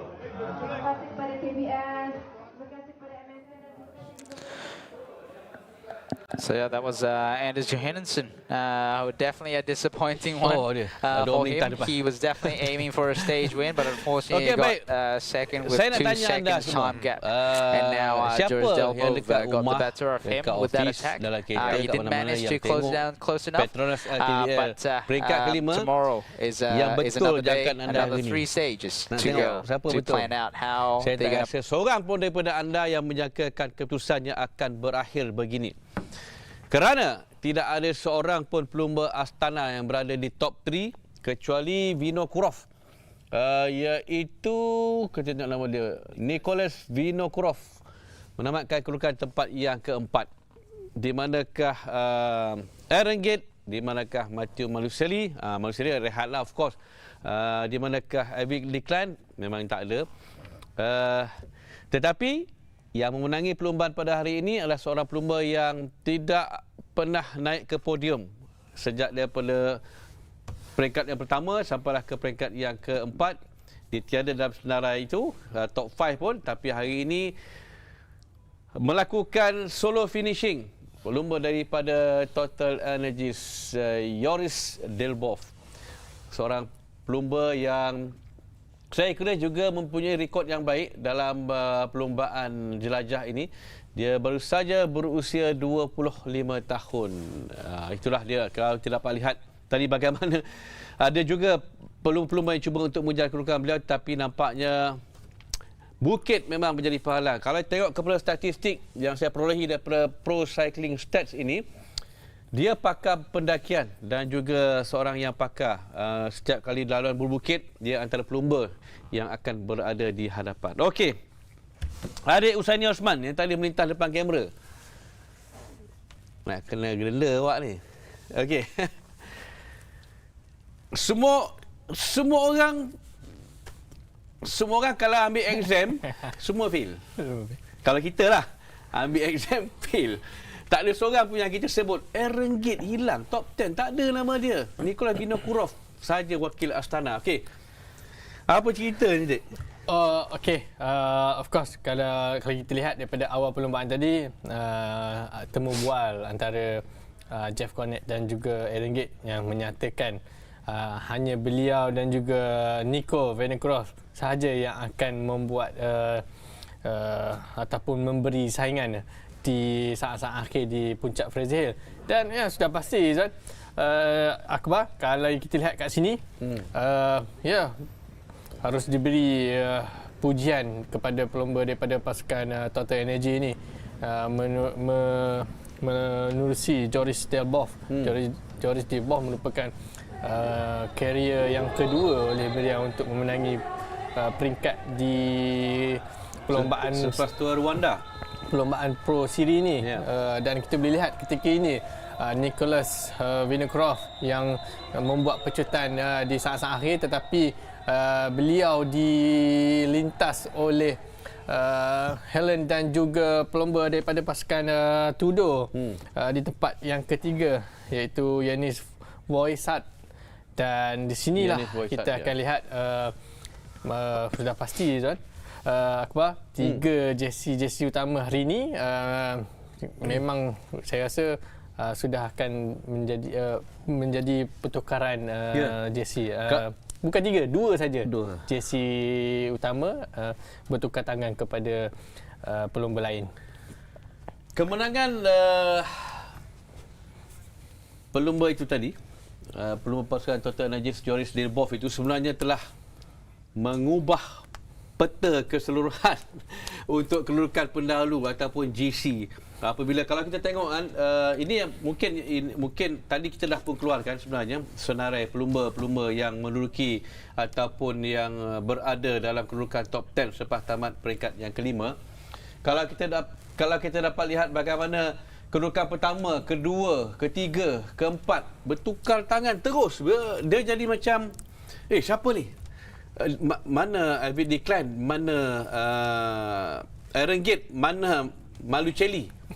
Jadi nampaknya hari ini Bukit Fraser yang walaupun ketinggiannya kurang 300-400 meter berbanding Genting Highland, tapi dapat mengubah yang mungkin tak dijangka sebenarnya. Adik sendiri jangka keputusan ini akan berlaku?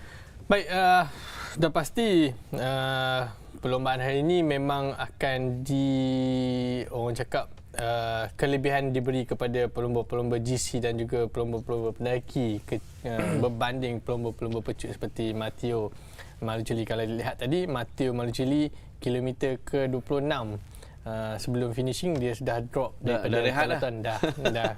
Dah dia pun dah orang cakap take it easy, dia cuma survive untuk habiskan perlombaan saja. Sama juga Alvid Decline serta pelumba-pelumba tempatan kita, raja-raja pecut pelumba tempatan kita, antaranya Haris Saleh, Acik dan juga Izzat Helmi. Jadi apa yang menariknya Akbar, untuk baki 3 lagi peringkat ni, kebiasaannya Akbar, leader jersey hijau kerajaan Petronas, kebiasaannya edisi lepas dia punya time gap tu jauh. Okey. Tapi kali ni dekat. Untuk edisi kali ni memang kalau kita boleh lihat sini memang sengit. Cuma perbezaan 6 saat saja antara Andreas Helen dan juga Andre Mere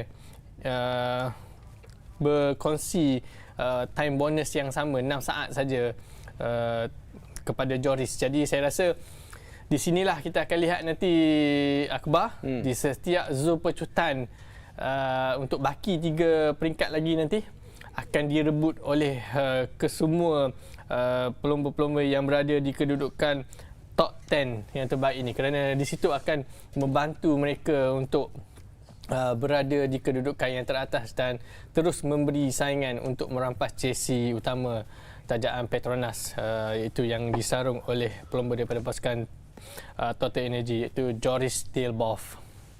Okey, baik. Saya sampai sekarang masih memikirkan betapa sukarnya pendakian Bukit Fraser ini mengakibatkan ramai pelumba-pelumba yang bahasa mudahnya pancit.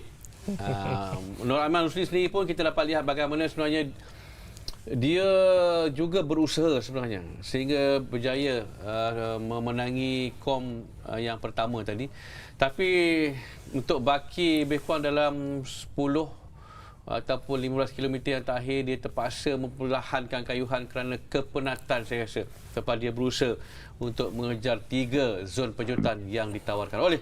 Okey, baik, pelumba daripada Tudor yang berjaya menamatkan tempat yang ketiga ini. Kita nak dengarkan dulu komen dan juga pandangan beliau mengenai perlumbaan pada hari ini. And that was a good pick because you are third. Are you satisfied with this result? Yeah, for sure. With the team, we raced well all the day. I really would like to thank all my teammates that did a great job. I think we took our responsibility from the beginning of the climb to try to go all in for the win. Fortunately, it was not enough today, but pretty happy with the result of today. Can you tell us more of what happened in the race, in the last hill with 5k to go, 3k to go? Yeah, it was hard to know exactly how hard the climb will be, and I was pretty surprised that it was not really steep. So it was really hard to make the decision. Also with Johansson, we tried to make the race hard, but in the wheel you have a lot of slipstream, so it was pretty hard to drop and to make the selection. And chapeau to the total guys that find a good moment to attack. And yeah, it was only stop and go, always some attacks, so it was not an easy final for sure. Did you expect him to do that? Yeah, for sure. Because I think here there is a lot of strong climbers, so the level was really high and it was a lot of attacks all the way. Is the race over, or is there still room for more attacks, changes, time bonus? Sorry, I didn't understand. Is the race over? Is the GC finished, or something could change?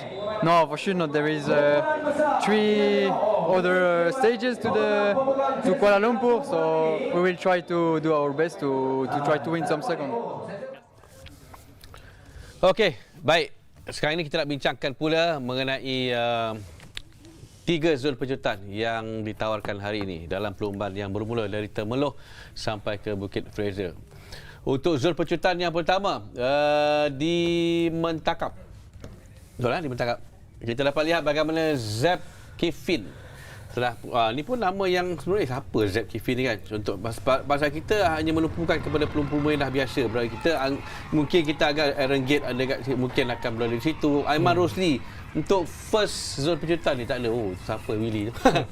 Okey, baik, silakan. Alright, pasukan daripada Unibet itu Zeb Kifin yang terlebih dahulu melepasi zon penjutan pertama hari ini di Mentakap, dan sudah pasti beliau berjaya mencuri 3 extra time bonus, dan kita melihat di situ teammate kepada Joris Diabov iaitu Nicola daripada pasukan Total Energy di tempat kedua, dan di tempat ketiga Kimnet Wiotej yang sebelum ini kita lihat dia juga berjaya mencuri 1 mata dan juga 1 extra time bonus untuk beliau. Dan selepas itu kita lihat Aiman Rosli pandai untuk mengatur perlombaan ini, dan dia terus membuat pecutan diikuti oleh Votek dan juga Nicholas.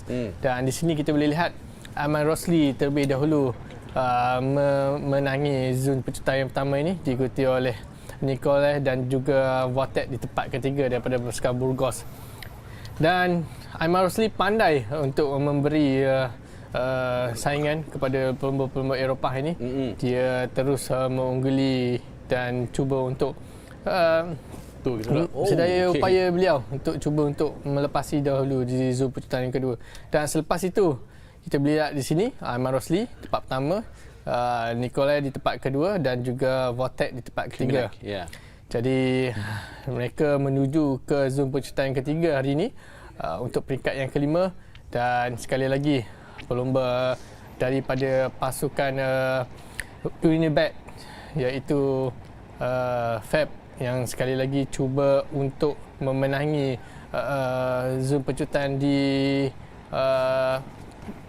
peringkat yang kelima ini, dan diikuti oleh pelumba daripada Total Energy. Nikolai di tempat yang kedua, manakala pelumba kebangsaan kita Yusti Sehari berjaya menduduki tempat yang ketiga untuk zon pecutan yang ketiga hari ini. Okey, itu ceritanya di 3 zon pecutan yang ditawarkan pada hari ini dengan menyaksikan ada 2 pelumba Malaysia yang berjaya mendapatkan mata Aiman Rosli. Okey, baik. Disebut nama Aiman Rosli ni, semalam dia menang kom dekat dah nak sampai ke ke Kemaman. Sebab bukit pun tak tinggi, tapi hari ini untuk kom 1 menghampiri Bukit Fraser ni, Aiman Rosli tetap unggul dengan kayuhan bertenaga menawan zon pendakian yang pertama. Ya, betul. Kita lihat Aiman Rosli dia pandai menyusun strategi beliau apabila dia terlebih dahulu keluar untuk membuat membuat pecutan di Kom 1 hari ini, kategori 3 dipertandingkan, dan sudah pasti itu membantu sedikit kedudukan beliau di dalam kedudukan jersey bukit, jersey pendaki terbaik, iaitu jersey putih tajaan Babu Otu. Dan di sini kita boleh lihat 500 meter yang terakhir ini, Aiman dia seperti orang cakap simpan tenaga beliau, dan kita boleh lihat di last 150 meter yang terakhir ini Aiman membuat pecutan dan terus melepasi zon pendakian pertama hari ini yang ditawarkan adalah kategori 3. Dan di situlah kita akan lihat Aiman dia berjaya mencuri 3 mata di zon pendakian yang pertama hari ini, dan kita boleh lihat di sini diikuti oleh pelumba daripada pasukan Filipina, pelumba daripada France yang mewakili pasukan Filipina, dan kita boleh lihat nombor 3 pelumba daripada pasukan Uniback, itu pasukan 7-Eleven tadi. Ya, okey, baik. 3 mata Aiman daripada zon pecutan dan 3 mata daripada zon pendakian yang diperolehi hari ini. Termasuk ada 3 mata semalam zon pendakian. Okey, bagaimana mata-mata zon pendakian ini membantu Aiman? Baik, untuk Aiman memakai jersey polkadot untuk baki 3 perlombaan lagi mungkin agak sukar, Akbar, kerana besok tiada zon pendakian yang ditawarkan. Cuma ada zon 3 zon pecutan saja. Jadi mungkin sukar untuk Aiman jika dia breakaway pun, dia buat pemecahan awal pun kemungkinan besar sukar untuk Aiman menggugat kedudukan Eddie Patrick dan juga Jamal Sambaya yang sekarang ni masing-masing mengumpul 15 mata. Tetapi harus diingat, Akbar, Aiman datang ke sini, misi dia adalah untuk memenangi peringkat. Jadi saya rasa kemungkinan besar situasi seperti ini berlaku, saya rasa kemungkinan besar besok 3 peringkat yang akan datang ni kemungkinan besar akan ada kelompok pecahan yang akan berlaku dan akan sampai di garisan penamat nanti berbanding sebelum ini, Akbar. Okey, baik. Esok pun sebenarnya beza pun tak banyak dengan jarak hari ini. Hari ini 123.1, besok 123.5. Ya, betul. Okey. Untuk Yoris Delbov ni, Aiman ni adik rasa boleh tak macam mana dia nak mempertahankan kedudukannya selaku pemegang jersey hijau Petronas pendahulu setakat ini? Apakah besok akan dicabar? Okey, tapi sebelum itu kita okey, baik, tak apa, tak sempat kita nak berbincang dahulu kerana kita nak ke Bukit Fraser untuk upacara penyampaian hadiah bersama dengan Izzuan Muhammad Noor. Climber bill. Yeah. There you go. So that is Yanis Voisla from Tudo Pro Cycling. Finally, someone else from Tudo on the podium. Right. Yeah. Right. Obviously, different kind of stage. Yeah. Elvin declined today, just resting his legs, but unfortunately, his teammate and also able to get on the podium. Yes. The second place. There it is, Johannesson. Anders Johannesson from Uno X Mobility. Second place today, obviously. He was eyeing for the stage. And then obviously when you come in with a small group, attacks is inevitable. And obviously, Joris Delbov, the winner of today's stage, got the better of the other riders. There's no question who is the winner of today's stage. There it is, Joris Delbov. Yeah, from Total Energies. All right. Surprised his rivals by jumping before the flatter part of the course. So obviously he did his homework. Yeah. Even though he probably never rode the course before, he did his homework. He knew it was going to be a flat stretch, and he went on an attack and take the stage honor. Great to see. And that's your top 3 finisher of today's stage 5. Fraser Hill finish. Joris Delbov. Yep, Anderson Jonasson and Yannis Vossa. I think it comes down to the fight for the intermediate sprints. I think Johannesson probably has the best kick. Oh yes, if it ever comes down to that, you know, Maxwell had that last year. He went into the break to extend his lead. Yeah, so that put a bit of a pressure to the other GC contention. Yeah, he played it smart, he played it well. Yeah, so yeah, it's a bit some awkwardness in the on the podium at the moment. Well, they haven't got a chance to practice their podium. Oh yeah, they never got on the podium. This is their first time, so you can't blame them. Yeah, I understand. Yeah, fair play, fair play. It's not like Avante Klein and Maricelli so on the sprinters, so they obviously been on the stage many times. So for them, it's the first time. That's this year's race. Not first time in their career, but first time in this year's race. That's right. That's for right. Langkawi. So most combative rider, I think that should go to. Maybe Ayman Rosli again. I don't know. I think that would be the teammate, Nicola or Zeb. Zeb Griffin. Okay, yeah, you have a point. Probably. Let's see. There it is. Yeah. Zeb Kiffin. There you go. Another most combative for the Unibet Rockets. There you go. Another 200 euro. Another most combative award. Now they got 3 trophies they got to bring home. Yeah, I know. Good problem to have. It's luggage space is running out. They're gonna have to leave one of their bikes, Cannondale bikes, here for you. Yeah, leave the smallest one. Probably still too big for me. Yeah, you're gonna leave one of bike for you too, so he can fit in the trophy. Oh yeah, that's true. All right, get yourself comfortable on the podium. Zeb Kiffin from Unibet Temerloh Rockets, a French team. A nice one. Well played. And next is the best Asian, ASEAN finisher. ASEAN, for so sure. That should be the Frankie. Maybe, yeah. From Thailand. That's right. Finally. The next best ASEAN, Southeast Asia. Yeah, that's the first time they're on the podium this year's race. And certainly done well. I mean, he wasn't far off. Danakan. There it is. Danakan Frankie, a.k.a. Frankie. There it is. There you go. I think, go Sawadee Cup. Yeah. Now, I like how Thai people, they really like stay true to their culture. Absolutely. You know, this is how they I guess, greet people, and it's just, they carry that wherever they go. He's super happy, super stoked with that award, you know, and that's going to go up on his Instagram afterwards. Yeah, for sure, mate. Yeah. I'm sure Fuchung Sawadee will be very proud and very happy to see a Thai rider. Yeah, Frankie. Nice one. Okay, don't move, stay there. Yeah, he knows. He knows. Yeah. Yeah, he certainly have been active in the earlier stages. He was in the breakaway, so he certainly had the intention to get on the podium. Yeah, he's wearing the aero cuff. Oh, there you go. Yeah, he's the one with the aero shoe cover and the helmet covered. So he's certainly done his homework. And I like it. And I should have moved him up probably like top 20 in the general classification with this. That's pretty good. With excellent result. That is pretty good today.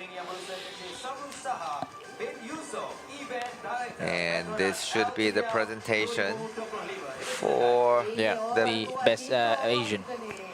Best Asian, the white jersey. Yep, none other than Nicholas Vinokurov. Right, so one Kazakh pass over the jersey to the other Kazakh. Yeah. Probably Vadim Brunsky wouldn't mind. Yeah, there you go. I mean, you know, Vadim, it's considered the older Kazakh rider, so now he's passing the next generation of Kazakh rider. That it is, And I'm sure his father, Alexander Vinokurov, will be very, very happy and proud. Oh, but I think Alexander Vinokurov probably want Nicholas to win the stage, but it was close. It was close. Yeah, you know, very it was, close. And certainly it's a big step for him because, you know, I mean, as a young rider, you know, some rider, not everyone at Tadej Pogačar, there's only one out there, and there's only one Remco. Yeah. So for some riders, it takes a little bit, you know, a few years to get matured. I mean, Vinegar wasn't a young sprint chicken.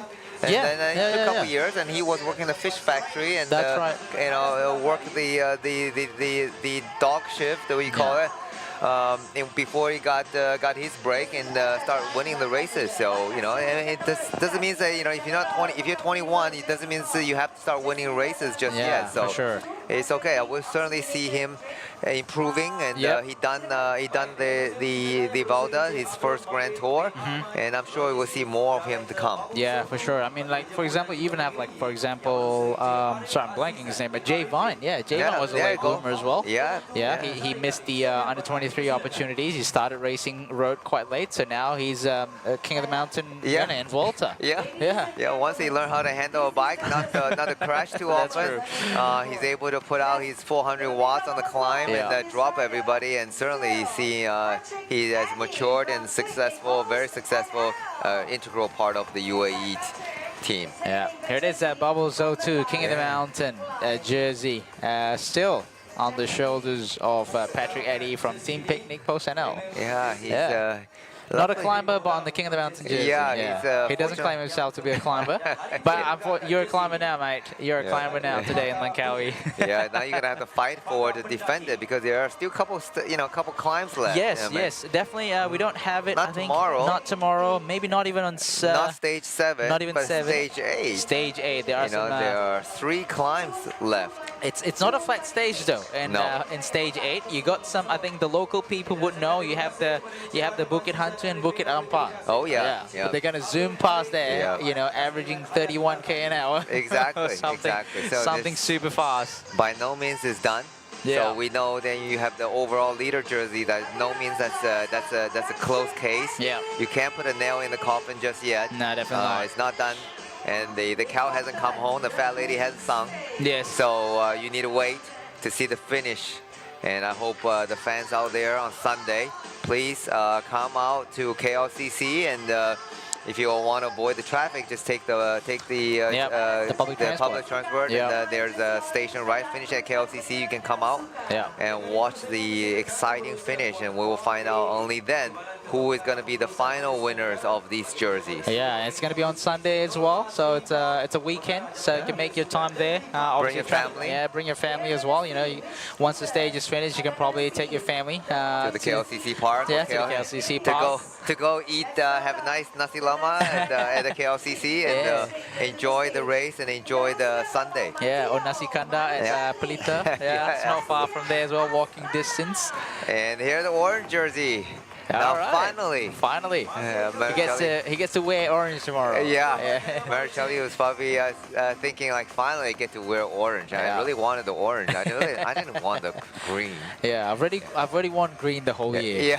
Yeah, exactly. So it's time for a change, and it's definitely going to be easier to spot him on the sprint. Yeah, for sure. And probably his rival will be saying, "Oh, now it's easy. Now we know where you are now." It's That's just outstanding, bright orange color, sponsored by KBS, the Malaysian Sports Council. Yeah. And so that's certainly nice to see him back in the orange color. Yeah, the organizer of the race for sure. The Ministry of Youth and Sports, the organizer of the race last year, this year as well. They put on a good show.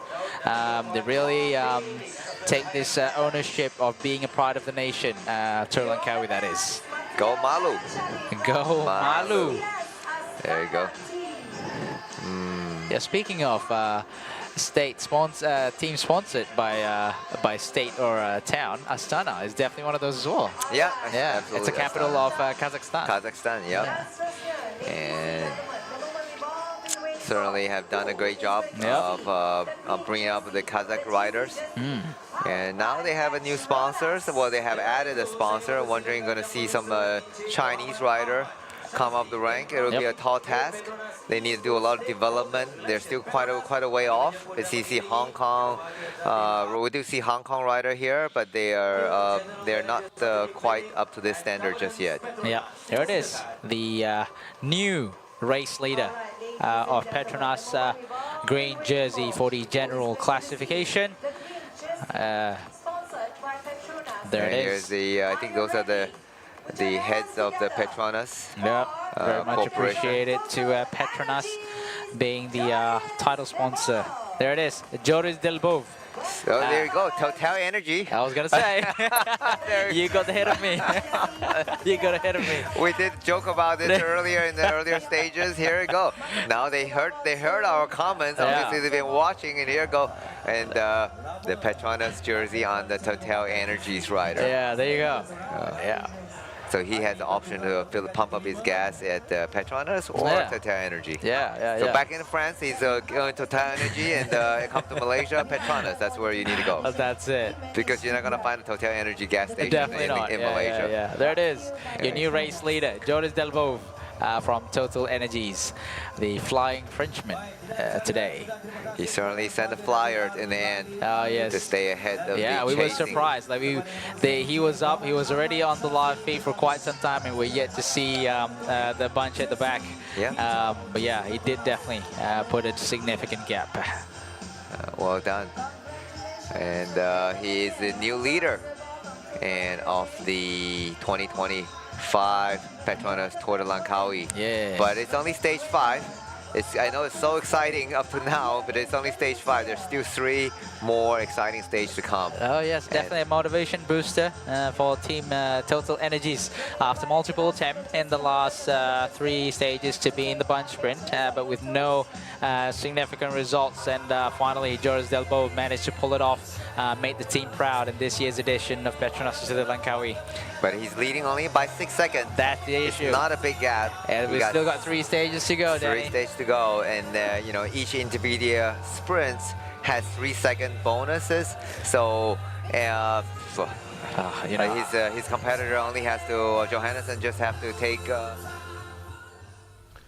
Okey, baik, tamatlah sudah bicara penyampaian hadiah kepada pemenang-pemenang untuk peringkat yang kelima perlombaan Petronas Tour de Langkawi 2025. Satu kejutan yang saya kira tidak ada siapa pun yang menduga akan ada pelumba baru yang akan memakai jersey hijau Petronas selaku pendahulu keseluruhan.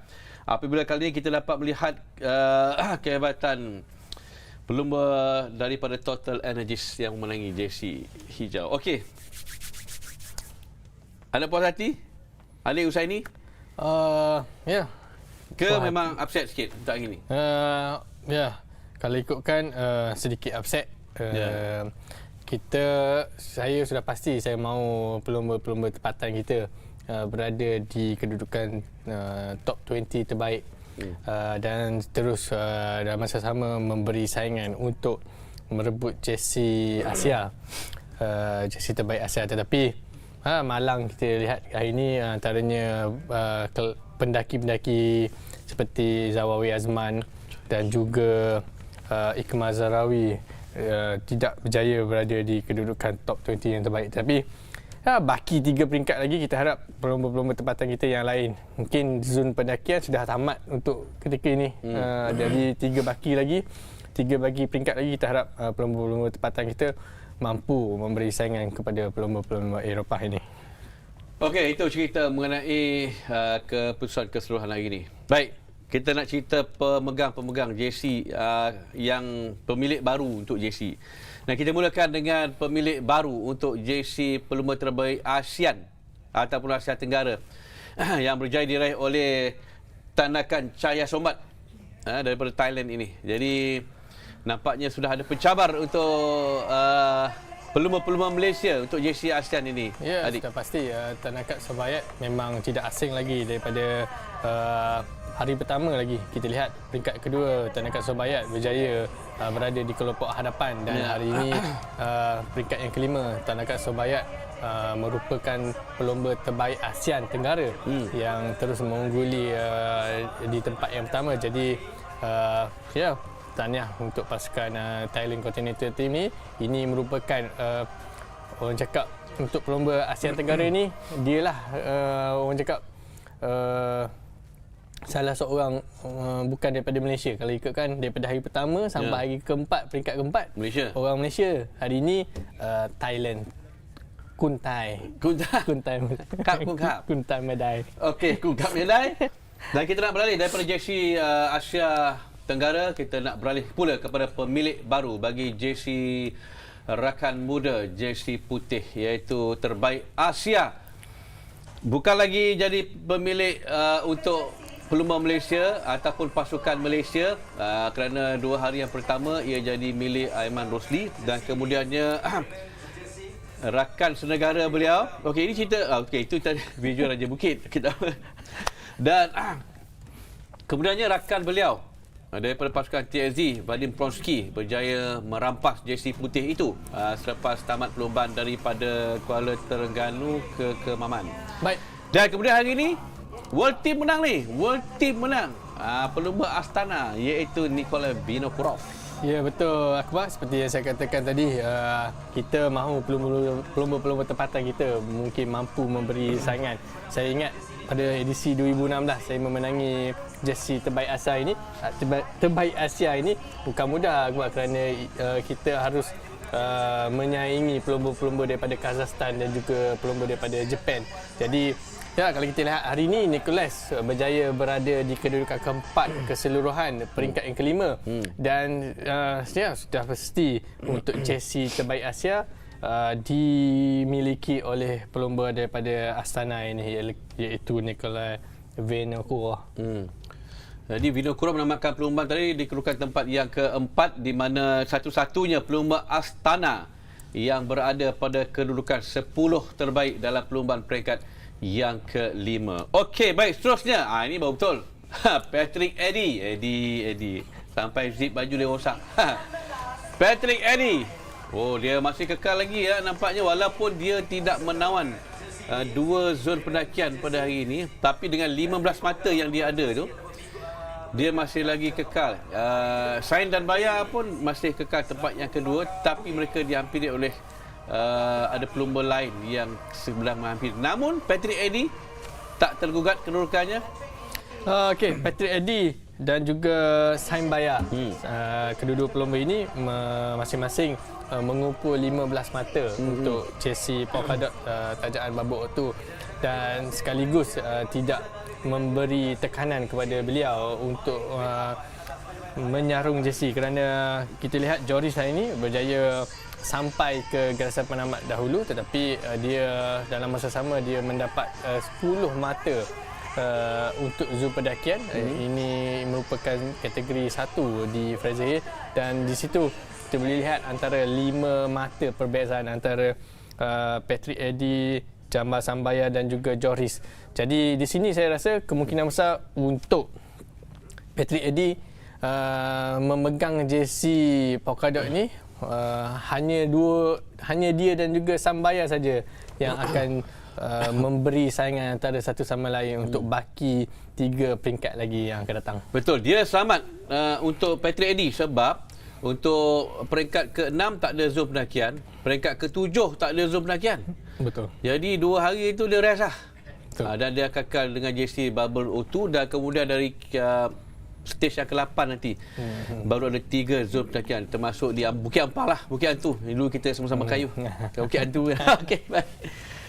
Seterusnya untuk jersey oren KBS selaku Raja Pecut. Nampaknya hari ini dapatlah juga kita tengok Malucheli naik stage kan, sebab tidak ada pelumba yang mampu untuk menggugat kedudukan beliau selaku pendahulu untuk kategori selaku Raja Pecut.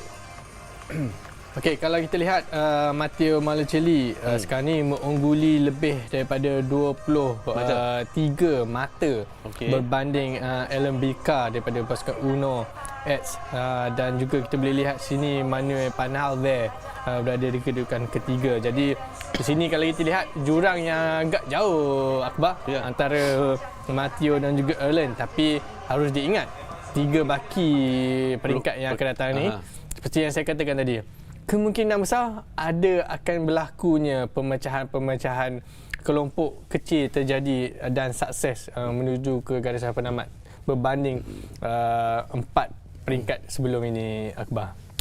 Okey, baik, nampaknya sukar digugat, tapi walau bagaimanapun Erlen Blika telah berjaya untuk merapatkan kedudukannya bersama dengan Matteo Malucelli untuk merampas jersey oranye daripada pelumba Itali itu.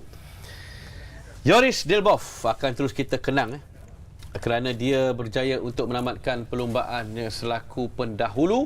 Dia berjaya memenangi stage yang kelima, sekaligus dia berupaya untuk merampas jersey hijau PETRONAS daripada Matteo Malucelli. Jadi apa sebenarnya mungkin yang strategi perlu dilakukan? Kalau boleh tak dia nak mempertahankan kedudukan jersey hijau tu untuk pelumba ini, kerana esok flat race, tak ada zon pendakian. Okey, Joris Delbov, pelumba daripada pasukan Pro Tour Total Energy. Ini merupakan kemenangan kedua oleh beliau. Sebelum ni perlombaan peringkat di Raunda dan kali ini di Langkawi peringkat yang kelima. Jadi apa yang saya lihat di sini Akbar, perbezaan beliau dengan Helen dan juga Adira Mere cuma 3 saat, bukan 6 saat 3 saat saja perbezaan. Jadi di situ seperti agak sukar untuk pasukan daripada Total Energy ini melalui Joris untuk mengekalkan jersey beliau, kerana sudah pasti antaranya pasukan UNEX dan juga pasukan Unibet ini akan memastikan mereka berjaya mencuri sekurang-kurangnya 3 ataupun 4 saat di zon-zon pencutian yang akan ditawarkan di setiap peringkat nanti Akbar. Di situlah akan kita lihat nanti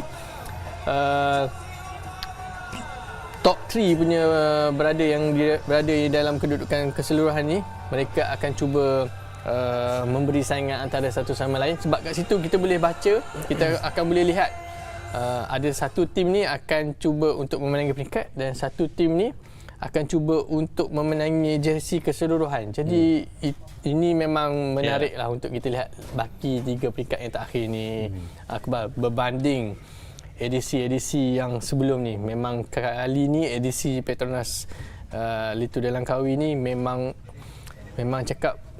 dia punya perebutan jersey hijau tu memang betul-betul sengit. Betul-betul sengit.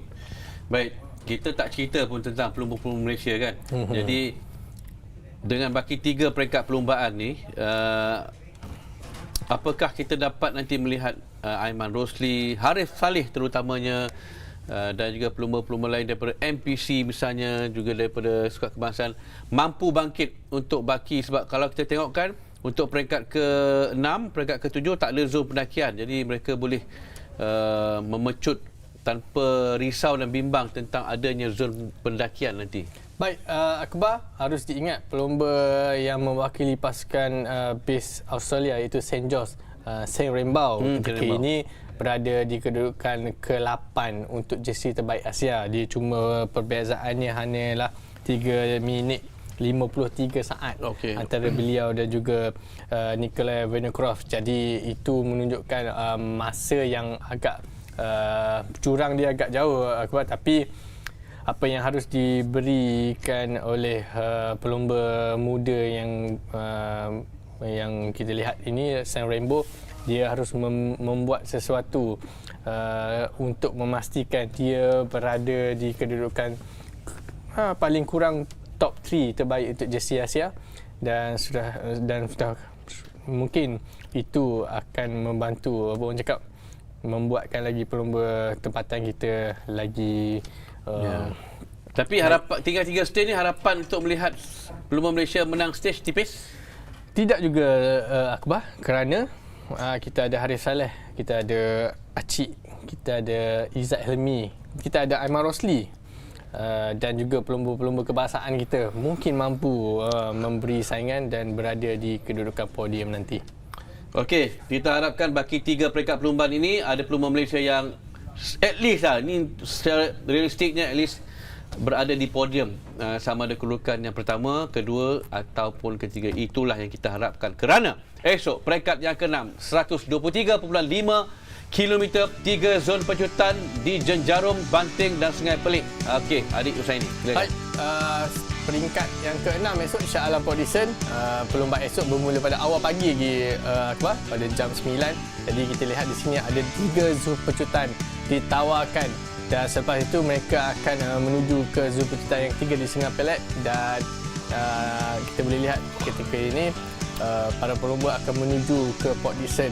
Di situlah kita akan lihat sekali lagi Akbar, kemungkinan besar akan berlakunya bang sprint dan kemungkinan besar akan berlakunya pemecahan-pemecahan kecil yang berlaku. Dan ya, kita mahu lihat juga selalunya perlumbaan habis bang sprint Akbar, tapi esok kita harap ada perlumbaan ini pelumba-pelumba berjaya sukses untuk sampai ke Port Dickson dalam keadaan kelompok yang kecil dan terus memenangi peringkat. Tapi ada bukit-bukit sikit hujung dah, tak tinggi sangat. Kalau ikutkan selepas daripada Sungai Pelik tu tidak begitu tinggi, cuma climb dia up and down saja Akbar.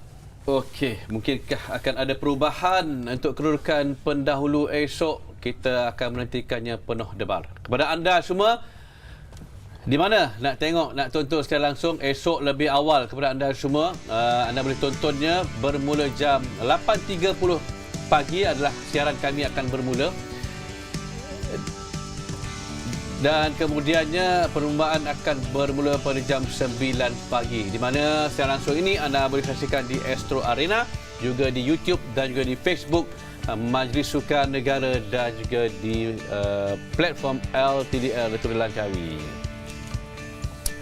Macam mana anda puas hati dengan perlumbaan pada hari ini? Of course, mungkin ada yang rasa puas sangat sebab saya tak nak tengok lah Malu Celi naik kat stage pakai jersey hijau, nak tengok rider lain. Jadi hari ini anda pun dah dapat kemenangan. Tapi kepada yang nak tengok Malu Celi, sudah pasti anda kecewa. Lebih-lebih lagi yang nak tengok Aaron Gate naik ke podium selaku pemegang jersey hijau, pasti kecewa. Terima kasih adik Usaini.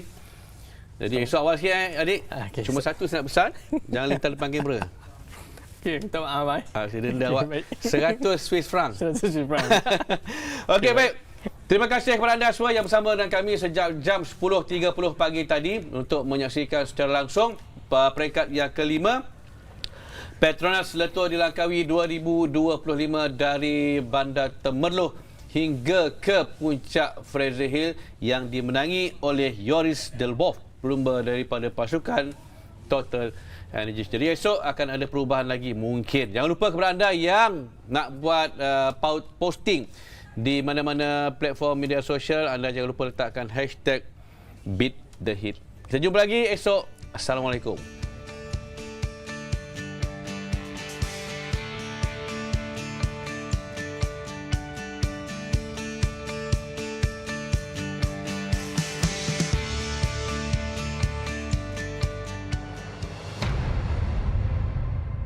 Good morning, everyone. Very well, welcome to stage 5, the Queen stage of PETRONAS Letup Langkawi 2025, between Temerloh and Fraser Hill, 123.1 kilometers, starting with a neutral zone of 7.6 K.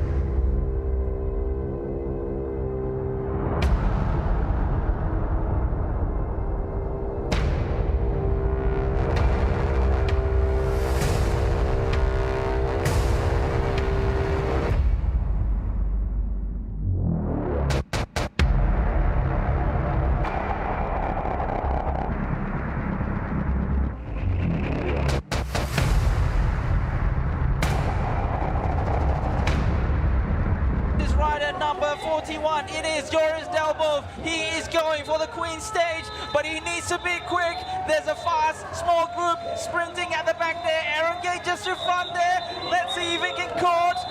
Giannis is there as well, Anders Hanna, but it is Joris Delbov.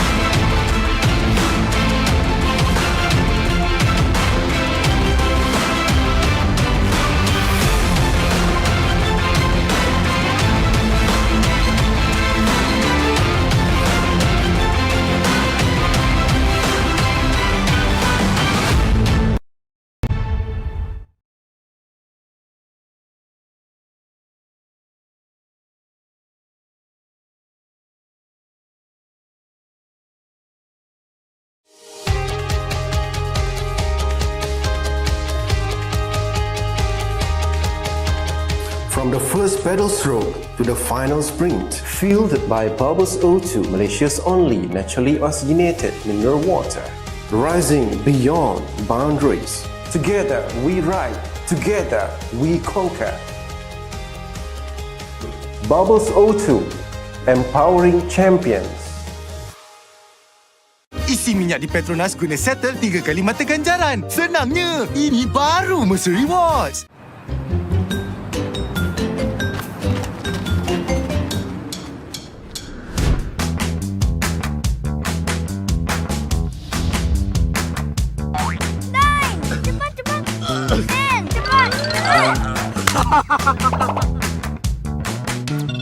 Hah? Buat apa tu? Wah.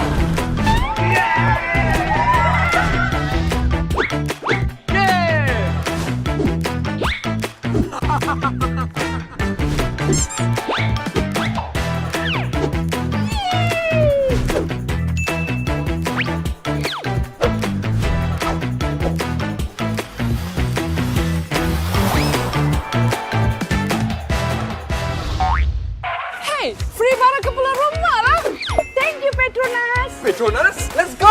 Ganjaran lebih bermakna dengan Petronas Mesra Rewards. 40 ahli Mesra Rewards bertuah bakal menang voucher beli belah bernilai sehingga RM5,000 dan sebahagian daripada 35 juta mata ganjaran Mesra Rewards untuk direbut. Senang je, hanya isi minimum RM45 untuk kereta atau RM5 untuk motosikal dan masukkan nombor telefon anda di pam atau gunakan aplikasi Settle. Itu je.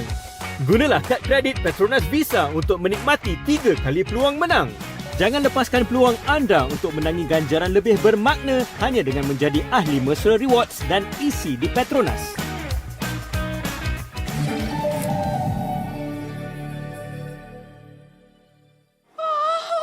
Barang elektrik pun boleh. Wah.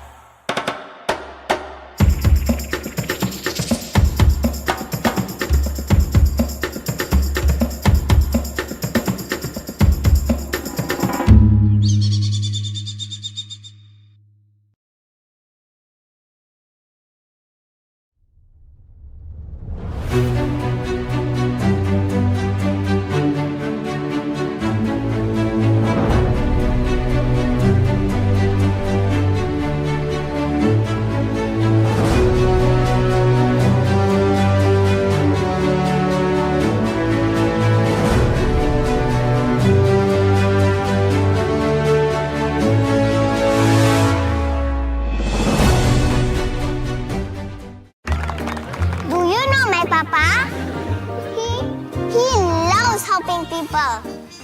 Always makes Mama smile. And he can do magic. That's why I love my papa so much. I just use Mr. Rewards. So easy. It's so easy to collect points.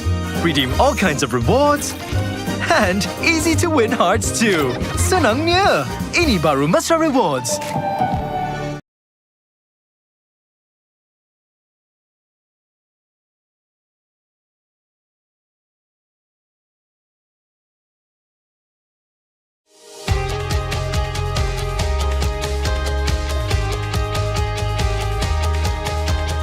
From the first pedal stroke to the final sprint, fueled by Bubbles O2, Malaysia's only naturally oxygenated mineral water.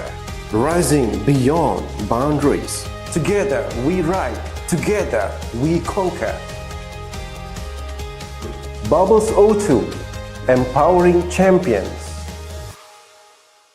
Isi minyak di Petronas guna settle 3 kali mata ganjaran. Senangnya, ini baru Mr. Rewards.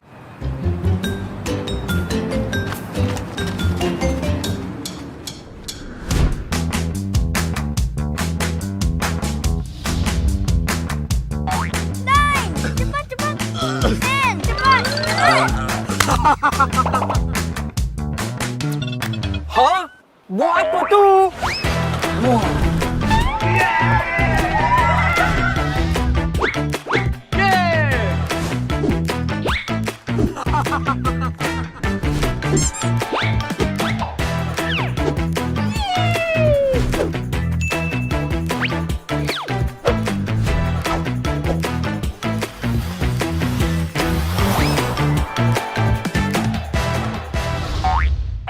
Hey, free barang ke pulang rumah lah.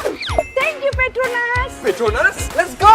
Ganjaran lebih bermakna dengan Petronas Mesra Rewards. 40 ahli Mesra Rewards bertuah bakal menang voucher beli belah bernilai sehingga RM5,000 dan sebahagian daripada 35 juta mata ganjaran Mesra Rewards untuk direbut. Senang je, hanya isi minimum RM45 untuk kereta atau RM5 untuk motosikal dan masukkan nombor telefon anda di pam atau gunakan aplikasi Settle. Itu je.